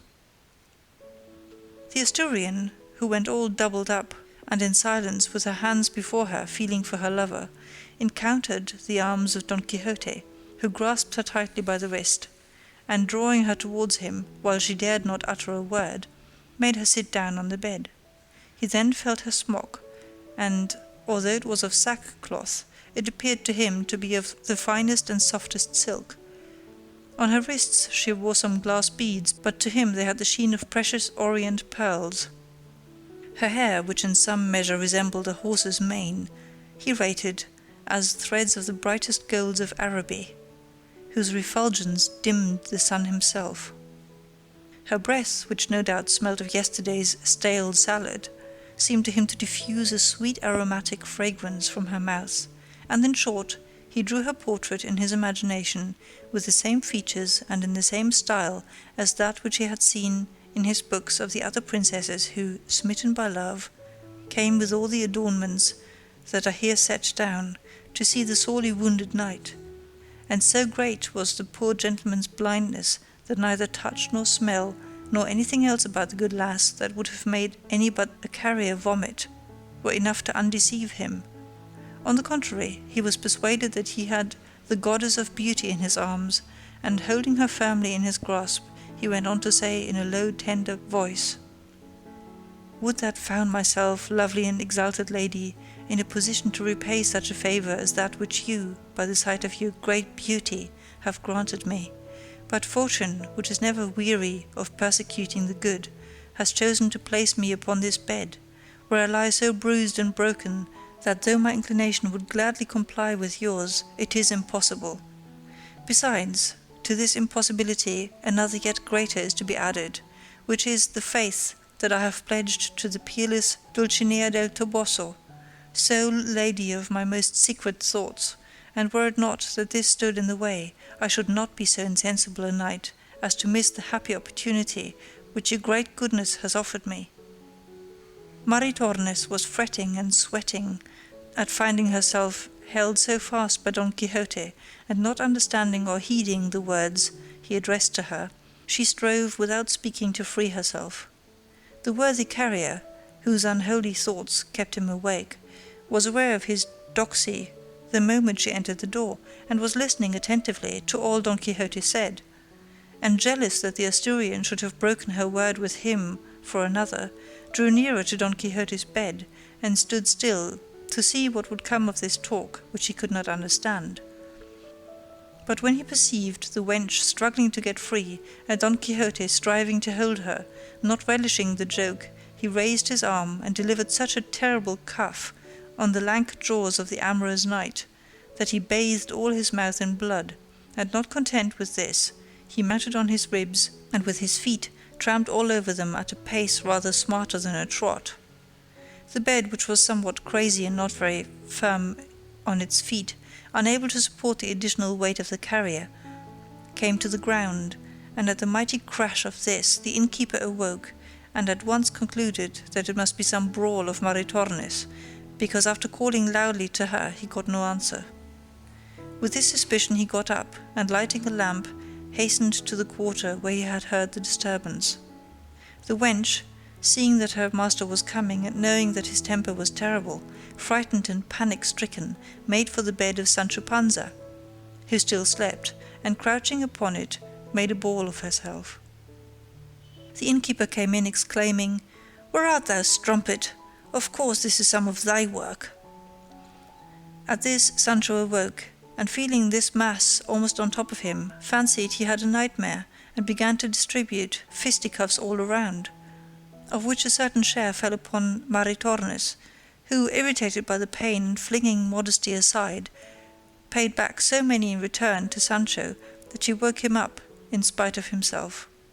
He then, finding himself so handled, by whom he knew not, raising himself up as well as he could, grappled with Maritornes, and he and she between them began the bitterest and drollest scrimmage in the world. The carrier, however, perceiving by the light of the innkeeper candle how it fared with his lady love, quitting Don Quixote, ran to bring her the help she needed, and the innkeeper did the same, but with a different intention, for his was to chastise the lass, as he believed that beyond a doubt she alone was the cause of all the harmony. And so, as the saying is, catch to rat, rat to rope, rope to stick, the carrier pounded Sancho, Sancho the lass, she him, and the innkeeper her, and all worked away so briskly that they did not give themselves a moment's rest, and the best of it was that the innkeeper's lamp went out, and as they were left in the dark, they all laid on one upon the other in a mass so unmercifully that there was not a sound spot left where a hand could light. It so happened that there was lodging that night in the inn a quadrillo of what they call the Old Holy Brotherhood of Toledo, who, also hearing the extraordinary noise of the conflict, seized his staff and the tin case with his warrants, and made his way in the dark into the room, crying, "Hold, in the name of jurisdiction! Hold, in the name of the Holy Brotherhood!" The first that he came upon was the pummeled Don Quixote, who lay stretched senseless on his back upon his broken-down bed, and his hand falling on the beard as he felt about, he continued to cry, "Help for the jurisdiction!" But perceiving that he whom he had laid hold of did not move or stir, he concluded that he was dead, and that those in the room were his murderers, and with this suspicion he raised his voice still higher, calling out, "Shut the inn-gate! See that no one goes out! They have killed a man here!" This cry startled them all, and each dropped the contest at the point at which the voice reached him.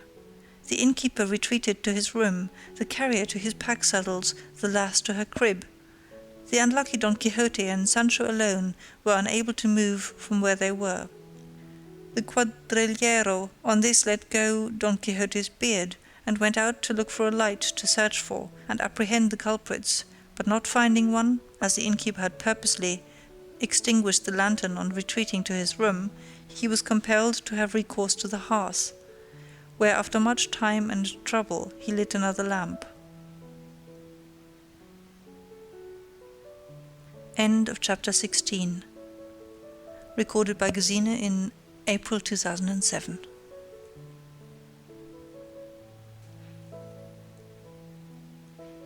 Don Quixote, Volume 1 by Miguel de Cervantes Saavedra. Translated by John Ormsby. Part 9, Chapter 17, in which are contained the innumerable troubles which the brave Don Quixote and his good squire Sancho Panza endured in the inn, which to his misfortune he took to be a castle. By this time Don Quixote had recovered from his swoon, and in the same tone of voice in which he had called to his squire the day before, when he lay stretched in the vale of the Styx, he began calling to him now. "Sancho, my friend, art thou asleep? Sleepest thou, friend Sancho?" "How can I sleep? Curses on it," returned Sancho discontentedly and bitterly, "when it is plain that all the devils have been at me this night."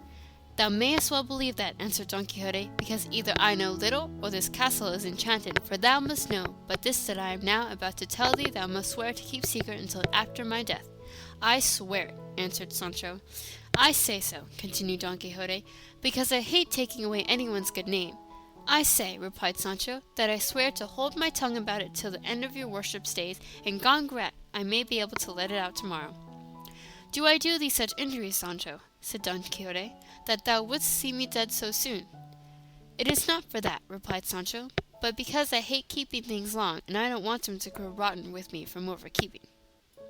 "At any rate," said Don Quixote, "I have more confidence in thy affection and good nature, and so I would have thee know that this night there befall me one of the strangest adventures that I could describe, and to relate to it thou must know that a little while ago the daughter of the lord of this castle came to me, and she is the most elegant and beautiful damsel that could be found in the wide world. What I could tell thee of the charms of her person, her lovely wit, of her secret matters which, to preserve the fealty I owe to my lady Dulcinea del Toboso, I shall pass over unnoticed and in silence. I will only tell thee that either fate being envious of so great a boon placed in my hands by good fortune, or perhaps, and this is more probable, this castle being, as I have already said, enchanted. At the time when I was engaged in the sweetest and most amorous discourse with her, there came, without me seeing or knowing whence it came, a hand attached to some arm of some huge giant, that planted such a cup on my jaws that I have them all bathed in blood, and then pummeled me in such a way that I am worse plight than yesterday when the carriers, on account of Riconante's misbehaviour, inflicted on us the injury thou knowest of, whence conjecture that there must be some enchanted Moor guarding the treasure of this damsel's beauty, and that it is not for me." "Not for me either," said Sancho, "for more than 400 Moors have so thrashed me that the drubbing of the stakes was cakes and fancy bread to it. But tell me, señor, what do you call this excellent and rare adventure that has left us as we are left now, though your worship was not so badly off, having in your arms the incomparable beauty you spoke of, but I, what did I have, except the heaviest wax that I think I had in all my life? Unlucky me and the mother that bore me, for I am not a knight-errant, and never expect to be one, and all the mishaps the greater part falls to my share." "Then thou hast been thrashed too?" said Don Quixote. "Didn't I say so? Worse luck to my line," said Sancho. "Be not distressed, friend," said Don Quixote, "for I will now make the precious balsam which we shall cure ourselves in the twinkling of an eye." By this time the cuadrillero had succeeded in lighting the lamp, and came in to see the men that he had thought been killed, and as Sancho caught sight of him at the door, seeing him coming in his shirt with a cloth on his head and a lamp in his hand, and a very forbidding countenance, he said to his master, "Señor, can it be that this the enchanted Moor coming back to give us more castination, if there anything still left in the ink bottle?" "It cannot be the Moor," answered Don Quixote, "for those under enchantment do not let themselves be seen by anyone." "If they do not let themselves be seen, they let themselves be felt," said Sancho. "If not, let my shoulders speak to the point." "Mine could speak too," said Don Quixote, "but that is not a sufficient reason for believing that what we see is the enchanted Moor." The officer came up, and finding them engaged in such a peaceful conversation, stood amazed, though Don Quixote, to be sure, still lay on his back, unable to move from pure pummelling and plasters. The officer turned to him and said, "Well, how goes it, good man?" "I would speak more politely if I were you," replied Don Quixote. "Is it the way of this country to address knight-errants in that style, you booby?" The quadrudero, finding himself so disrespectfully treated by such a sorry-looking individual, lost his temper, and raising the lamp full of oil, smote Don Quixote such a blow with it on the head that he gave him a badly broken pate. Then, all being in darkness, he went out, and Sancho Panza said, "That is certainly the enchanted Moor, señor, and he keeps the treasure for others, and for us only the cuffs and lamp wax." "That is the truth," answered Don Quixote, "and there is no use of troubling oneself about these matters of enchantment, or being angry or vexed at them, for as they are as invisible and visionary, we shall find no one on whom to avenge ourselves. Do what we may, rise, Sancho, if thou canst, and call the alcaide of this forest, and get him to give me a little oil, wine, salt, and rosemary, to make the sorcerer's balsam. For indeed, I believe that I have great need of it now, because I am losing much blood from the wound that phantom gave me." Sancho got up with pain enough in his bones and went after the innkeeper in the dark, and meeting the officer, who was looking to see what had become of his enemy, he said to him, "Señor, whoever you are, do us the favour and kindness to give us a little rosemary, oil, salt, and wine, for it is wanted to cure one of our best knights errant on earth, who lies on yonder bed, wounded by the hands of the enchanted Moor that is in this inn."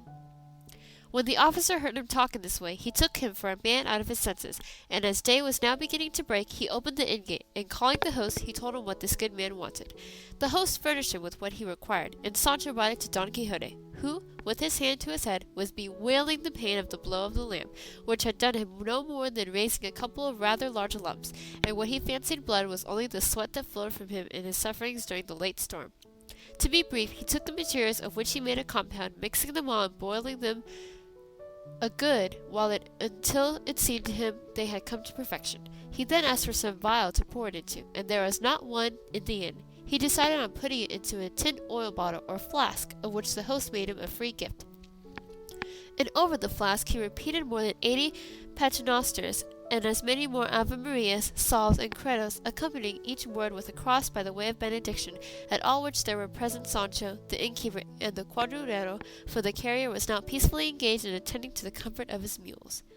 This being accomplished, he felt anxious to make trial himself, on the spot, of the virtue of this precious balsam, and as he considered it, and so he drank near a quart of what could not be put into the flask, and remained in the pigskin in which it had been boiled, but scarcely had he done drinking when he began to vomit in such a way that nothing was left in his stomach, and with the pangs and spasms of vomiting he broke into a profuse sweat, on account of which he bade them cover him up and leave him alone. They did so, and he lay sleeping more than 3 hours, at the end of which he awoke and felt great bodily relief and so much ease from his bruises that he thought himself quite cured, and verily believed that he had hit upon the balsam of Cervantes, and that with this remedy he might thenceforward, without any fear, face any kind of destruction, battle, or combat, however perilous it might be. Sancho Panza, who also regarded the amendment of his master as miraculous, begged him to give him what was left in the pigskin, which was no small quantity. Don Quixote consented, and he, taking it with both hands, in good faith and with a better will, gulped it down and drained off very little less than his master. But the fact is that the stomach of poor Sancho was of necessity not so delicate as that of his master, and so, before vomiting, he was seized with such gripings and retchings, and such sweats and faintness, that verily and truly be believed his last hour had come, and finding himself so racked and tormented, he cursed the balsam and the thief that had given it to him. Don Quixote, seeing him in this state, said, "It is my belief, Sancho, that this mischief comes not of thy being dubbed a knight, for I am persuaded this liquor cannot be good for those who are not so." "If your worship knew that," returned Sancho, "woe betide me and all my kindred! Why did you let me taste it?" At this moment the draught took effect, and the poor squire began to discharge both ways at such a rate that the rush mat on which he had thrown himself and the canvas blanket he had covering him were fit for nothing afterwards. He sweated and perspired with such paroxysms and convulsions that not only he himself, but all the present thought his end had come. This tempest and tribulation lasted about 2 hours, at the end of which he was left, not like his master, but so weak and exhausted that he could not stand. Don Quixote, however, was, as has been said, felt himself relieved and well, and was eager to take his departure at once in quest of adventures, as it seemed to him that all the time he loitered there was a fraud upon the world and those in it who stood in need of his help and protection, all the more when he had the security and confidence in balsam afforded him. And so, urged by this impulse, he saddled Riconante himself and put the pack saddle on his squire's breast, whom likewise he helped to dress and mount the ass, after which he mounted his horse, and turning to a corner of the inn, he laid hold of a pike that stood there, to serve him by way of a lance.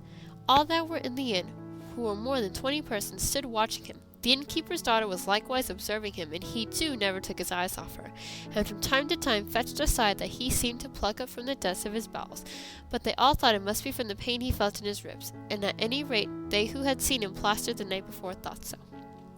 As soon as they both mounted at the gate of the inn, he called to the host and said in a very grave and measured voice, "Many and great are the favors, Señor Alcaide, and that I have received in this castle of yours, and I remain under the deepest obligation to be grateful to you for them all the days of my life. If I can repay them in avenging you of any arrogant foe who may have wronged you, know that my calling is no other than to aid the weak, to avenge those who suffer wrong, and to chastise perfidy. Search your memory, and if you find anything of this kind, you need only tell me of it, and I promise you by the order of knighthood which I have received to procure you satisfaction and reparation to the utmost of your desire." The innkeeper brought to him with equal calmness, "Sir Knight, I do not want your worship to avenge me of any wrong, because when any is done me, I can take what vengeance seems good to me. The only thing I want is that you pay me the score that you have run up in the inn last night, as well for the straw and barley of your 2 beasts, as for supper and beds." "Then this is an inn?" said Don Quixote.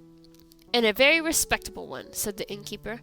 "I have been under a mistake all this time," answered Don Quixote, "for in truth I thought this was a castle, and not a bad one. But since it appears that it is not a castle, but an inn, all that can be done now is that you should excuse the payment, for I cannot contravene the rules of knight-errant, of whom I know as a fact, and up to the present I have read nothing to the contrary, that they never paid for lodging or anything else in the inn where they might be, for any hospitality that might be offered them is their due by law, and right in return for the insufferable toil they endure in seeking adventures by night and by day, in summer and in winter, on foot and on horseback, in hunger and thirst, cold and heat, exposed to all the inclemencies of heaven and the hardships of earth."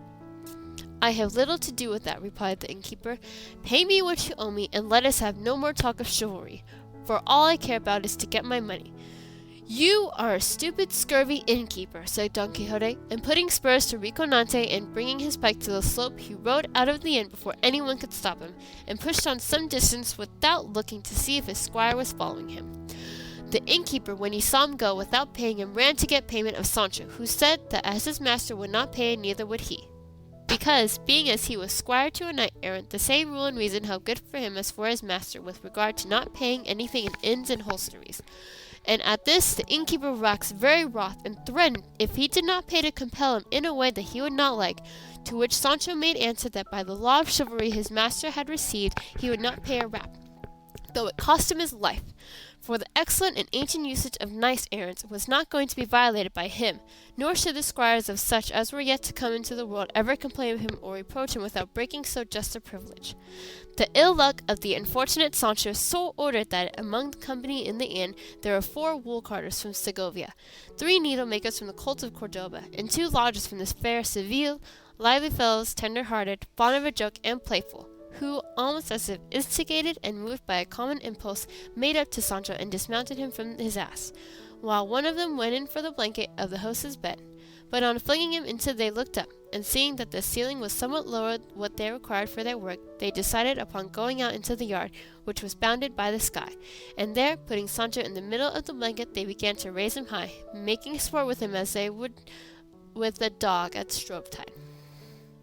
The cries of the poor blanketed wretch were so loud that they reached the ears of his master, who, halting to listen attentively, was persuaded that some new adventure was coming, until he clearly perceived that it was his squire who uttered them.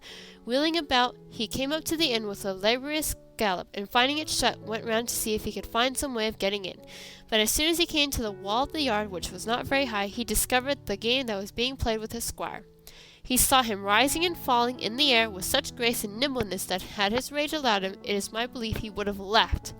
He tried to climb from his horse onto the top of the wall, but he was so bruised and battered that he could not even dismount. And so, from the back of his horse he began to utter such maledictions and objurgations against those who were blanketing Sancho as it would be impossible to write down accurately. They, however, did not stay their laughter or their work for this, nor did the flying Sancho cease his lamentations, mingled now with threats, now the entreaties, but all to little purpose, or none at all, until from pure weariness they left off. They then brought him his ass, and mounting him on top of it, they put his jacket round him, and the compassionate Maritone, seeing him so exhausted, thought fit to refresh him with a jug of water, and that it might be all the cooler, she fetched it from the well. Sancho took it, and as he was raising it to his mouth, he was stopped by the cries of his master, exclaiming, "Sancho, my son, drink not water, drink it not, my son, for it will kill thee. See, here I have the blessed balsam," and he held up the flask of liquor, "and with drinking 2 drops of it thou wilt certainly be restored." At these words Sancho turned his eyes asquint, and in a still louder voice said, "Can it be your worship has forgotten that I am not a knight, or do you want me to end up by vomiting what bowels I have left after last night? Keep your liquor in the name of all the devils, and leave me to myself." And at one and the same instant he left off talking and began drinking. But as the first sup he perceived it was water, he did not care to go on with it, and begged Maritornes to fetch him some wine, which she did with a right good will, and paid for with her own money. For indeed they say of her that, though she was in that line of life, there is some faint and distant resemblance to a Christian about her. When Sancho had done drinking, he dug his heels into his ass, and the gate of the inn being thrown open, he passed out, very well pleased at having paid nothing and carried his point, though it had been at the expense of his usual sureties his shoulders.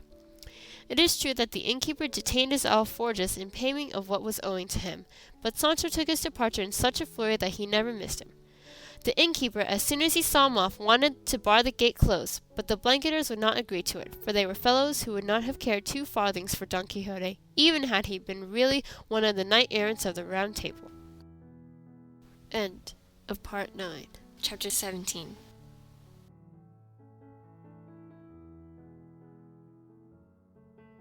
Don Quixote by Miguel de Cervantes Saavedra. Volume 1, Part 7, Chapter 18, in which is related the discourse Sancho Panza held with his master Don Quixote, and other adventures worth relating. Sancho reached his master so limp and faint that he could not urge on his beast. When Don Quixote saw the state he was in, he said, "I have now come to the conclusion, good Sancho, that this castle or inn is beyond a doubt enchanted, because those who have so atrociously diverted themselves with thee, what can they be but phantoms or beings of another world?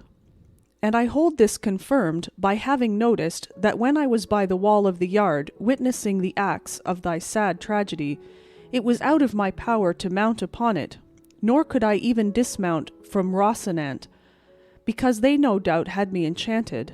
For I swear to thee by the faith of what I am, that if I had been able to climb up or dismount, I would have avenged thee in such a way that those braggart thieves would have remembered their freak forever, even though in so doing I knew that I contravened the laws of chivalry, which, as I have often told thee, do not permit a knight to lay hands on him who is not one, save in case of urgent and great necessity, in defence of his own life and person."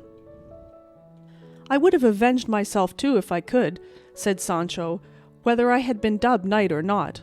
But I could not, though for my part I am persuaded those who amused themselves with me were not phantoms or enchanted men, as your worship says, but men of flesh and bone like ourselves.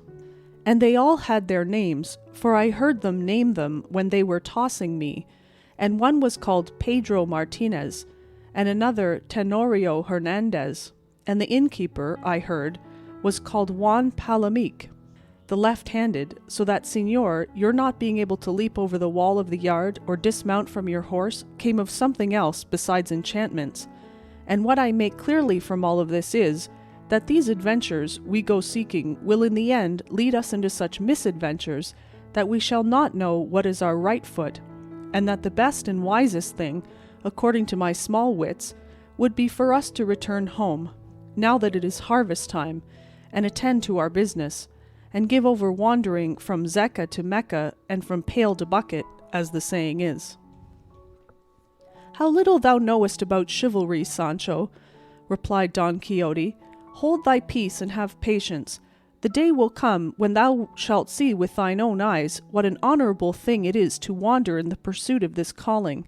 Nay, tell me, what greater pleasure can there be in the world, or what delight can equal that of winning a battle, and triumphing over one's enemy? None, beyond all doubt." "Very likely," answered Sancho, "though I do not know it. All I know is that since we have been knights errant, or since your worship has been one, for I have no right to reckon myself one of so honourable a number, we have never won any battle except the one with the Biscayne. And even that out of your worship came with half an ear and half a helmet the less. And from that till now it has been all cudgellings and more cudgellings, cuffs and more cuffs, I getting the blanketing over and above, and falling in with enchanted persons on whom I cannot avenge myself, so as to know what the delight, as your worship calls it, of conquering an enemy is like. That is what vexes me, and what ought to vex thee, Sancho, replied Don Quixote. But henceforward I will endeavour to have at hand some sword made by such craft that no kind of enchantments can take effect upon him who carries it, and it is even possible that fortune may procure for me that which belonged to the Armadas when he was called the Knight of the Burning Sword, which was one of the best swords that ever knight in the world possessed. For, besides having the said virtue, it cut like a razor, and there was no armour, however strong and enchanted it might be, that could resist it. Such is my luck, said Sancho, that even if that happened, and your worship found some such sword, it would, like the balsam, turn out serviceable and good for dubbed knights only, and as for the squires, they might sup sorrow. Fear not that, Sancho, said Don Quixote. Heaven will deal better by thee. Thus talking, Don Quixote and his squire were going along, when, on the road they were following, Don Quixote perceived approaching them a large and thick cloud of dust, on seeing which he turned to Sancho, and said, This is the day, Sancho, on which will be seen the boon of my fortune is reserving for me. This, I say, is the day on which, as much as on any other, shall be displayed the might of my arm, and on which I shall do deeds that shall remain written in the book of fame for all ages to come. Seest thou that cloud of dust which rises yonder? Well then, all that is churned up by a vast army composed of various and countless nations that comes marching there. According to that there must be two, said Sancho, for on this opposite side also there rises just such another cloud of dust. Don Quixote turned to look and found that it was true, and rejoicing exceedingly, he concluded that there were two armies about to engage and encounter in the midst of that broad plain, for at all times and seasons his fancy was full of the battles, enchantments, adventures, crazy feats, loves, and defiances that are recorded in the books of chivalry, and everything he said, thought, or did had reference to such things. Now the cloud of dust he had seen was raised by two great droves of sheep, coming along the same road in opposite directions, which, because of the dust, did not become visible until they drew near. But Don Quixote asserted so positively that they were armies that Sancho was led to believe it and say, Well, what are we to do, señor? What, said Don Quixote? Give aid and assistance to the weak, and those who need it. And thou must know, Sancho, that this which comes opposite to us is conducted and led by the mighty Emperor Alifanfaron, lord of the great isle of Trapobana. This other that marches behind me is that of his enemy, the king of the Garamantas, Pentapolin of the bare arm, for he always goes into battle with his right arm bare. But why are these two lords such enemies? They are at enmity, replied Don Quixote, because this Alifanfaron is a furious pagan and is in love with the daughter of Pentapolin, who is a very beautiful and moreover gracious lady and a Christian, and her father is unwilling to bestow her upon the pagan king unless he first abandons the religion of his false prophet Mahomet and adopts his own. By my beard, said Sancho, but Pentapolin does quite right, and I will help him as much as I can. In that thou wilt do what is thy duty, Sancho, said Don Quixote, for to engage in battles of this sort it is not requisite to be a dubbed knight. That I can well understand, answered Sancho. But where shall we put this ass where we may be sure to find him after the fray is over? For I believe it has not been the custom so far to go into battle on a beast of this kind. That is true, said Don Quixote, and what you had best do with him is to leave him to take his chances whether he be lost or not, for the horses we shall have when we come out victors will be so many that even Rocinante will run a risk of being changed for another. But attend to me and observe, for I wish to give thee some account of the chief knights who accompany these two armies, and that thou mayest the better see and mark, let us withdraw to that hillock which rises yonder, whence both armies may be seen. They did so, and placed themselves on a rising ground, from which the two droves that Don Quixote made armies of might have been plainly seen if the clouds of dust they raised had not obscured them and blinded the sight. Nevertheless, seeing in his imagination what he did not see, and what did not exist, he began thus in a loud voice. That knight whom thou seest yonder in yellow armour, who bears upon his shield a lion crowned crouching at the feet of a damsel, is the valiant Lorcalco, lord of the Silver Bridge. That one in armour, with flowers of gold, who bears on his shield 3 crowns argent on an azure field, is the dreaded Mocolembo, Grand Duke of Curacia. That other of gigantic frame on his right hand is the ever dauntless Brandabarbaran de Boliche, lord of the 3 Arabias, who for armour wears that serpent skin, and has for shield a gate, which according to tradition is one of those of the temple that Samson brought to the ground, when by his death he revenged himself upon his enemies.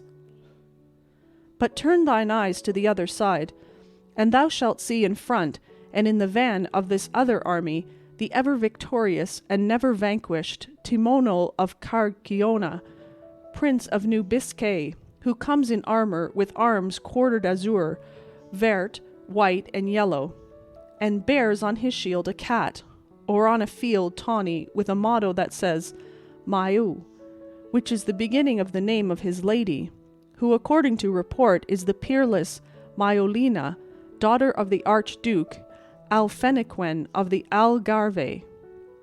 The other, who burdens and presses the loins of that powerful charger, and bears arms white as snow, and a shield blank and without any device, is a novice knight, a Frenchman by birth, Pierre Papin by name, lord of the baronies of Outrake. That other, who with iron-shod heels strikes the flanks of that nimble party-coloured zebra, and for arms bears azure vert, is the mighty Duke of Nurbia, Espartafilardo del Bosque, who bears for device on his shield an asparagus plant, with a motto in Castilian that says, Rastria mi suerte. And so he went on, naming a number of knights of one squadron or the other, out of his imagination, and to all he assigned offhand their arms, colours, devices, and mottos, carried away by the illusions of his unheard-of craze, and without a pause he continued, People of diverse nations compose this squadron in front. Here are those that drink of the sweet waters of the famous Xanthus, those that scour the woody Massilian plains, those that sift the pure fine gold of Arabia Felix, those that enjoy the famed cool banks of the crystal Thermodon, those that in many and various ways divert the streams of the golden Pactolus, the Numidians, faithless in their promises, the Persians renowned in archery, the Parthians and the Medes that fight as they fly, the Arabs that ever shift their dwellings, the Scythians as cruel as they are fair, the Ethiopians with pierced lips, and an infinity of other nations whose features I recognize and descry, though I cannot recall their names. In this other squadron there come those that drink of the crystal streams of the olive-bearing Baetis, those that make smooth their countenance with the water of the ever-rich and golden Tagus, those that rejoice in the fertilizing flow of the divine Genile, those that roam the Tartesian plains abounding in pasture, those that take their pleasure in the Elysian meadows of Jerez, the rich Manjigans crowned with ruddy ears of corn, the wearers of iron, old relics of the Gothic race, those that bathe in the Pasquirga, known for its gentle current, those that feed their herds along the spreading pastures of the winding Guadinia, famed for its hidden course, those that tremble with the cold of the pine-clad Pyrenees, or the dazzling snow of the lofty Apennine. In a word, as many as all Europe includes and contains. Good God! What a number of countries and nations he named, giving to each its proper attributes with marvelous readiness, brimful and saturated with what he had read in his lying books. Sancho Panza hung upon his words without speaking, and from time to time turned to try if he could see the knights and giants his master was describing, and as he could not make out one of them, he said to him, "Signor, devil take it if there's a sign of any man you talk of, knight or giant, in the whole thing. Maybe it's all enchantment, like the phantoms last night." "How canst thou say that?" answered Don Quixote. "Dost thou not hear the neighing of the steeds, the braying of the trumpets, the roll of the drums?" "I hear nothing but a great bleating of ewes and sheep," said Sancho, which was true, for by this time the two flocks had come close. "The fear thou art in, Sancho," said Don Quixote, "prevents thee from seeing or hearing correctly. For one of the effects of fear is to derange the senses, and make things appear different from what they are. If thou art in such fear, withdraw to one side, and leave me to myself, for alone I suffice to bring victory to that side to which I shall give my aid." And in so saying, he gave Rocinante the spur, and putting the lance in rest, shot down the slope like a thunderbolt. Sancho shouted after him, crying, "Come back, Señor Don Quixote! I vow to God they are sheep and ewes you are charging. Come back! Unlucky the father that begot me! What madness is this? Look, there is no giant, nor knight, nor cats, nor arms, nor shields quartered or whole, nor vair azure or bedevilled. What are you about? Sinner that I am before God!" But not for all these entreaties did Don Quixote turn back. On the contrary, he went on shouting out, "Ho, knights, ye who follow and fight under the banners of the valiant Emperor Pentapolin of the bare arm, follow me all. Ye shall see how easily I shall give him his revenge over his enemy Alifanfaron of the Trapobana." So saying, he dashed into the midst of the squadron of ewes, and began spearing them with as much spirit and intrepidity as if he were transfixing mortal enemies in earnest. The shepherds and drovers accompanying the flock shouted to him to desist.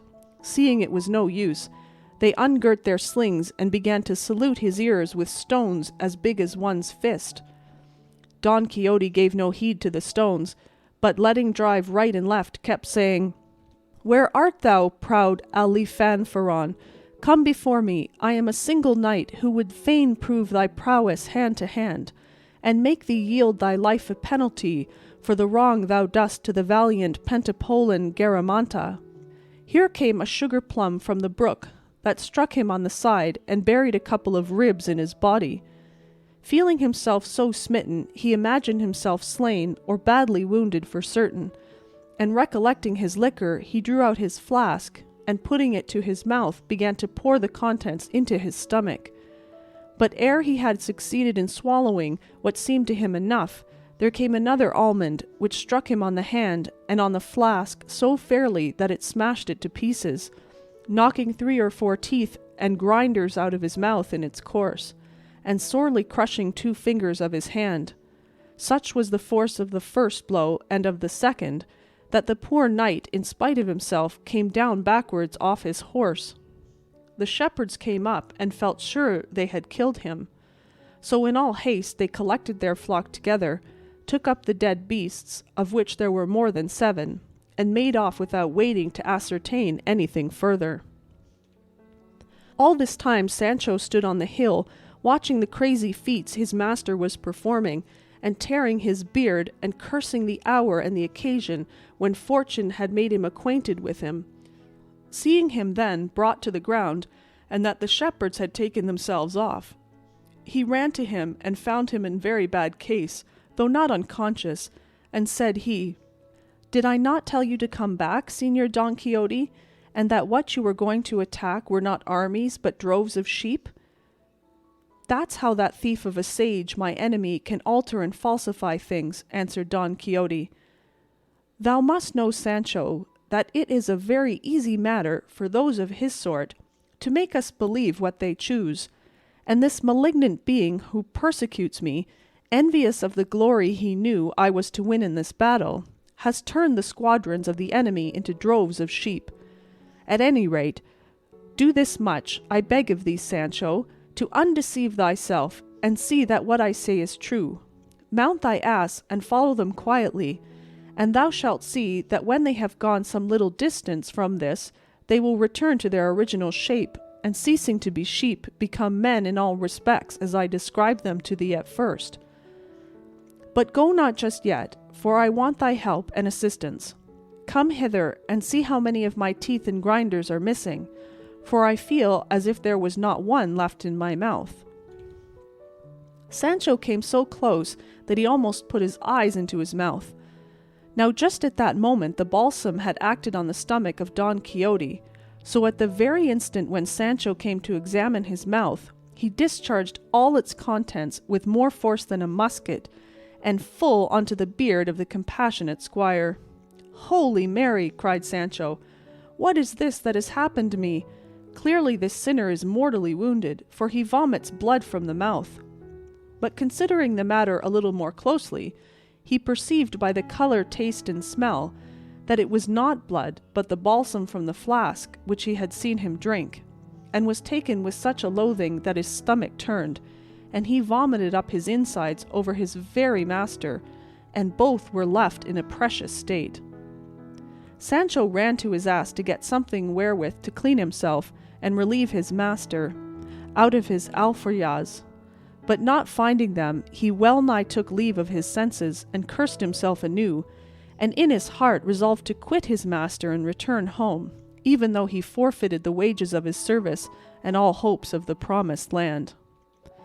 Don Quixote now rose, and putting his left hand to his mouth to keep his teeth from falling out altogether, with the other he laid hold of the bridle of Rocinante, who had never stirred from his master's side. So loyal and well behaved was he, and betook himself to where the squire stood leaning over his ass with his hand to his cheek like one in deep dejection. Seeing him in this mood, looking so sad, Don Quixote said to him, "Bear in mind, Sancho, that one man is no more than another, unless he does more than another. All these tempests that fall upon us are signs that fair weather is coming shortly, and that things will go well with us. For it is impossible for good or evil to last forever, and hence it follows that the evil having lasted long, the good must be now nigh at hand. So thou must not distress thyself at the misfortunes which happen to me, since thou hast no share in them." "How have I not?" replied Sancho. "Was he whom they blanketed yesterday perchance any other than my father's son? And the alforjas that are missing today with all my treasures, did they belong to any other but myself?" "What? Are the alforjas missing, Sancho?" said Don Quixote. "Yes, they are missing," answered Sancho. "In that case we have nothing to eat today," replied Don Quixote. "It would be so," answered Sancho, "if there were none of the herbs your worship says you know in these meadows, those with which knights errant, as unlucky as your worship, are wont to supply such like shortcomings." "For all that," answered Don Quixote, "I would rather have just now a quarter of bread, or a loaf and a couple of pilchards' heads, than all the herbs described by Dioscorides, even with Dr. Laguna's notes. Nevertheless, Sancho the Good, mount thy beast and come along with me, for God, who provides for all things, will not fail us, more especially when we are so active in his service as we are, since he fails not the midges of the air, nor the grubs of the earth, nor the tadpoles of the water, and is so merciful that he maketh his sun to rise on the good and on the evil, and sendeth rain on the unjust and on the just." "Your worship would make a better preacher than a knight-errant," said Sancho. "Knights-errant knew and ought to know everything, Sancho," said Don Quixote, "for there were knights-errant in former times, as well qualified to deliver a sermon or discourse in the middle of the encampment as if they had graduated in the University of Paris, whereby we may see that the lance has never blunted the pen, nor the pen the lance.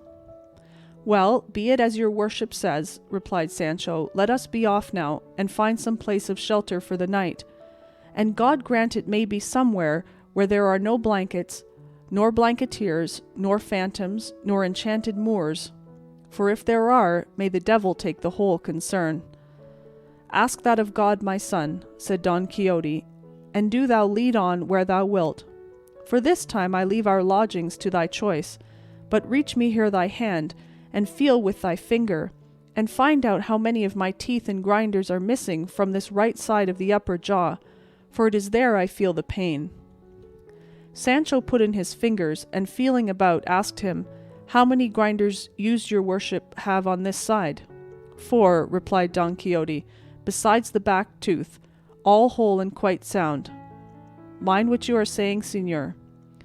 I say 4, if not 5, answered Don Quixote, for never in my life have I had tooth or grinder drawn, nor has any fallen out or been destroyed by any decay or rheum. Well then, said Sancho, in this lower side your worship has no more than 2 grinders and a half.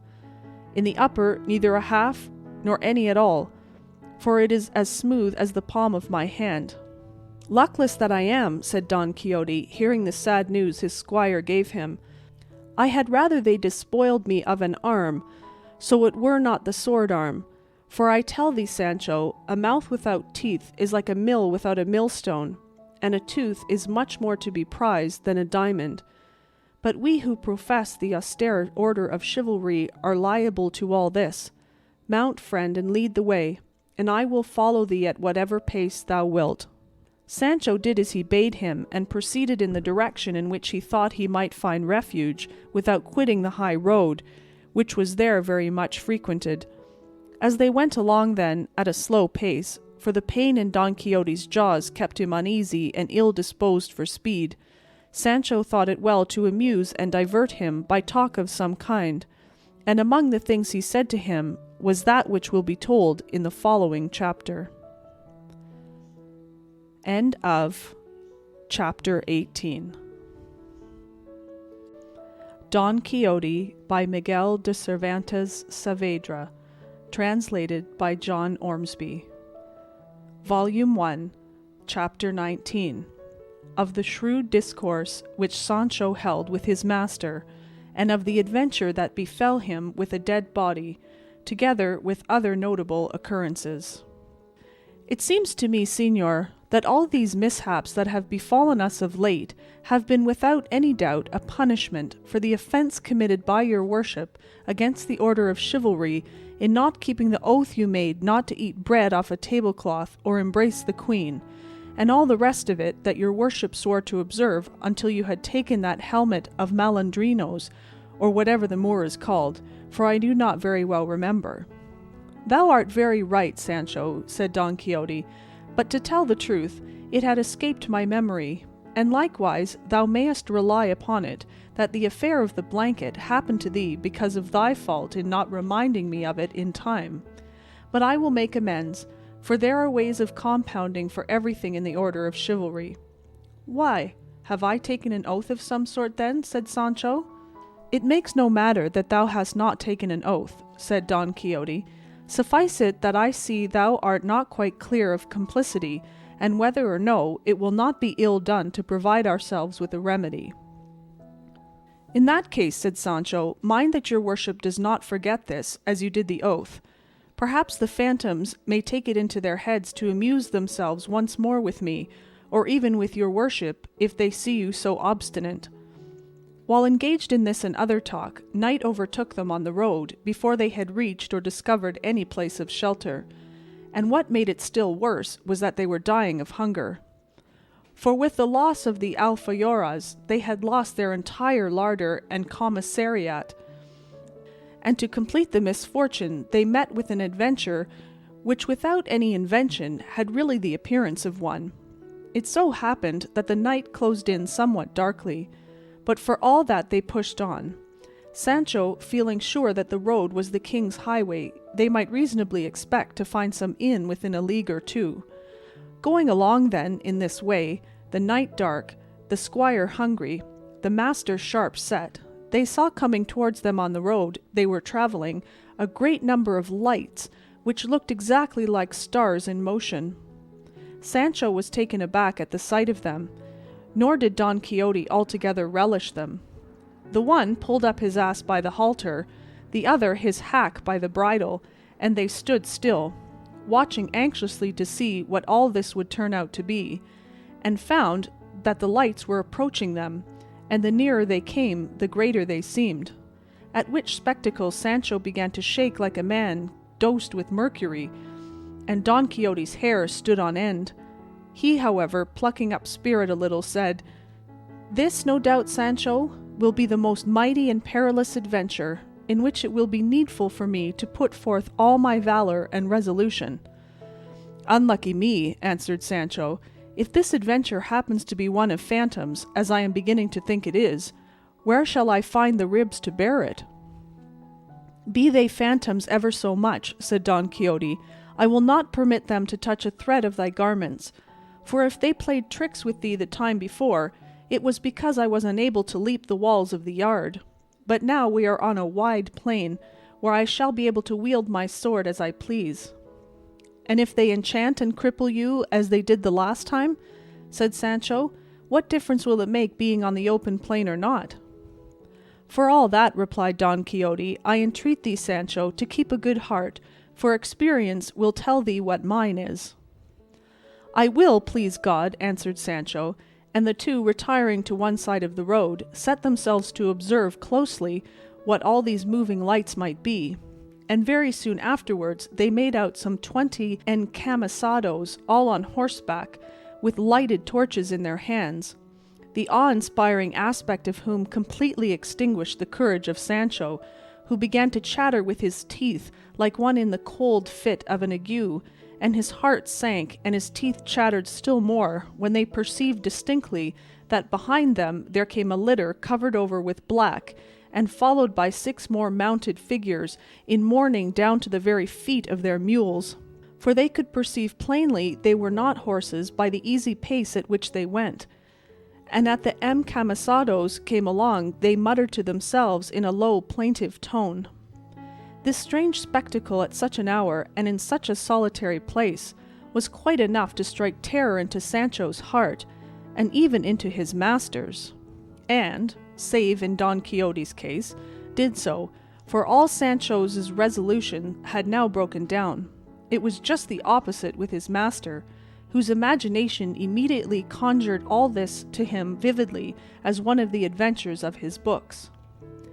He took it into his head that the litter was a bier on which was borne some sorely wounded or slain knight, to avenge whom was a task reserved for him alone, and without any further reasoning he laid his lance in rest, fixed himself firmly in his saddle, and with gallant spirit and bearing took up his position in the middle of the road, where the encamisados must of necessity pass, and as soon as he saw them near at hand, he raised his voice and said, "Halt, knights, or whosoever ye may be, and render me account of who ye are, whence ye come, where ye go, what is it ye carry upon that bier, for to judge by appearances, either ye have done something wrong, or some wrong has been done to you, and it is fitting and necessary that I should know, either that I may chastise you for the evil ye have done, or else that I may avenge you for the injury that has been inflicted upon you." "We are in haste," answered one of the encamisados, "and the inn is far off, and we cannot stop to render you such an account as you demand," and spurring his mule he moved on. Don Quixote was mightily provoked by this answer, and seizing the mule by the bridle he said, "Halt, and be more mannerly, and render an account of what I have asked of you, else take my defiance to combat, all of you." The mule was shy, and was so frightened at her bridle being seized, that rearing up she flung her rider to the ground over her haunches. An attendant who was on foot, seeing the encamisado fall, began to abuse Don Quixote, who now moved to anger, without any more ado, laying his lance in rest, charged one of the men in mourning, and brought him badly wounded to the ground. And as he wheeled around upon the others, the agility with which he attacked and routed them was a sight to see, for it seemed just as if wings had that instant grown upon Rocinante, so lightly and proudly did he bear himself. The encamisados were all timid folk and unarmed, so they speedily made their escape from the fray, and set off at a run across the plain with their lighted torches, looking exactly like maskers running on some gala or festive night. The mourners, too, enveloped and swathed in their skirts and gowns, were unable to bestir themselves, and so with entire safety to himself, Don Quixote belaboured them all and drove them off against their will, for they all thought it was no man but a devil from hell come to carry away the dead body they had in the litter. Sancho beheld all this in astonishment at the intrepidity of his lord, and said to himself, "Clearly this master of mine is as bold and valiant as he says he is." A burning torch lay on the ground near the first man whom the mule had thrown, by the light of which Don Quixote perceived him, and coming up to him he presented the point of his lance to his face, calling on him to yield himself prisoner, or else he would kill him, to which the prostrate man replied, "I am prisoner enough as it is. I cannot stir, for one of my legs is broken. I entreat you, if you be a Christian gentleman, not to kill me, which will be committing grave sacrilege, for I am a licentiate, and I hold first orders." "Then what the devil brought you here, being a churchman?" said Don Quixote. "What, señor?" said the other. "My bad luck." "Then still worse awaits you," said Don Quixote, "if you do not satisfy me as to all I asked you at first." "You shall be soon satisfied," said the licentiate. "You must know then that though just now I said I was a licentiate, I am only a bachelor, and my name is Alonso Lopez. I am a native of Alcobendas. I come from the city of Baeza with 11 others, priests the same who fled with the torches, and we are going to the city of Segovia, accompanying a dead body which is in that litter, and is that of a gentleman who died in Baeza, where he was interred. And now, as I said, we are taking his bones to their burial place, which is in Segovia, where he was born." "And who killed him?" asked Don Quixote. "God, by means of a malignant fever that took him," answered the bachelor. "In that case," said Don Quixote, "the Lord has relieved me of the task of avenging his death had any other slain him. But he who slew him, having slain him, there is nothing for it but to be silent and shrug one's shoulders. I should do the same were he to slay myself, and I would have your reverence know that I am a knight of La Mancha, Don Quixote by name, and it is my business and calling to roam the world, righting wrongs and redressing injuries."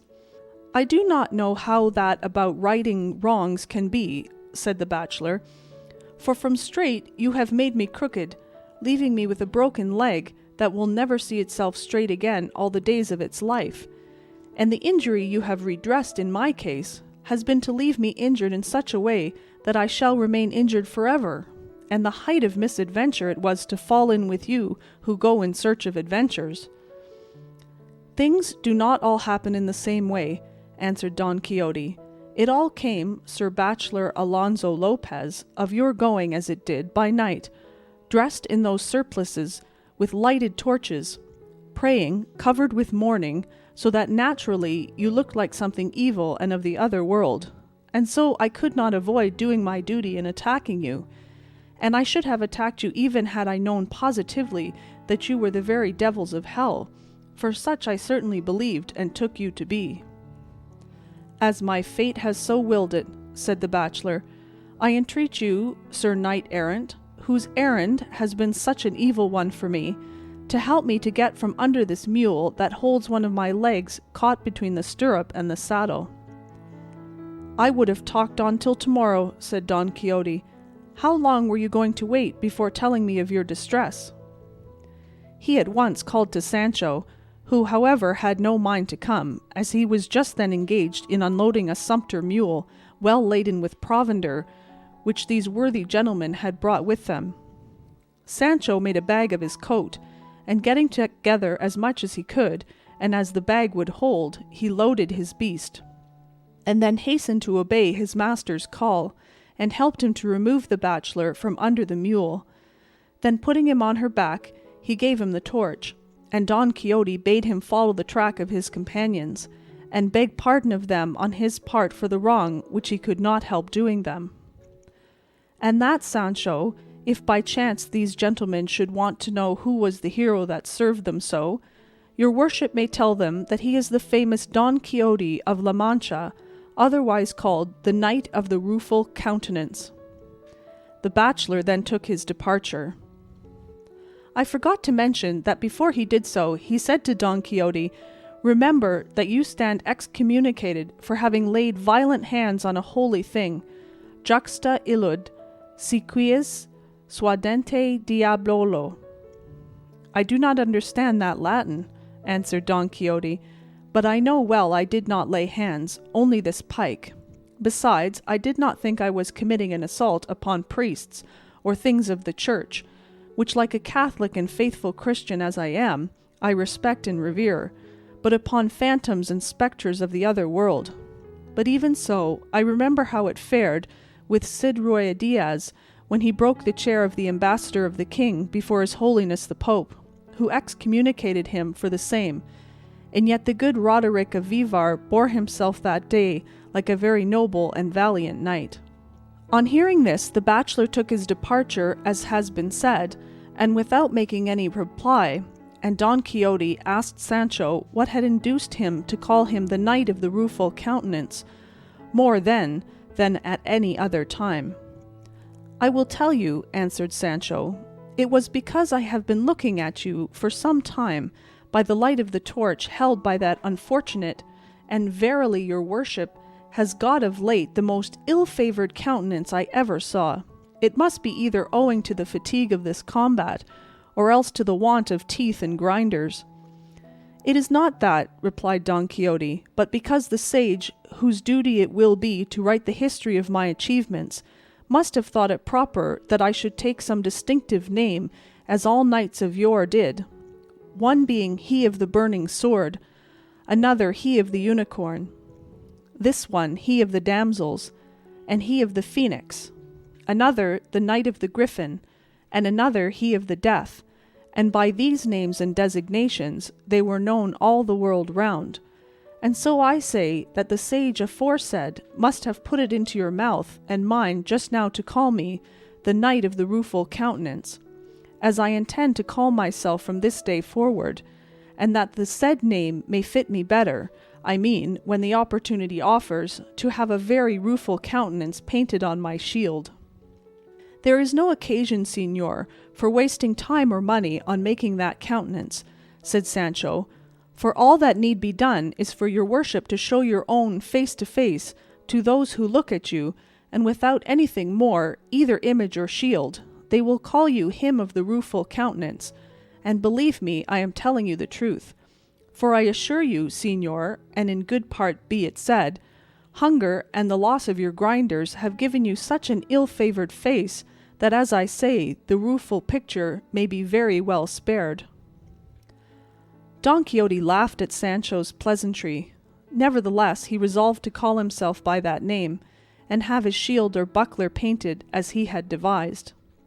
Don Quixote would have looked to see whether the body in the litter were bones or not, but Sancho would not have it, saying, "Señor, you have ended this perilous adventure more safely for yourself than any of those I have seen. Perhaps these people, though beaten and routed, may bethink themselves that it is a single man that has beaten them, and feeling sore and ashamed of it may take heart and come in search of us and give us trouble enough.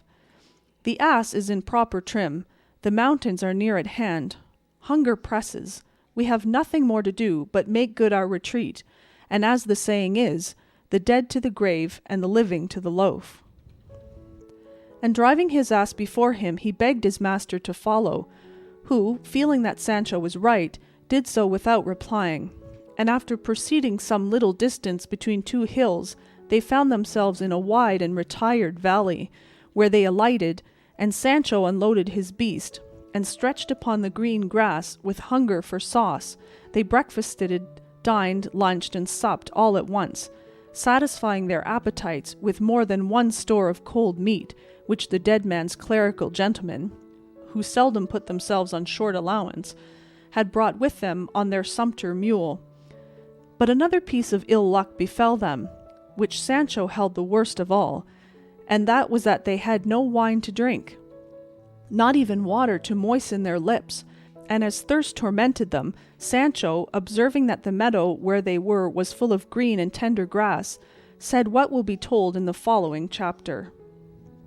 End of chapter 19. Don Quixote by Miguel de Cervantes Saavedra, translated by John Ormsby. Volume 1, Chapter 20, of the unexampled and unheard of adventure which was achieved by the valiant Don Quixote of La Mancha, with less peril than any ever achieved by any famous knight in the world. It cannot be, Señor, that this grass is a proof that there must be hard by some spring or brook to give it moisture, so it would be well to move a little farther on, that we may find some place where we may quench this terrible thirst that plagues us, which beyond a doubt is more distressing than hunger. The advice seemed good to Don Quixote, and he, leading Rocinante by the bridle and Sancho the ass by the halter, after he had packed away upon him the remains of the supper, they advanced the meadow feeling their way, for the darkness of the night made it impossible to see anything. But they had not gone 200 paces when a loud noise of water, as if falling from great rocks, struck their ears. The sound cheered them greatly, but halting to make out by listening from what quarter it came, they heard unseasonably another noise, which spoiled the satisfaction the sound of the water gave them, especially for Sancho, who was by nature timid and faint-hearted. They heard, I say, strokes falling with a measured beat, and a certain rattling of iron and chains that, together with the furious din of the water, would have struck terror into any heart but Don Quixote's. The night was, as has been said, dark, and they had happened to reach a spot in among some tall trees, whose leaves, stirred by a gentle breeze, made a low ominous sound, so that, what with the solitude, the place, the darkness, the noise of the water, and the rustling of the leaves, everything inspired awe and dread, more especially as they perceived that the strokes did not cease, nor the wind lull, nor morning approach, to all which might be added their ignorance as to where they were. But Don Quixote, supported by his intrepid heart, leaped on Rocinante, and bracing his buckler on his arm, brought his pike to the slope, and said, Friend Sancho, knowing that I, by heaven's will, have been born in this our iron age, to revive in it the age of gold, or the golden, as it is called, I am he for whom perils, mighty achievements, and valiant deeds are reserved. I am, I say again, he who is to revive the knights of the Round Table, the 12 of France, and the 9 worthies, and he who is to consign to oblivion the Platiers, the Tablants, the Oliviants, and the Tirantes, the Phoebuses, and the Bellianuses, with the whole herd of famous knight-errant of days gone by, performing in these in which I live such exploits, marvels, and feats of arms as shall obscure their brightest deeds. Thou dost mark well, faithful and trusty squire, the gloom of this night, its strange silence, the dull confused murmur of those trees, the awful sound of that water in quest of which we came, that seems as though it were precipitating and dashing itself down from the lofty mountains of the moon, and that incessant hammering that wounds and pains our ears, which things altogether and each of itself are enough to instill fear, dread, and dismay into the breast of Mars himself, much more into one not used to hazards and adventures of the kind. Well then, all this that I put before thee is but an incentive and stimulant to my spirit, making my heart burst in my bosom through eagerness to engage in this adventure. arduous as it promises to be. Therefore, tighten Rocinante's girths a little, and God be with thee. Wait for me here 3 days, and no more. And if in that time I come not back, thou canst return to our village, and thence to do me a favour and a service. Thou wilt go to El Toboso, where thou shalt say to my incomparable lady Dulcinea, that her captive knight hath died in attempting things that might make him worthy of being called hers. When Sancho heard his master's words, he began to weep in the most pathetic way, saying, Señor, I know not why your worship wants to attempt this so dreadful adventure. It is night now, no one sees us here. We can easily turn about and take ourselves out of danger, even if we don't drink for 3 days to come. And as there is no one to see us, all the less will there be anyone to set us down as cowards. Besides, I have many a time heard the curate of our village, whom your worship knows well, preach that he who seeks danger perishes in it. So it is not right to tempt God by trying so tremendous a feat, from which there can be no escape, save by a miracle. And heaven has performed enough of them for your worship in delivering you from being blanketed, as I was, and bringing you out victorious and safe and sound from among all those enemies that were with the dead man. And if all this does not move or soften that hard heart, let this thought and reflection move it, that you have hardly quitted this spot, when from pure fear I shall yield my soul up to anyone that will take it. I left home and wife and children to come and serve your worship, trusting to do better and not worse.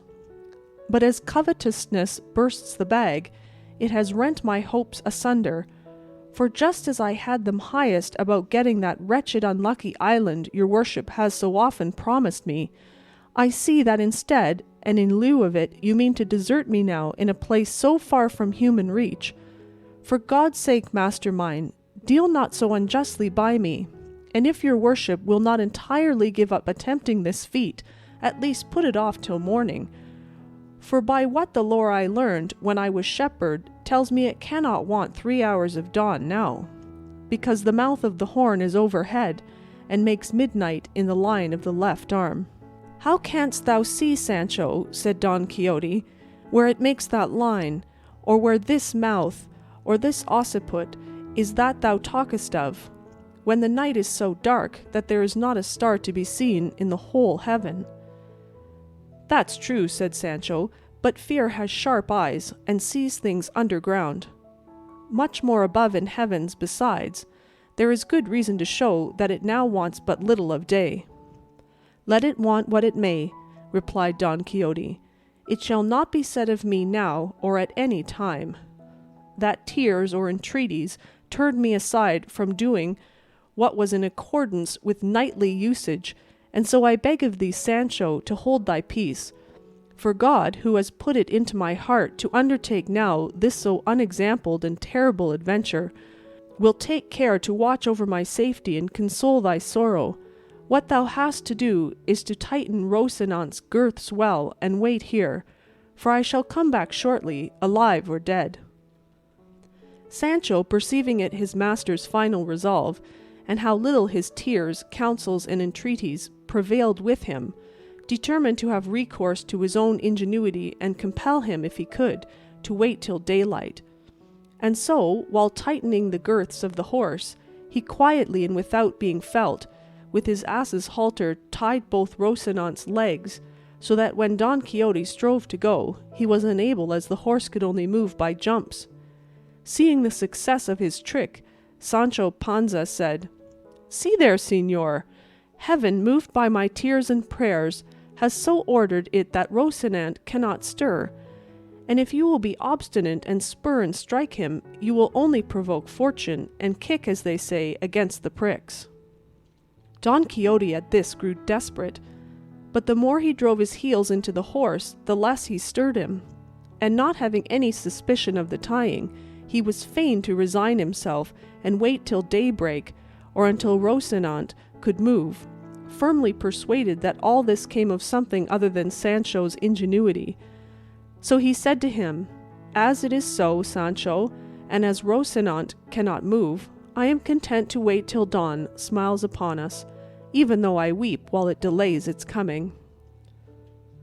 "There is no need to weep," answered Sancho, "for I will amuse your worship by telling stories from this till daylight, unless indeed you like to dismount and lie down to sleep a little on the green grass, after the fashion of knights errant, so as to be fresher when day comes, and the moment arrives for attempting this extraordinary adventure you are looking forward to."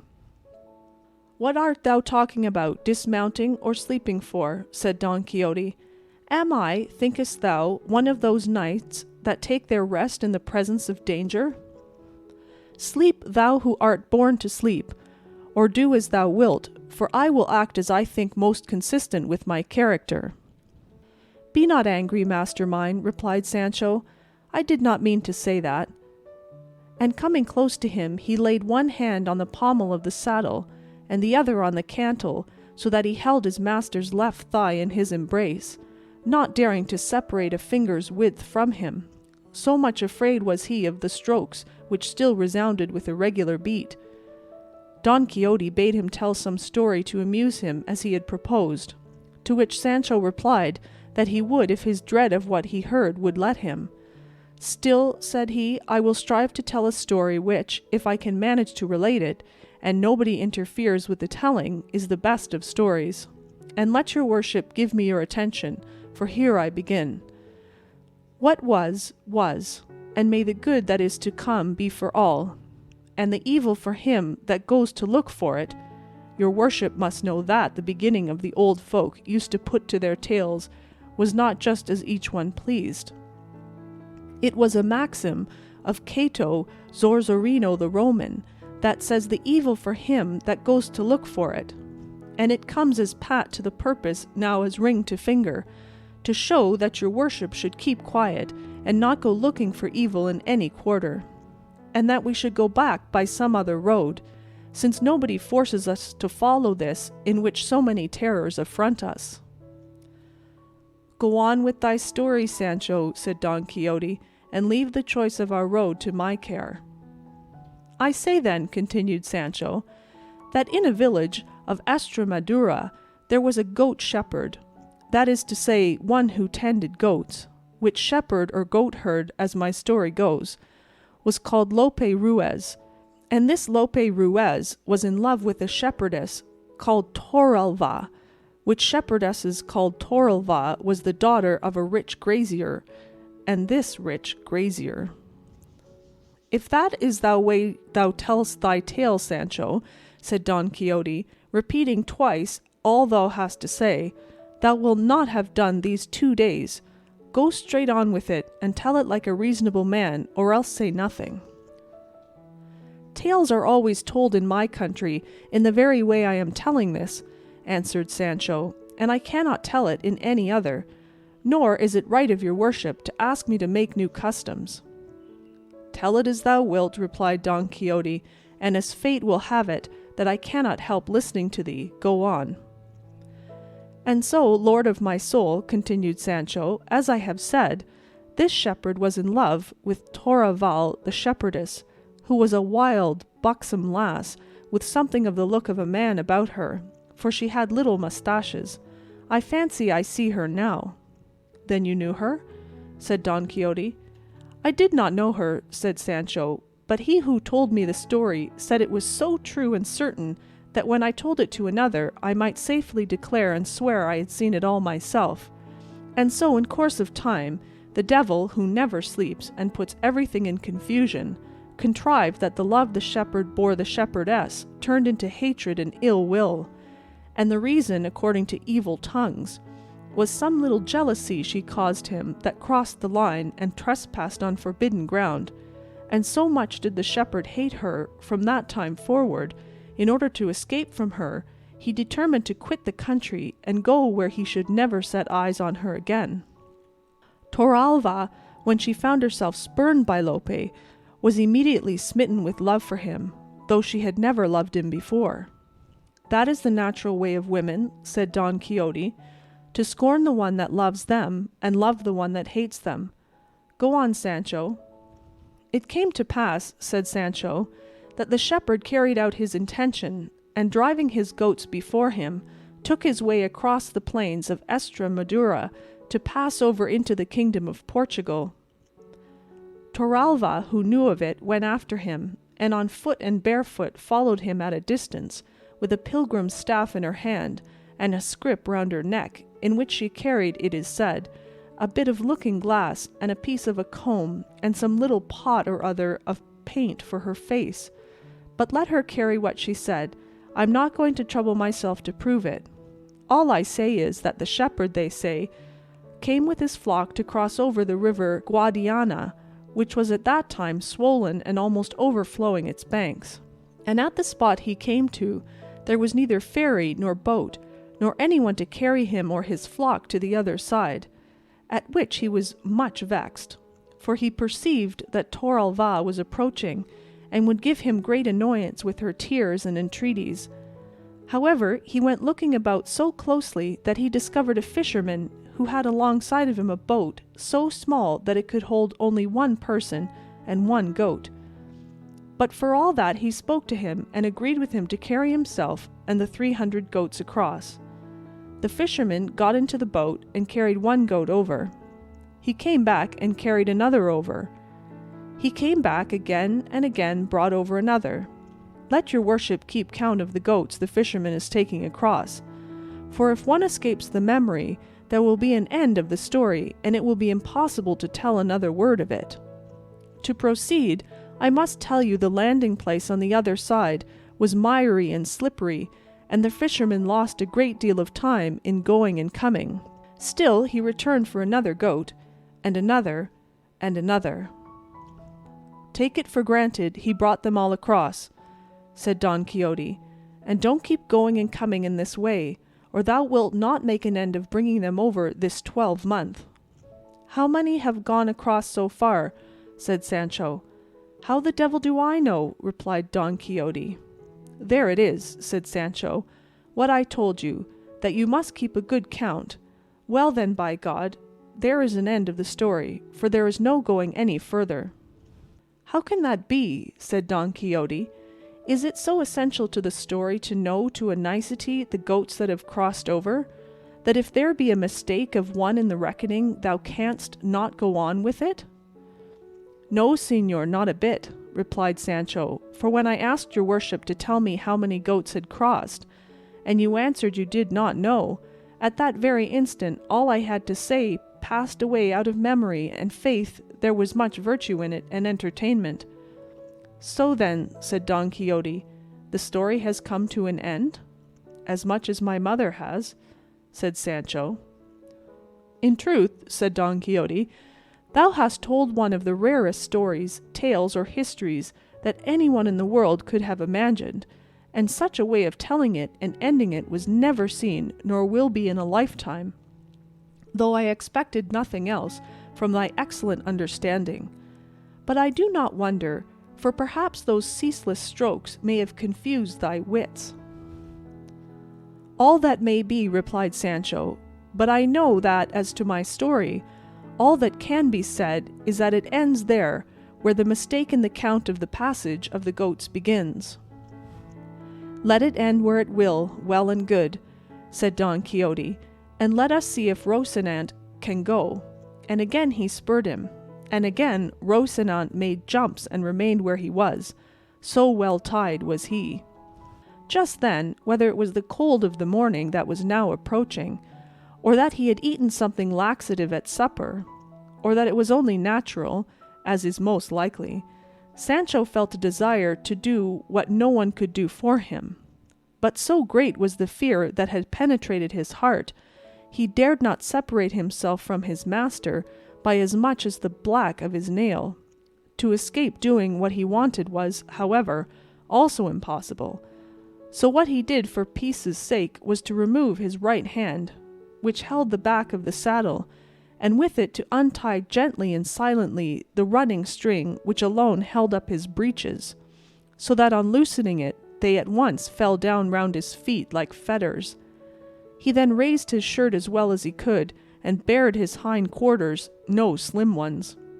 But, this accomplished, which he fancied was all he had to do to get out of this terrible strait and embarrassment, another still greater difficulty presented itself, for it seemed to him impossible to relieve himself without making some noise, and he ground his teeth and squeezed his shoulders together, holding his breath as much as he could, and in spite of his precautions, he was unlucky enough after all to make a little noise, very different from that which was causing him so much fear.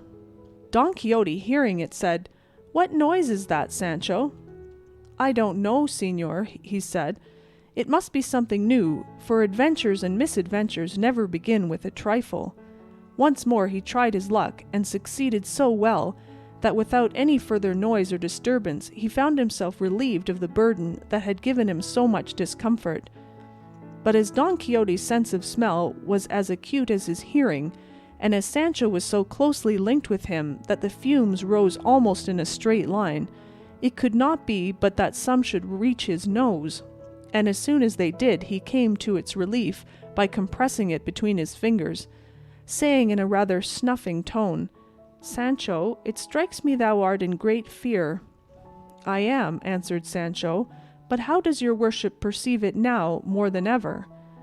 "Because just now thou smellst stronger than ever, and not of ambergris," answered Don Quixote. "Very likely," said Sancho, "but that's not my fault, but your worship's, for leading me about at unseasonable hours and at such unwonted paces."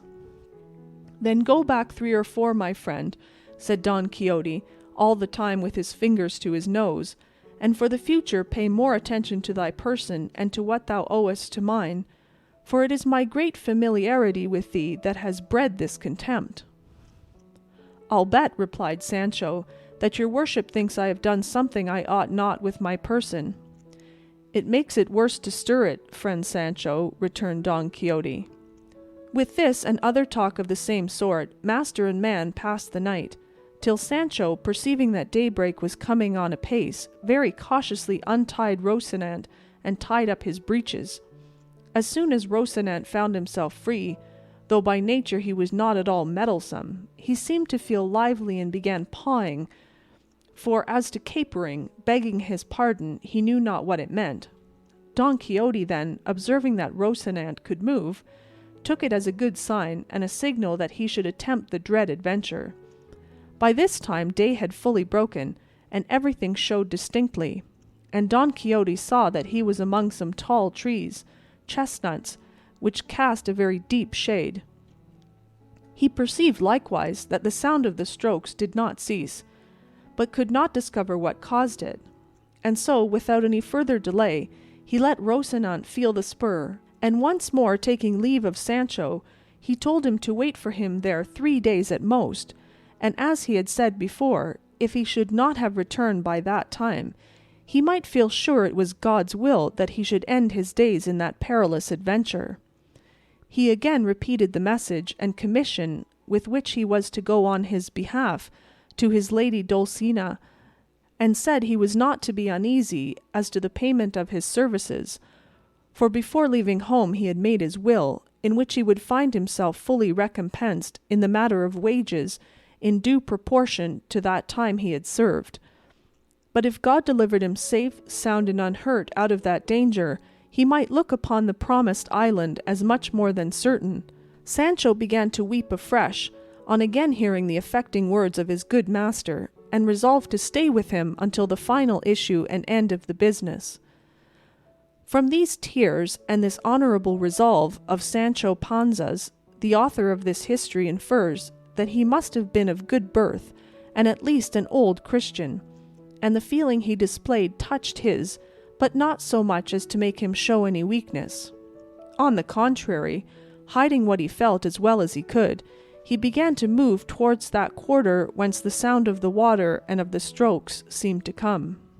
Sancho followed him on foot, leading by the halter, as his custom was, his ass, his constant comrade in prosperity or adversity, and advancing some distance through the shady chestnut trees, they came upon a little meadow at the foot of some high rocks, down which a mighty rush of water flung itself.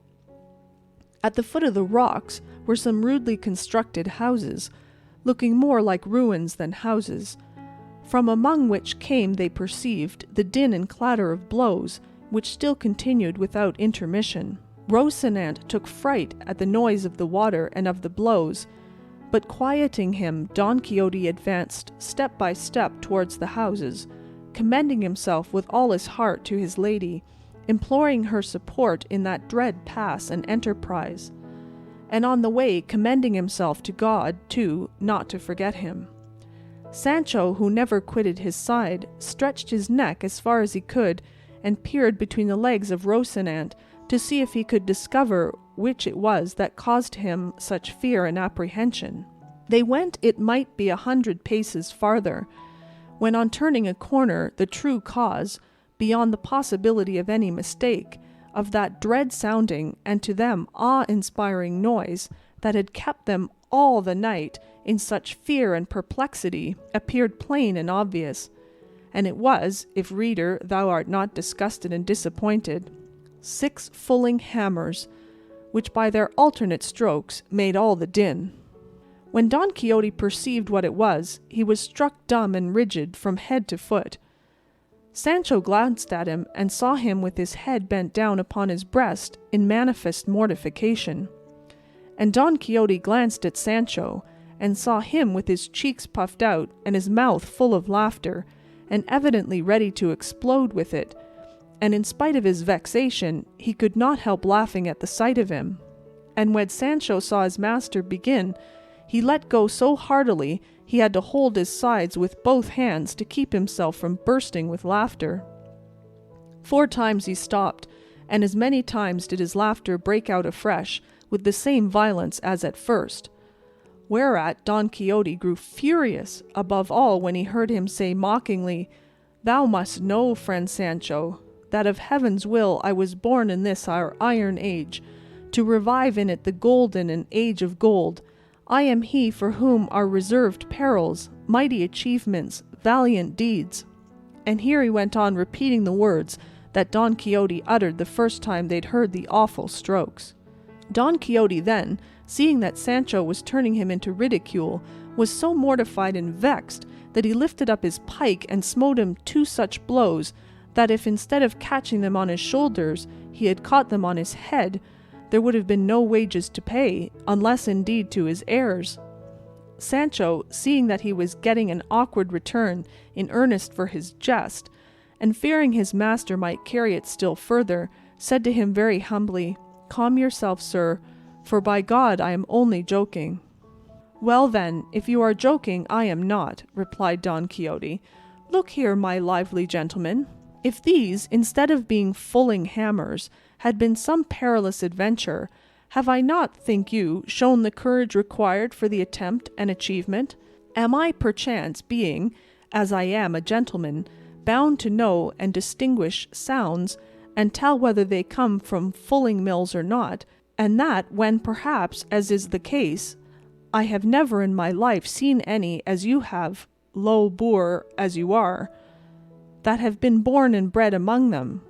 But turn me these 6 hammers into 6 giants, and bring them to beard me, one by one or all together, and if I do not knock them head over heels, then make what mockery you like of me." "No more of that, señor," returned Sancho. "I own I went a little too far with the joke. But tell me, your worship, now that peace is made between us, and may God bring you out of all the adventures that may befall you as safe and sound as he has brought you out of this one, was it not a thing to laugh at? And is it not a good story, the great fear we were in?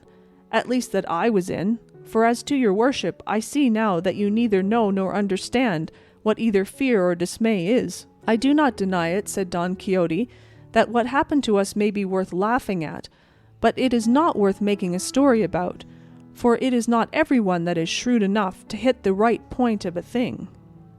"At any rate," said Sancho, "your worship knew how to hit the right point with your pike, aiming at my head and hitting me on the shoulders, thanks be to God and my own smartness in dodging it. But let that pass. All will come out in the scouring, for I have heard say, he loves thee well that makes thee weep, and moreover, that it is the way with great lords, after any hard words, they give a servant to give him a pair of breeches, though I do not know what they give after blows, unless it be that knights errant after blows give islands, or kingdoms on the mainland. It may be on the dice, said Don Quixote, that all thou sayest will come true. Overlook the past, for thou art shrewd enough to know that our first movements are not in our own control. And one thing for the future bear in mind, that thou curb and restrain thy loquacity in my company, for in all the books of chivalry that I have read, and they are innumerable, I never met a squire who talked so much to his lord as thou dost to thine, and in fact I feel it to be a great fault of thine and of mine. Of thine, that thou hast so little respect for me, of mine, that I do not make myself more respected. There was Gandalin, the squire of Amadis of Gaul, that was count of the Insula Firme, and we read of him that he always addressed his lord with his cap in his hand, his head bowed down and his body bent double, mortu quesco. And then, what shall we say to Gazabal, the squire of Galaor, who was so silent that in order to indicate to us the greatness of his marvellous taciturnity, his name is only once mentioned in the whole of that history, as long as it is truthful. From all I have said, thou wilt gather, Sancho, that there must be a difference between master and man, between lord and lackey, between knight and squire, so that from this day forward, in our intercourse we must observe more respect, and take less liberties, for in whatever way I may be provoked with you, it will be bad for the picture. The favours and benefits that I have promised you will come in due time, and if they do not, your wages at least will not be lost, as I have already told you. All that your worship says is very well, said Sancho, but I should like to know, in case the time of favours should not come, and it might be necessary to fall back upon wages, how much did the squire of a knight-errant get in those days, and did they agree by the month, or by the day like bricklayers? I do not believe, replied Don Quixote, that such squires were ever on wages, but were dependent on favour. And if I have now mentioned thine in the sealed will I have left at home, it was with a view to what may happen, for as yet I know not how chivalry will turn out in these wretched times of ours, and I do not wish my soul to suffer for trifles in the other world. For I would have thee know, Sancho, that in this there is no condition more hazardous than that of adventurers. That is true, said Sancho, since the mere noise of the hammers of a fulling mill can disturb and disquiet the heart of such a valiant errant adventurer as your worship. But you may be sure I will not open my lips henceforward to make light of anything of your worships, but only to honour you as my master and natural lord. By so doing, replied Don Quixote, shalt thou live long on the face of the earth, for next to parents, masters are to be respected as though they were parents. End of Chapter 20. Recording by Marion Brown, Toronto, Canada. Don Quixote by Miguel de Cervantes Saavedra. Translated by John Ormsby. Volume 1, Chapter 21, which treats of the exalted adventure and rich prize of Mambrino's helmet, together with other things that happened to our invincible knight. It now began to rain a little, and Sancho was for going into the fueling mills, but Don Quixote had taken such an abhorrence to them on account of the late joke, that he would not enter them on any account. So turning aside to right, they came before another road, different from that which they had taken the night before. Shortly afterwards Don Quixote perceived a man on horseback, who wore on his head something that shone like gold, and the moment he saw him, he turned to Sancho and said, I think, Sancho, there is no proverb that is not true, all being maxims drawn from experience itself, the mother of all the sciences, especially that one that says, where one door shuts, another opens. I say so because if last night fortune shut the door of the adventure we were looking for against us, cheating us with the fulling mills, It now opens wide another one for another better and more certain adventure. And if I do not contrive to enter it, it will be my own fault, and I cannot lay it to my ignorance of fulling mills, or the darkness of the night. I say this because if I mistake not, there comes toward us one who wears on his head the helmet of Mambrino, concerning which I took the oath thou rememberest. Mind what you say, your worship, and still more what you do, said Sancho, for I don't want any more fulling mills to finish off fulling and knocking our senses out. The devil take thee, man, said Don Quixote. What has a helmet to do with fulling mills? I don't know, replied Sancho, but faith, if I might speak as I used, perhaps I could give such reasons that your worship would see you were mistaken in what you say. How can I be mistaken in what I say, unbelieving traitor? Returned Don Quixote. Tell me, seest thou not yonder knight coming towards us on a dappled grey steed, who has upon his head a helmet of gold? What I see and make out, answered Sancho, is only a man on a grey ass like my own, who has something that shines on his head. Well, that is the helmet of Mambrino, said Don Quixote. Stand to one side, and leave me alone with him. Thou shalt see how, without saying a word, to save time, I shall bring this adventure to an issue, and possess myself of the helmet I have so longed for. I will take care to stand aside, said Sancho, but God grant, I say once more, that it may be marjoram and not fulling mills. I have told thee, brother, on no account to mention those fulling mills to me again, said Don Quixote, or I vow, and I say no more, I'll full the soul out of you. Sancho held his peace in dread lest his master should carry out the vow he had hurled like a bowl at him. The fact of the matter as regards the helmet, steed, and knight that Don Quixote saw was this. In that neighbourhood there were 2 villages, one of them so small that it had neither apothecary's shop nor barber, which the other that was close to it had. So the barber of the larger served the smaller, and in it there was a sick man who required to be bled, and another man who wanted to be shaved, and on this errand the barber was going, carrying with him a brass basin, which as luck would have it, as he was on the way it began to rain, and not to spoil his hat, which probably was a new one, he put the basin on his head, and being clean it glittered at half a league's distance.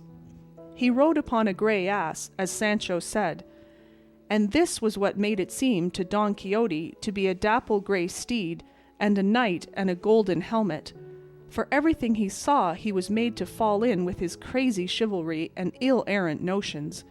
And when he saw the poor knight draw near, without entering into any parley with him, at Rocinante's top speed he bore down upon him with the pike pointed low, fully determined to run him through and through, and as he reached him, without checking the fury of his charge, he cried to him, Defend thyself, miserable being, or yield me of thine own accord that which is so reasonably my due. The barber, who without any expectation or apprehension of it, saw this apparition coming down upon him, had no other way of saving himself from the stroke of the lance but to let himself fall off his ass, and no sooner had he touched the ground than he sprang up more nimbly than a deer, and sped away across the plain faster than the wind. He left the basin on the ground, with which Don Quixote contented himself, saying that the pagan had shown his discretion and imitated the beaver, which finding itself pressed by the hunters bites and cuts off with its teeth that for which, by its natural instinct, it knows it is pursued. He told Sancho to pick up the helmet, and he, taking it in his hand, said, By God, the basin is a good one, and worth a reel of 8 if it is worth a maravedis, and handed it to his master, who immediately put it on his head, turning it round, now this way, now that, in search of fitment, and not finding it, he said, Clearly the pagan to whose measure this famous headpiece was first forged must have had a very large head, but the worst of it is half of it is wanting. When Sancho heard him call the basin a headpiece, he was unable to restrain his laughter, but remembering his master's wrath, he checked himself in the midst of it. "What art thou laughing at, Sancho?" said Don Quixote. "I am laughing," said he, "to think of the great head the pagan must have had who owned this helmet, for it looks exactly like a regular barber's basin." "Dost thou know what I suspect, Sancho?" said Don Quixote, "that this wonderful piece of this enchanted helmet must be by some strange accident have come into the hands of someone who was unable to recognize or realize its value, and who, not knowing what he did, and seeing it to be of the purest gold, must have melted down one half for the sake of what it might be worth, and of the other made this which is like a barber's basin, as thou sayest. But be it as it may, to me who recognize it, its transformation makes no difference, for I will set it to rights at the first village where there is a blacksmith, and in such style that that helmet the god of smithies forged for the god of battles shall not surpass it, or even come up to it. And in the meantime I will wear it as well as I can, for something is better than nothing, all the more as it will be quite enough to protect me from any chance blow of a stone." "That is," said Sancho, "if it is not shot with a sling, as they were in the battle of the two armies, when they signed the cross on your worshippers' grinders, and smashed the flask with that blessed draught that made me vomit my bowels up." "It does not grieve me much to have lost it," said Don Quixote, "for thou knowest, Sancho, that I have the receipt in my memory." "So have I," answered Sancho, "but if ever I make it, or try it again as long as I live, may this be my last hour. Moreover, I have no intention of putting myself in the way of wanting it, for I mean with all my 5 senses to keep myself from being wounded, or from wounding anyone. As to being blanketed again, I say nothing, for it is hard to prevent mishaps of that sort, and if they come there is nothing for it but to squeeze our shoulders together, hold our breath, shut our eyes, and let ourselves go where luck and the blanket may send us." "Thou art a bad Christian, Sancho," said Don Quixote on hearing this, "for once an injury has been done thee, thou never forgettest it. But know that it is the part of noble and generous hearts not to attach importance to trifles. What lame leg hast thou got by it? What broken rib? What cracked head, that thou canst not forget that jest? For jest and sport it was, properly regarded, and had I not seen it in that light, I would have returned and done more mischief in revenging thee than the Greeks did for the rape of Helen, who if she were alive now, or if my Dulcinea had lived then, might depend upon it she would not be so famous for her beauty as she is." And here he heaved a sigh and sent it aloft, and said Sancho, "Let it pass for a jest, as it cannot be revenged in earnest. But I know what sort of jest and earnest it was, and I know it will never be rubbed out of my memory any more than off my shoulders. But putting that aside, will your worship tell me what are we to do with this dapple grey steed that looks like a grey ass, which that Martino that your worship overthrew has left deserted here? For from the way he took to his heels and bolted, he is not likely ever to come back for it, and by my beard but the grey is a good one." "I have never been in the habit," said Don Quixote, "of taking spoil of those whom I vanquish, nor is it the practice of chivalry to take away their horses and leave them to go on foot, unless indeed it be that the victor have lost his own in the combat, in which case it is lawful to take that of the vanquished as a thing won in lawful war. Therefore, Sancho, leave this horse or ass, or whatever thou wilt have it to be, for when its owner sees us gone, hence he will come back for it." "God knows I should like to take it," returned Sancho, "or at least to change it for my own, which does not seem to me as good a one. Verily the laws of chivalry are strict, since they cannot be stretched to let one ass be changed for another. I should like to know if I might at least change trappings." "On that head I am not quite certain," answered Don Quixote, "and the matter being doubtful, pending better information, I say thou mayest change them, if so be thou hast urgent need of them." "So urgent is it," answered Sancho, that if they were for my own person, I could not want them more. And forthwith, fortified by this license, he effected the mutatio caparum, rigging out his beast in the 99s, and making quite another thing of it. This done, they broke their fast on the remains of the spoils of war, plundered from the sumpter mule, and drank of the brook that flowed from the fulling mills, without casting a look in that direction. In such loathing did they hold them for the alarm they had caused them, and all anger and gloom removed, they mounted, and without taking any fixed road, not to fix upon any being the proper thing for true knights errant, they set out, guided by Rocinante's will, which carried along with it that of his master, not to say that of the ass, which always followed him wherever he led, lovingly and sociably. Nevertheless, they returned to the high road, and pursued it at a venture without any other aim. As they went along then in this way, Sancho said to his master, Señor, would your worship give me leave to speak a little to you? For since you laid that hard injunction of silence on me, several things have gone to rot in my stomach, and I have now just one on the tip of my tongue that I don't want to be spoiled. Say on, Sancho, said Don Quixote, and be brief in thy discourse, for there is no pleasure in one that is long. Well then, señor, returned Sancho, I say that for some days past I have been considering how little is got or gained by going in search of these adventures that your worship seeks in these wilds and crossroads, where even if the most perilous are victoriously achieved, there is no one to see or know of them, and so they must be left untold forever, to the loss of your worship's object, and the credit they deserve.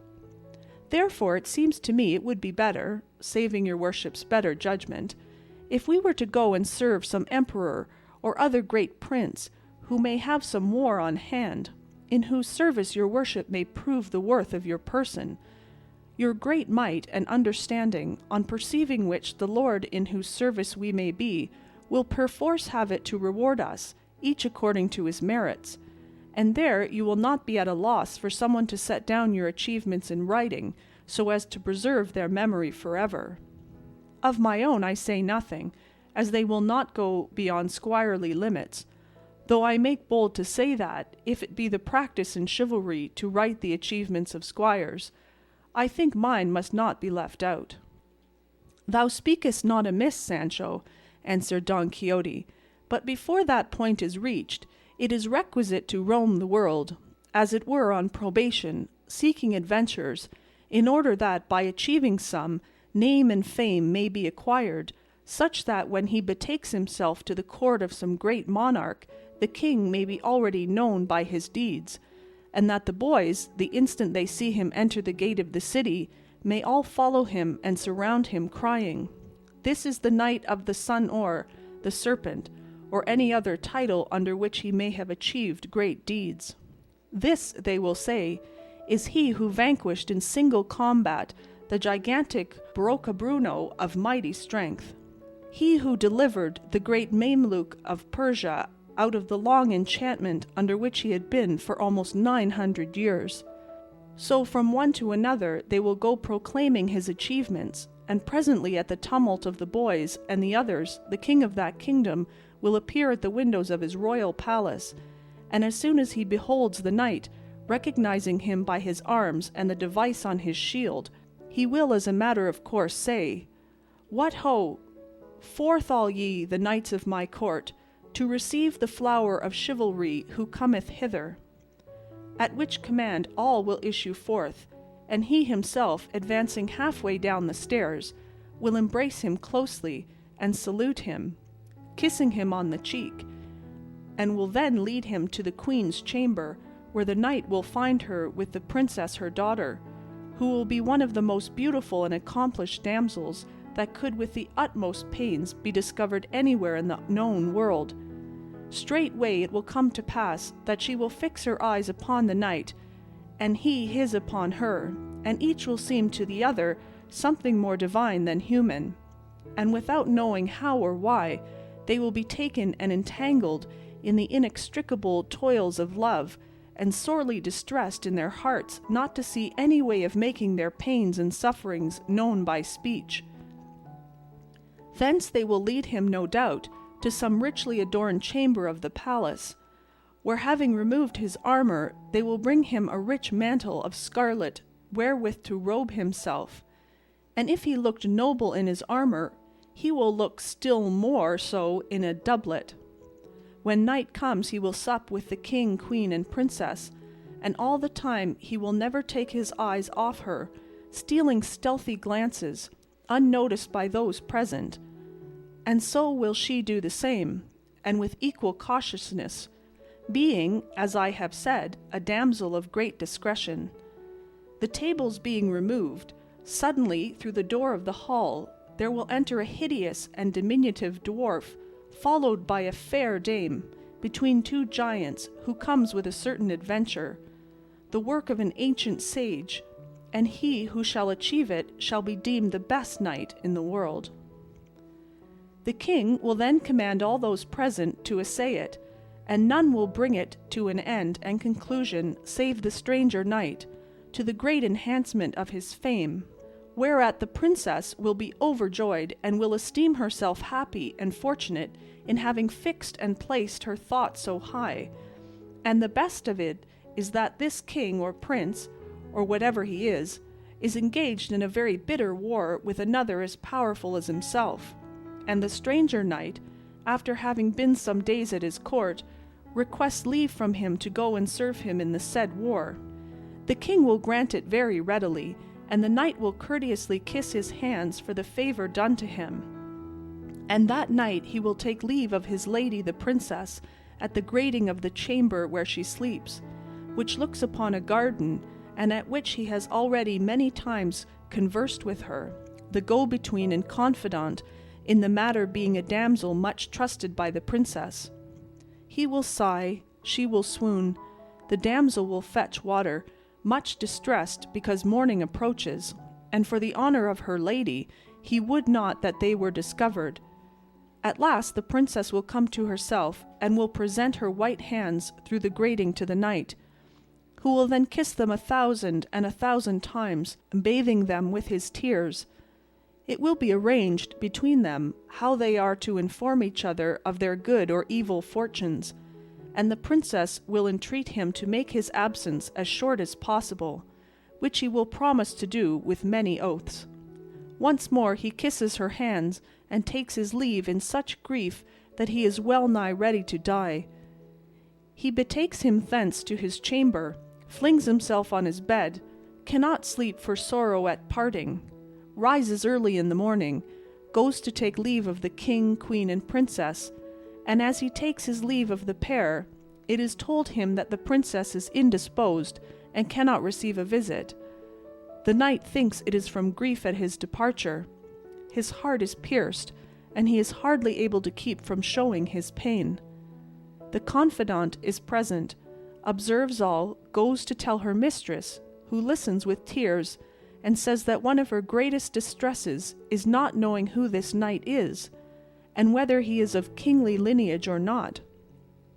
The damsel assures her that so much courtesy, gentleness, and gallantry of bearing as her knight possesses could not exist in any save one who was royal and illustrious. Her anxiety is thus relieved, and she strives to be of good cheer, lest she should excite suspicion in her parents, and at the end of 2 days she appears in public. Meanwhile the knight has taken his departure. He fights in the war, conquers the king's enemy, wins many cities, triumphs in many battles, returns to the court, sees his lady where he was wont to see her, and it is agreed that he shall demand her in marriage of her parents as the reward of his services. The king is unwilling to give her, as he knows not who he is. But nevertheless, whether carried off or in whatever other way it may be, the princess comes to be his bride, and her father comes to regard it as very good fortune. For it so happens that this knight is proved to be the son of a valiant king of some kingdom, I know not what, for I fancy it is not likely to be on the map. The father dies, the princess inherits, and in 2 words the knight becomes king. and here comes in at once the bestowal of rewards upon his squire, and all who have aided him in rising to so exalted a rank. He marries his squire to a damsel of the princesses, who will be, no doubt, the one who is confident in their armour, and is daughter of a very great duke. That's what I want, and no mistake about it, said Sancho. That's what I'm waiting for. For all this, word for word, is in store for your worship under the title of the Knight of the Rueful Countenance. Thou needst not doubt it, Sancho, replied Don Quixote, for in the same manner, and by the same steps as I have described here, knights errant rise, and have risen to be kings and emperors. All we want now is to find out what king, Christian or pagan, is at war, and has a beautiful daughter, and there will be time enough to think of that, for as I have told thee, fame must be won in other quarters before repairing to the court. There is another thing, too, that is wanting, for supposing we find a king who is at war and has a beautiful daughter, and that I have won incredible fame throughout the universe, I know not how it can be made out that I am of royal lineage, or even second cousin to an emperor. For the king will not be willing to give me his daughter in marriage, unless he is first thoroughly satisfied on this point, however much my famous deeds may deserve it, so that by this deficiency I fear I shall lose what my arm has fairly earned. True, it is I am a student of known house, of estate and property, and entitled to the 500 sueldos mulcted. It may be that the sage who shall write my history will so clear up my ancestry and pedigree that I may find myself 5th or 6th in descent from a king. For I would have thee know, Sancho, that there are 2 kinds of lineages in the world. Some there be tracing and deriving their descent from kings and princes, whom time has reduced little by little until they end in a point like a pyramid upside down, and others who spring from the common herd and go on rising step by step until they come to be great lords, so that the difference is that the one were what they no longer are, and the others are what they formerly were not. And I may be of such that after investigation my origin may prove great and famous, with which the king, my father-in-law that is to be, ought to be satisfied. And should he not be, the princess will so love me that even though she well knew me to be the son of a water-carrier, she will take me for her lord and husband in spite of her father. If not, then it comes to seizing her and carrying her off where I please, for time or death will put an end to the wrath of her parents. It comes to this too, said Sancho, what some naughty people say, never ask as a favour what thou canst take by force, though it would be fit better to say, a clear escape is better than good men's prayers. I say so because if my lord the king, your worship's father-in-law, will not condescend to give you my lady the princess, there is nothing for it but, as your worship says, to seize her and transport her. But the mischief is that until peace is made, and you come into the peaceful enjoyment of your kingdom, the poor squire is famishing as far as rewards go, unless it be that the confidant damsel that is to be his wife comes with the princess, and that with her he tides over his bad luck until heaven otherwise orders things, for his master, I suppose, may as well give her to him at once for a lawful wife. Nobody can object to that, said Don Quixote. Then since that may be, said Sancho, there is nothing for it but to commend ourselves to God, and let fortune take what course it will. God guide it according to my wishes and thy wants, said Don Quixote, and mean be he who thinks himself mean. In God's name let him be so, said Sancho. I am an old Christian, and to fit me for account that's enough. And more than enough for thee, said Don Quixote, and even wert thou not, it would make no difference, because I, being the king, can easily give thee nobility without purchase or service rendered by thee, for when I make thee account, then thou art at once a gentleman, and they may say what they will, but by my faith they will have to call thee your lordship, whether they like it or not. Not a doubt of it, and all know how to support the tittle, said Sancho. Title thou shouldst say, not tittle, said the master. So be it, answered Sancho. I say I will know how to behave, for once in my life I was beadle of a brotherhood, and the beadle's gown sat so well on me that all said I looked as if I were to be steward of the same brotherhood. What will it be then when I put a duke's robe on my back, or dress myself in gold and pearls like a count? I believe they'll come 100 leagues to see me. Thou wilt look well, said Don Quixote, but thou must shave thy beard often, for thou hast it so thick and rough and unkempt, that if thou dost not shave it every second day at least, they will see what thou art at the distance of a musket shot. What more will it be, said Sancho, than having a barber, and keeping him at wages in the house? Even if it be necessary, I will make him go behind me like a nobleman's equerry. Why, how dost thou know that noblemen have equerries behind them? Asked Don Quixote. I will tell you, answered Sancho. Years ago I was for a month at the capital, and there I saw taking the air a very small gentleman, who they said was a very great man, and a man following him on horseback in every turn he took, just as if he was his tail. I asked why this man did not join the other man, instead of always going behind him. They answered me that he was his equerry, and that it was the custom with nobles to have such persons behind them, and ever since then I know it, for I have never forgotten it.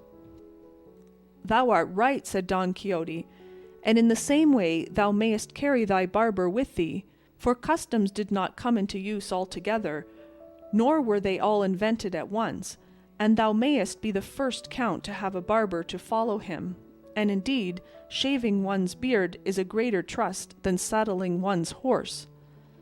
Let the barber business be my lookout, said Sancho, and your worships be it to strive to become a king and make me a count. So it shall be, answered Don Quixote, and raising his eyes he saw what will be told in the following chapter. End of chapter 21.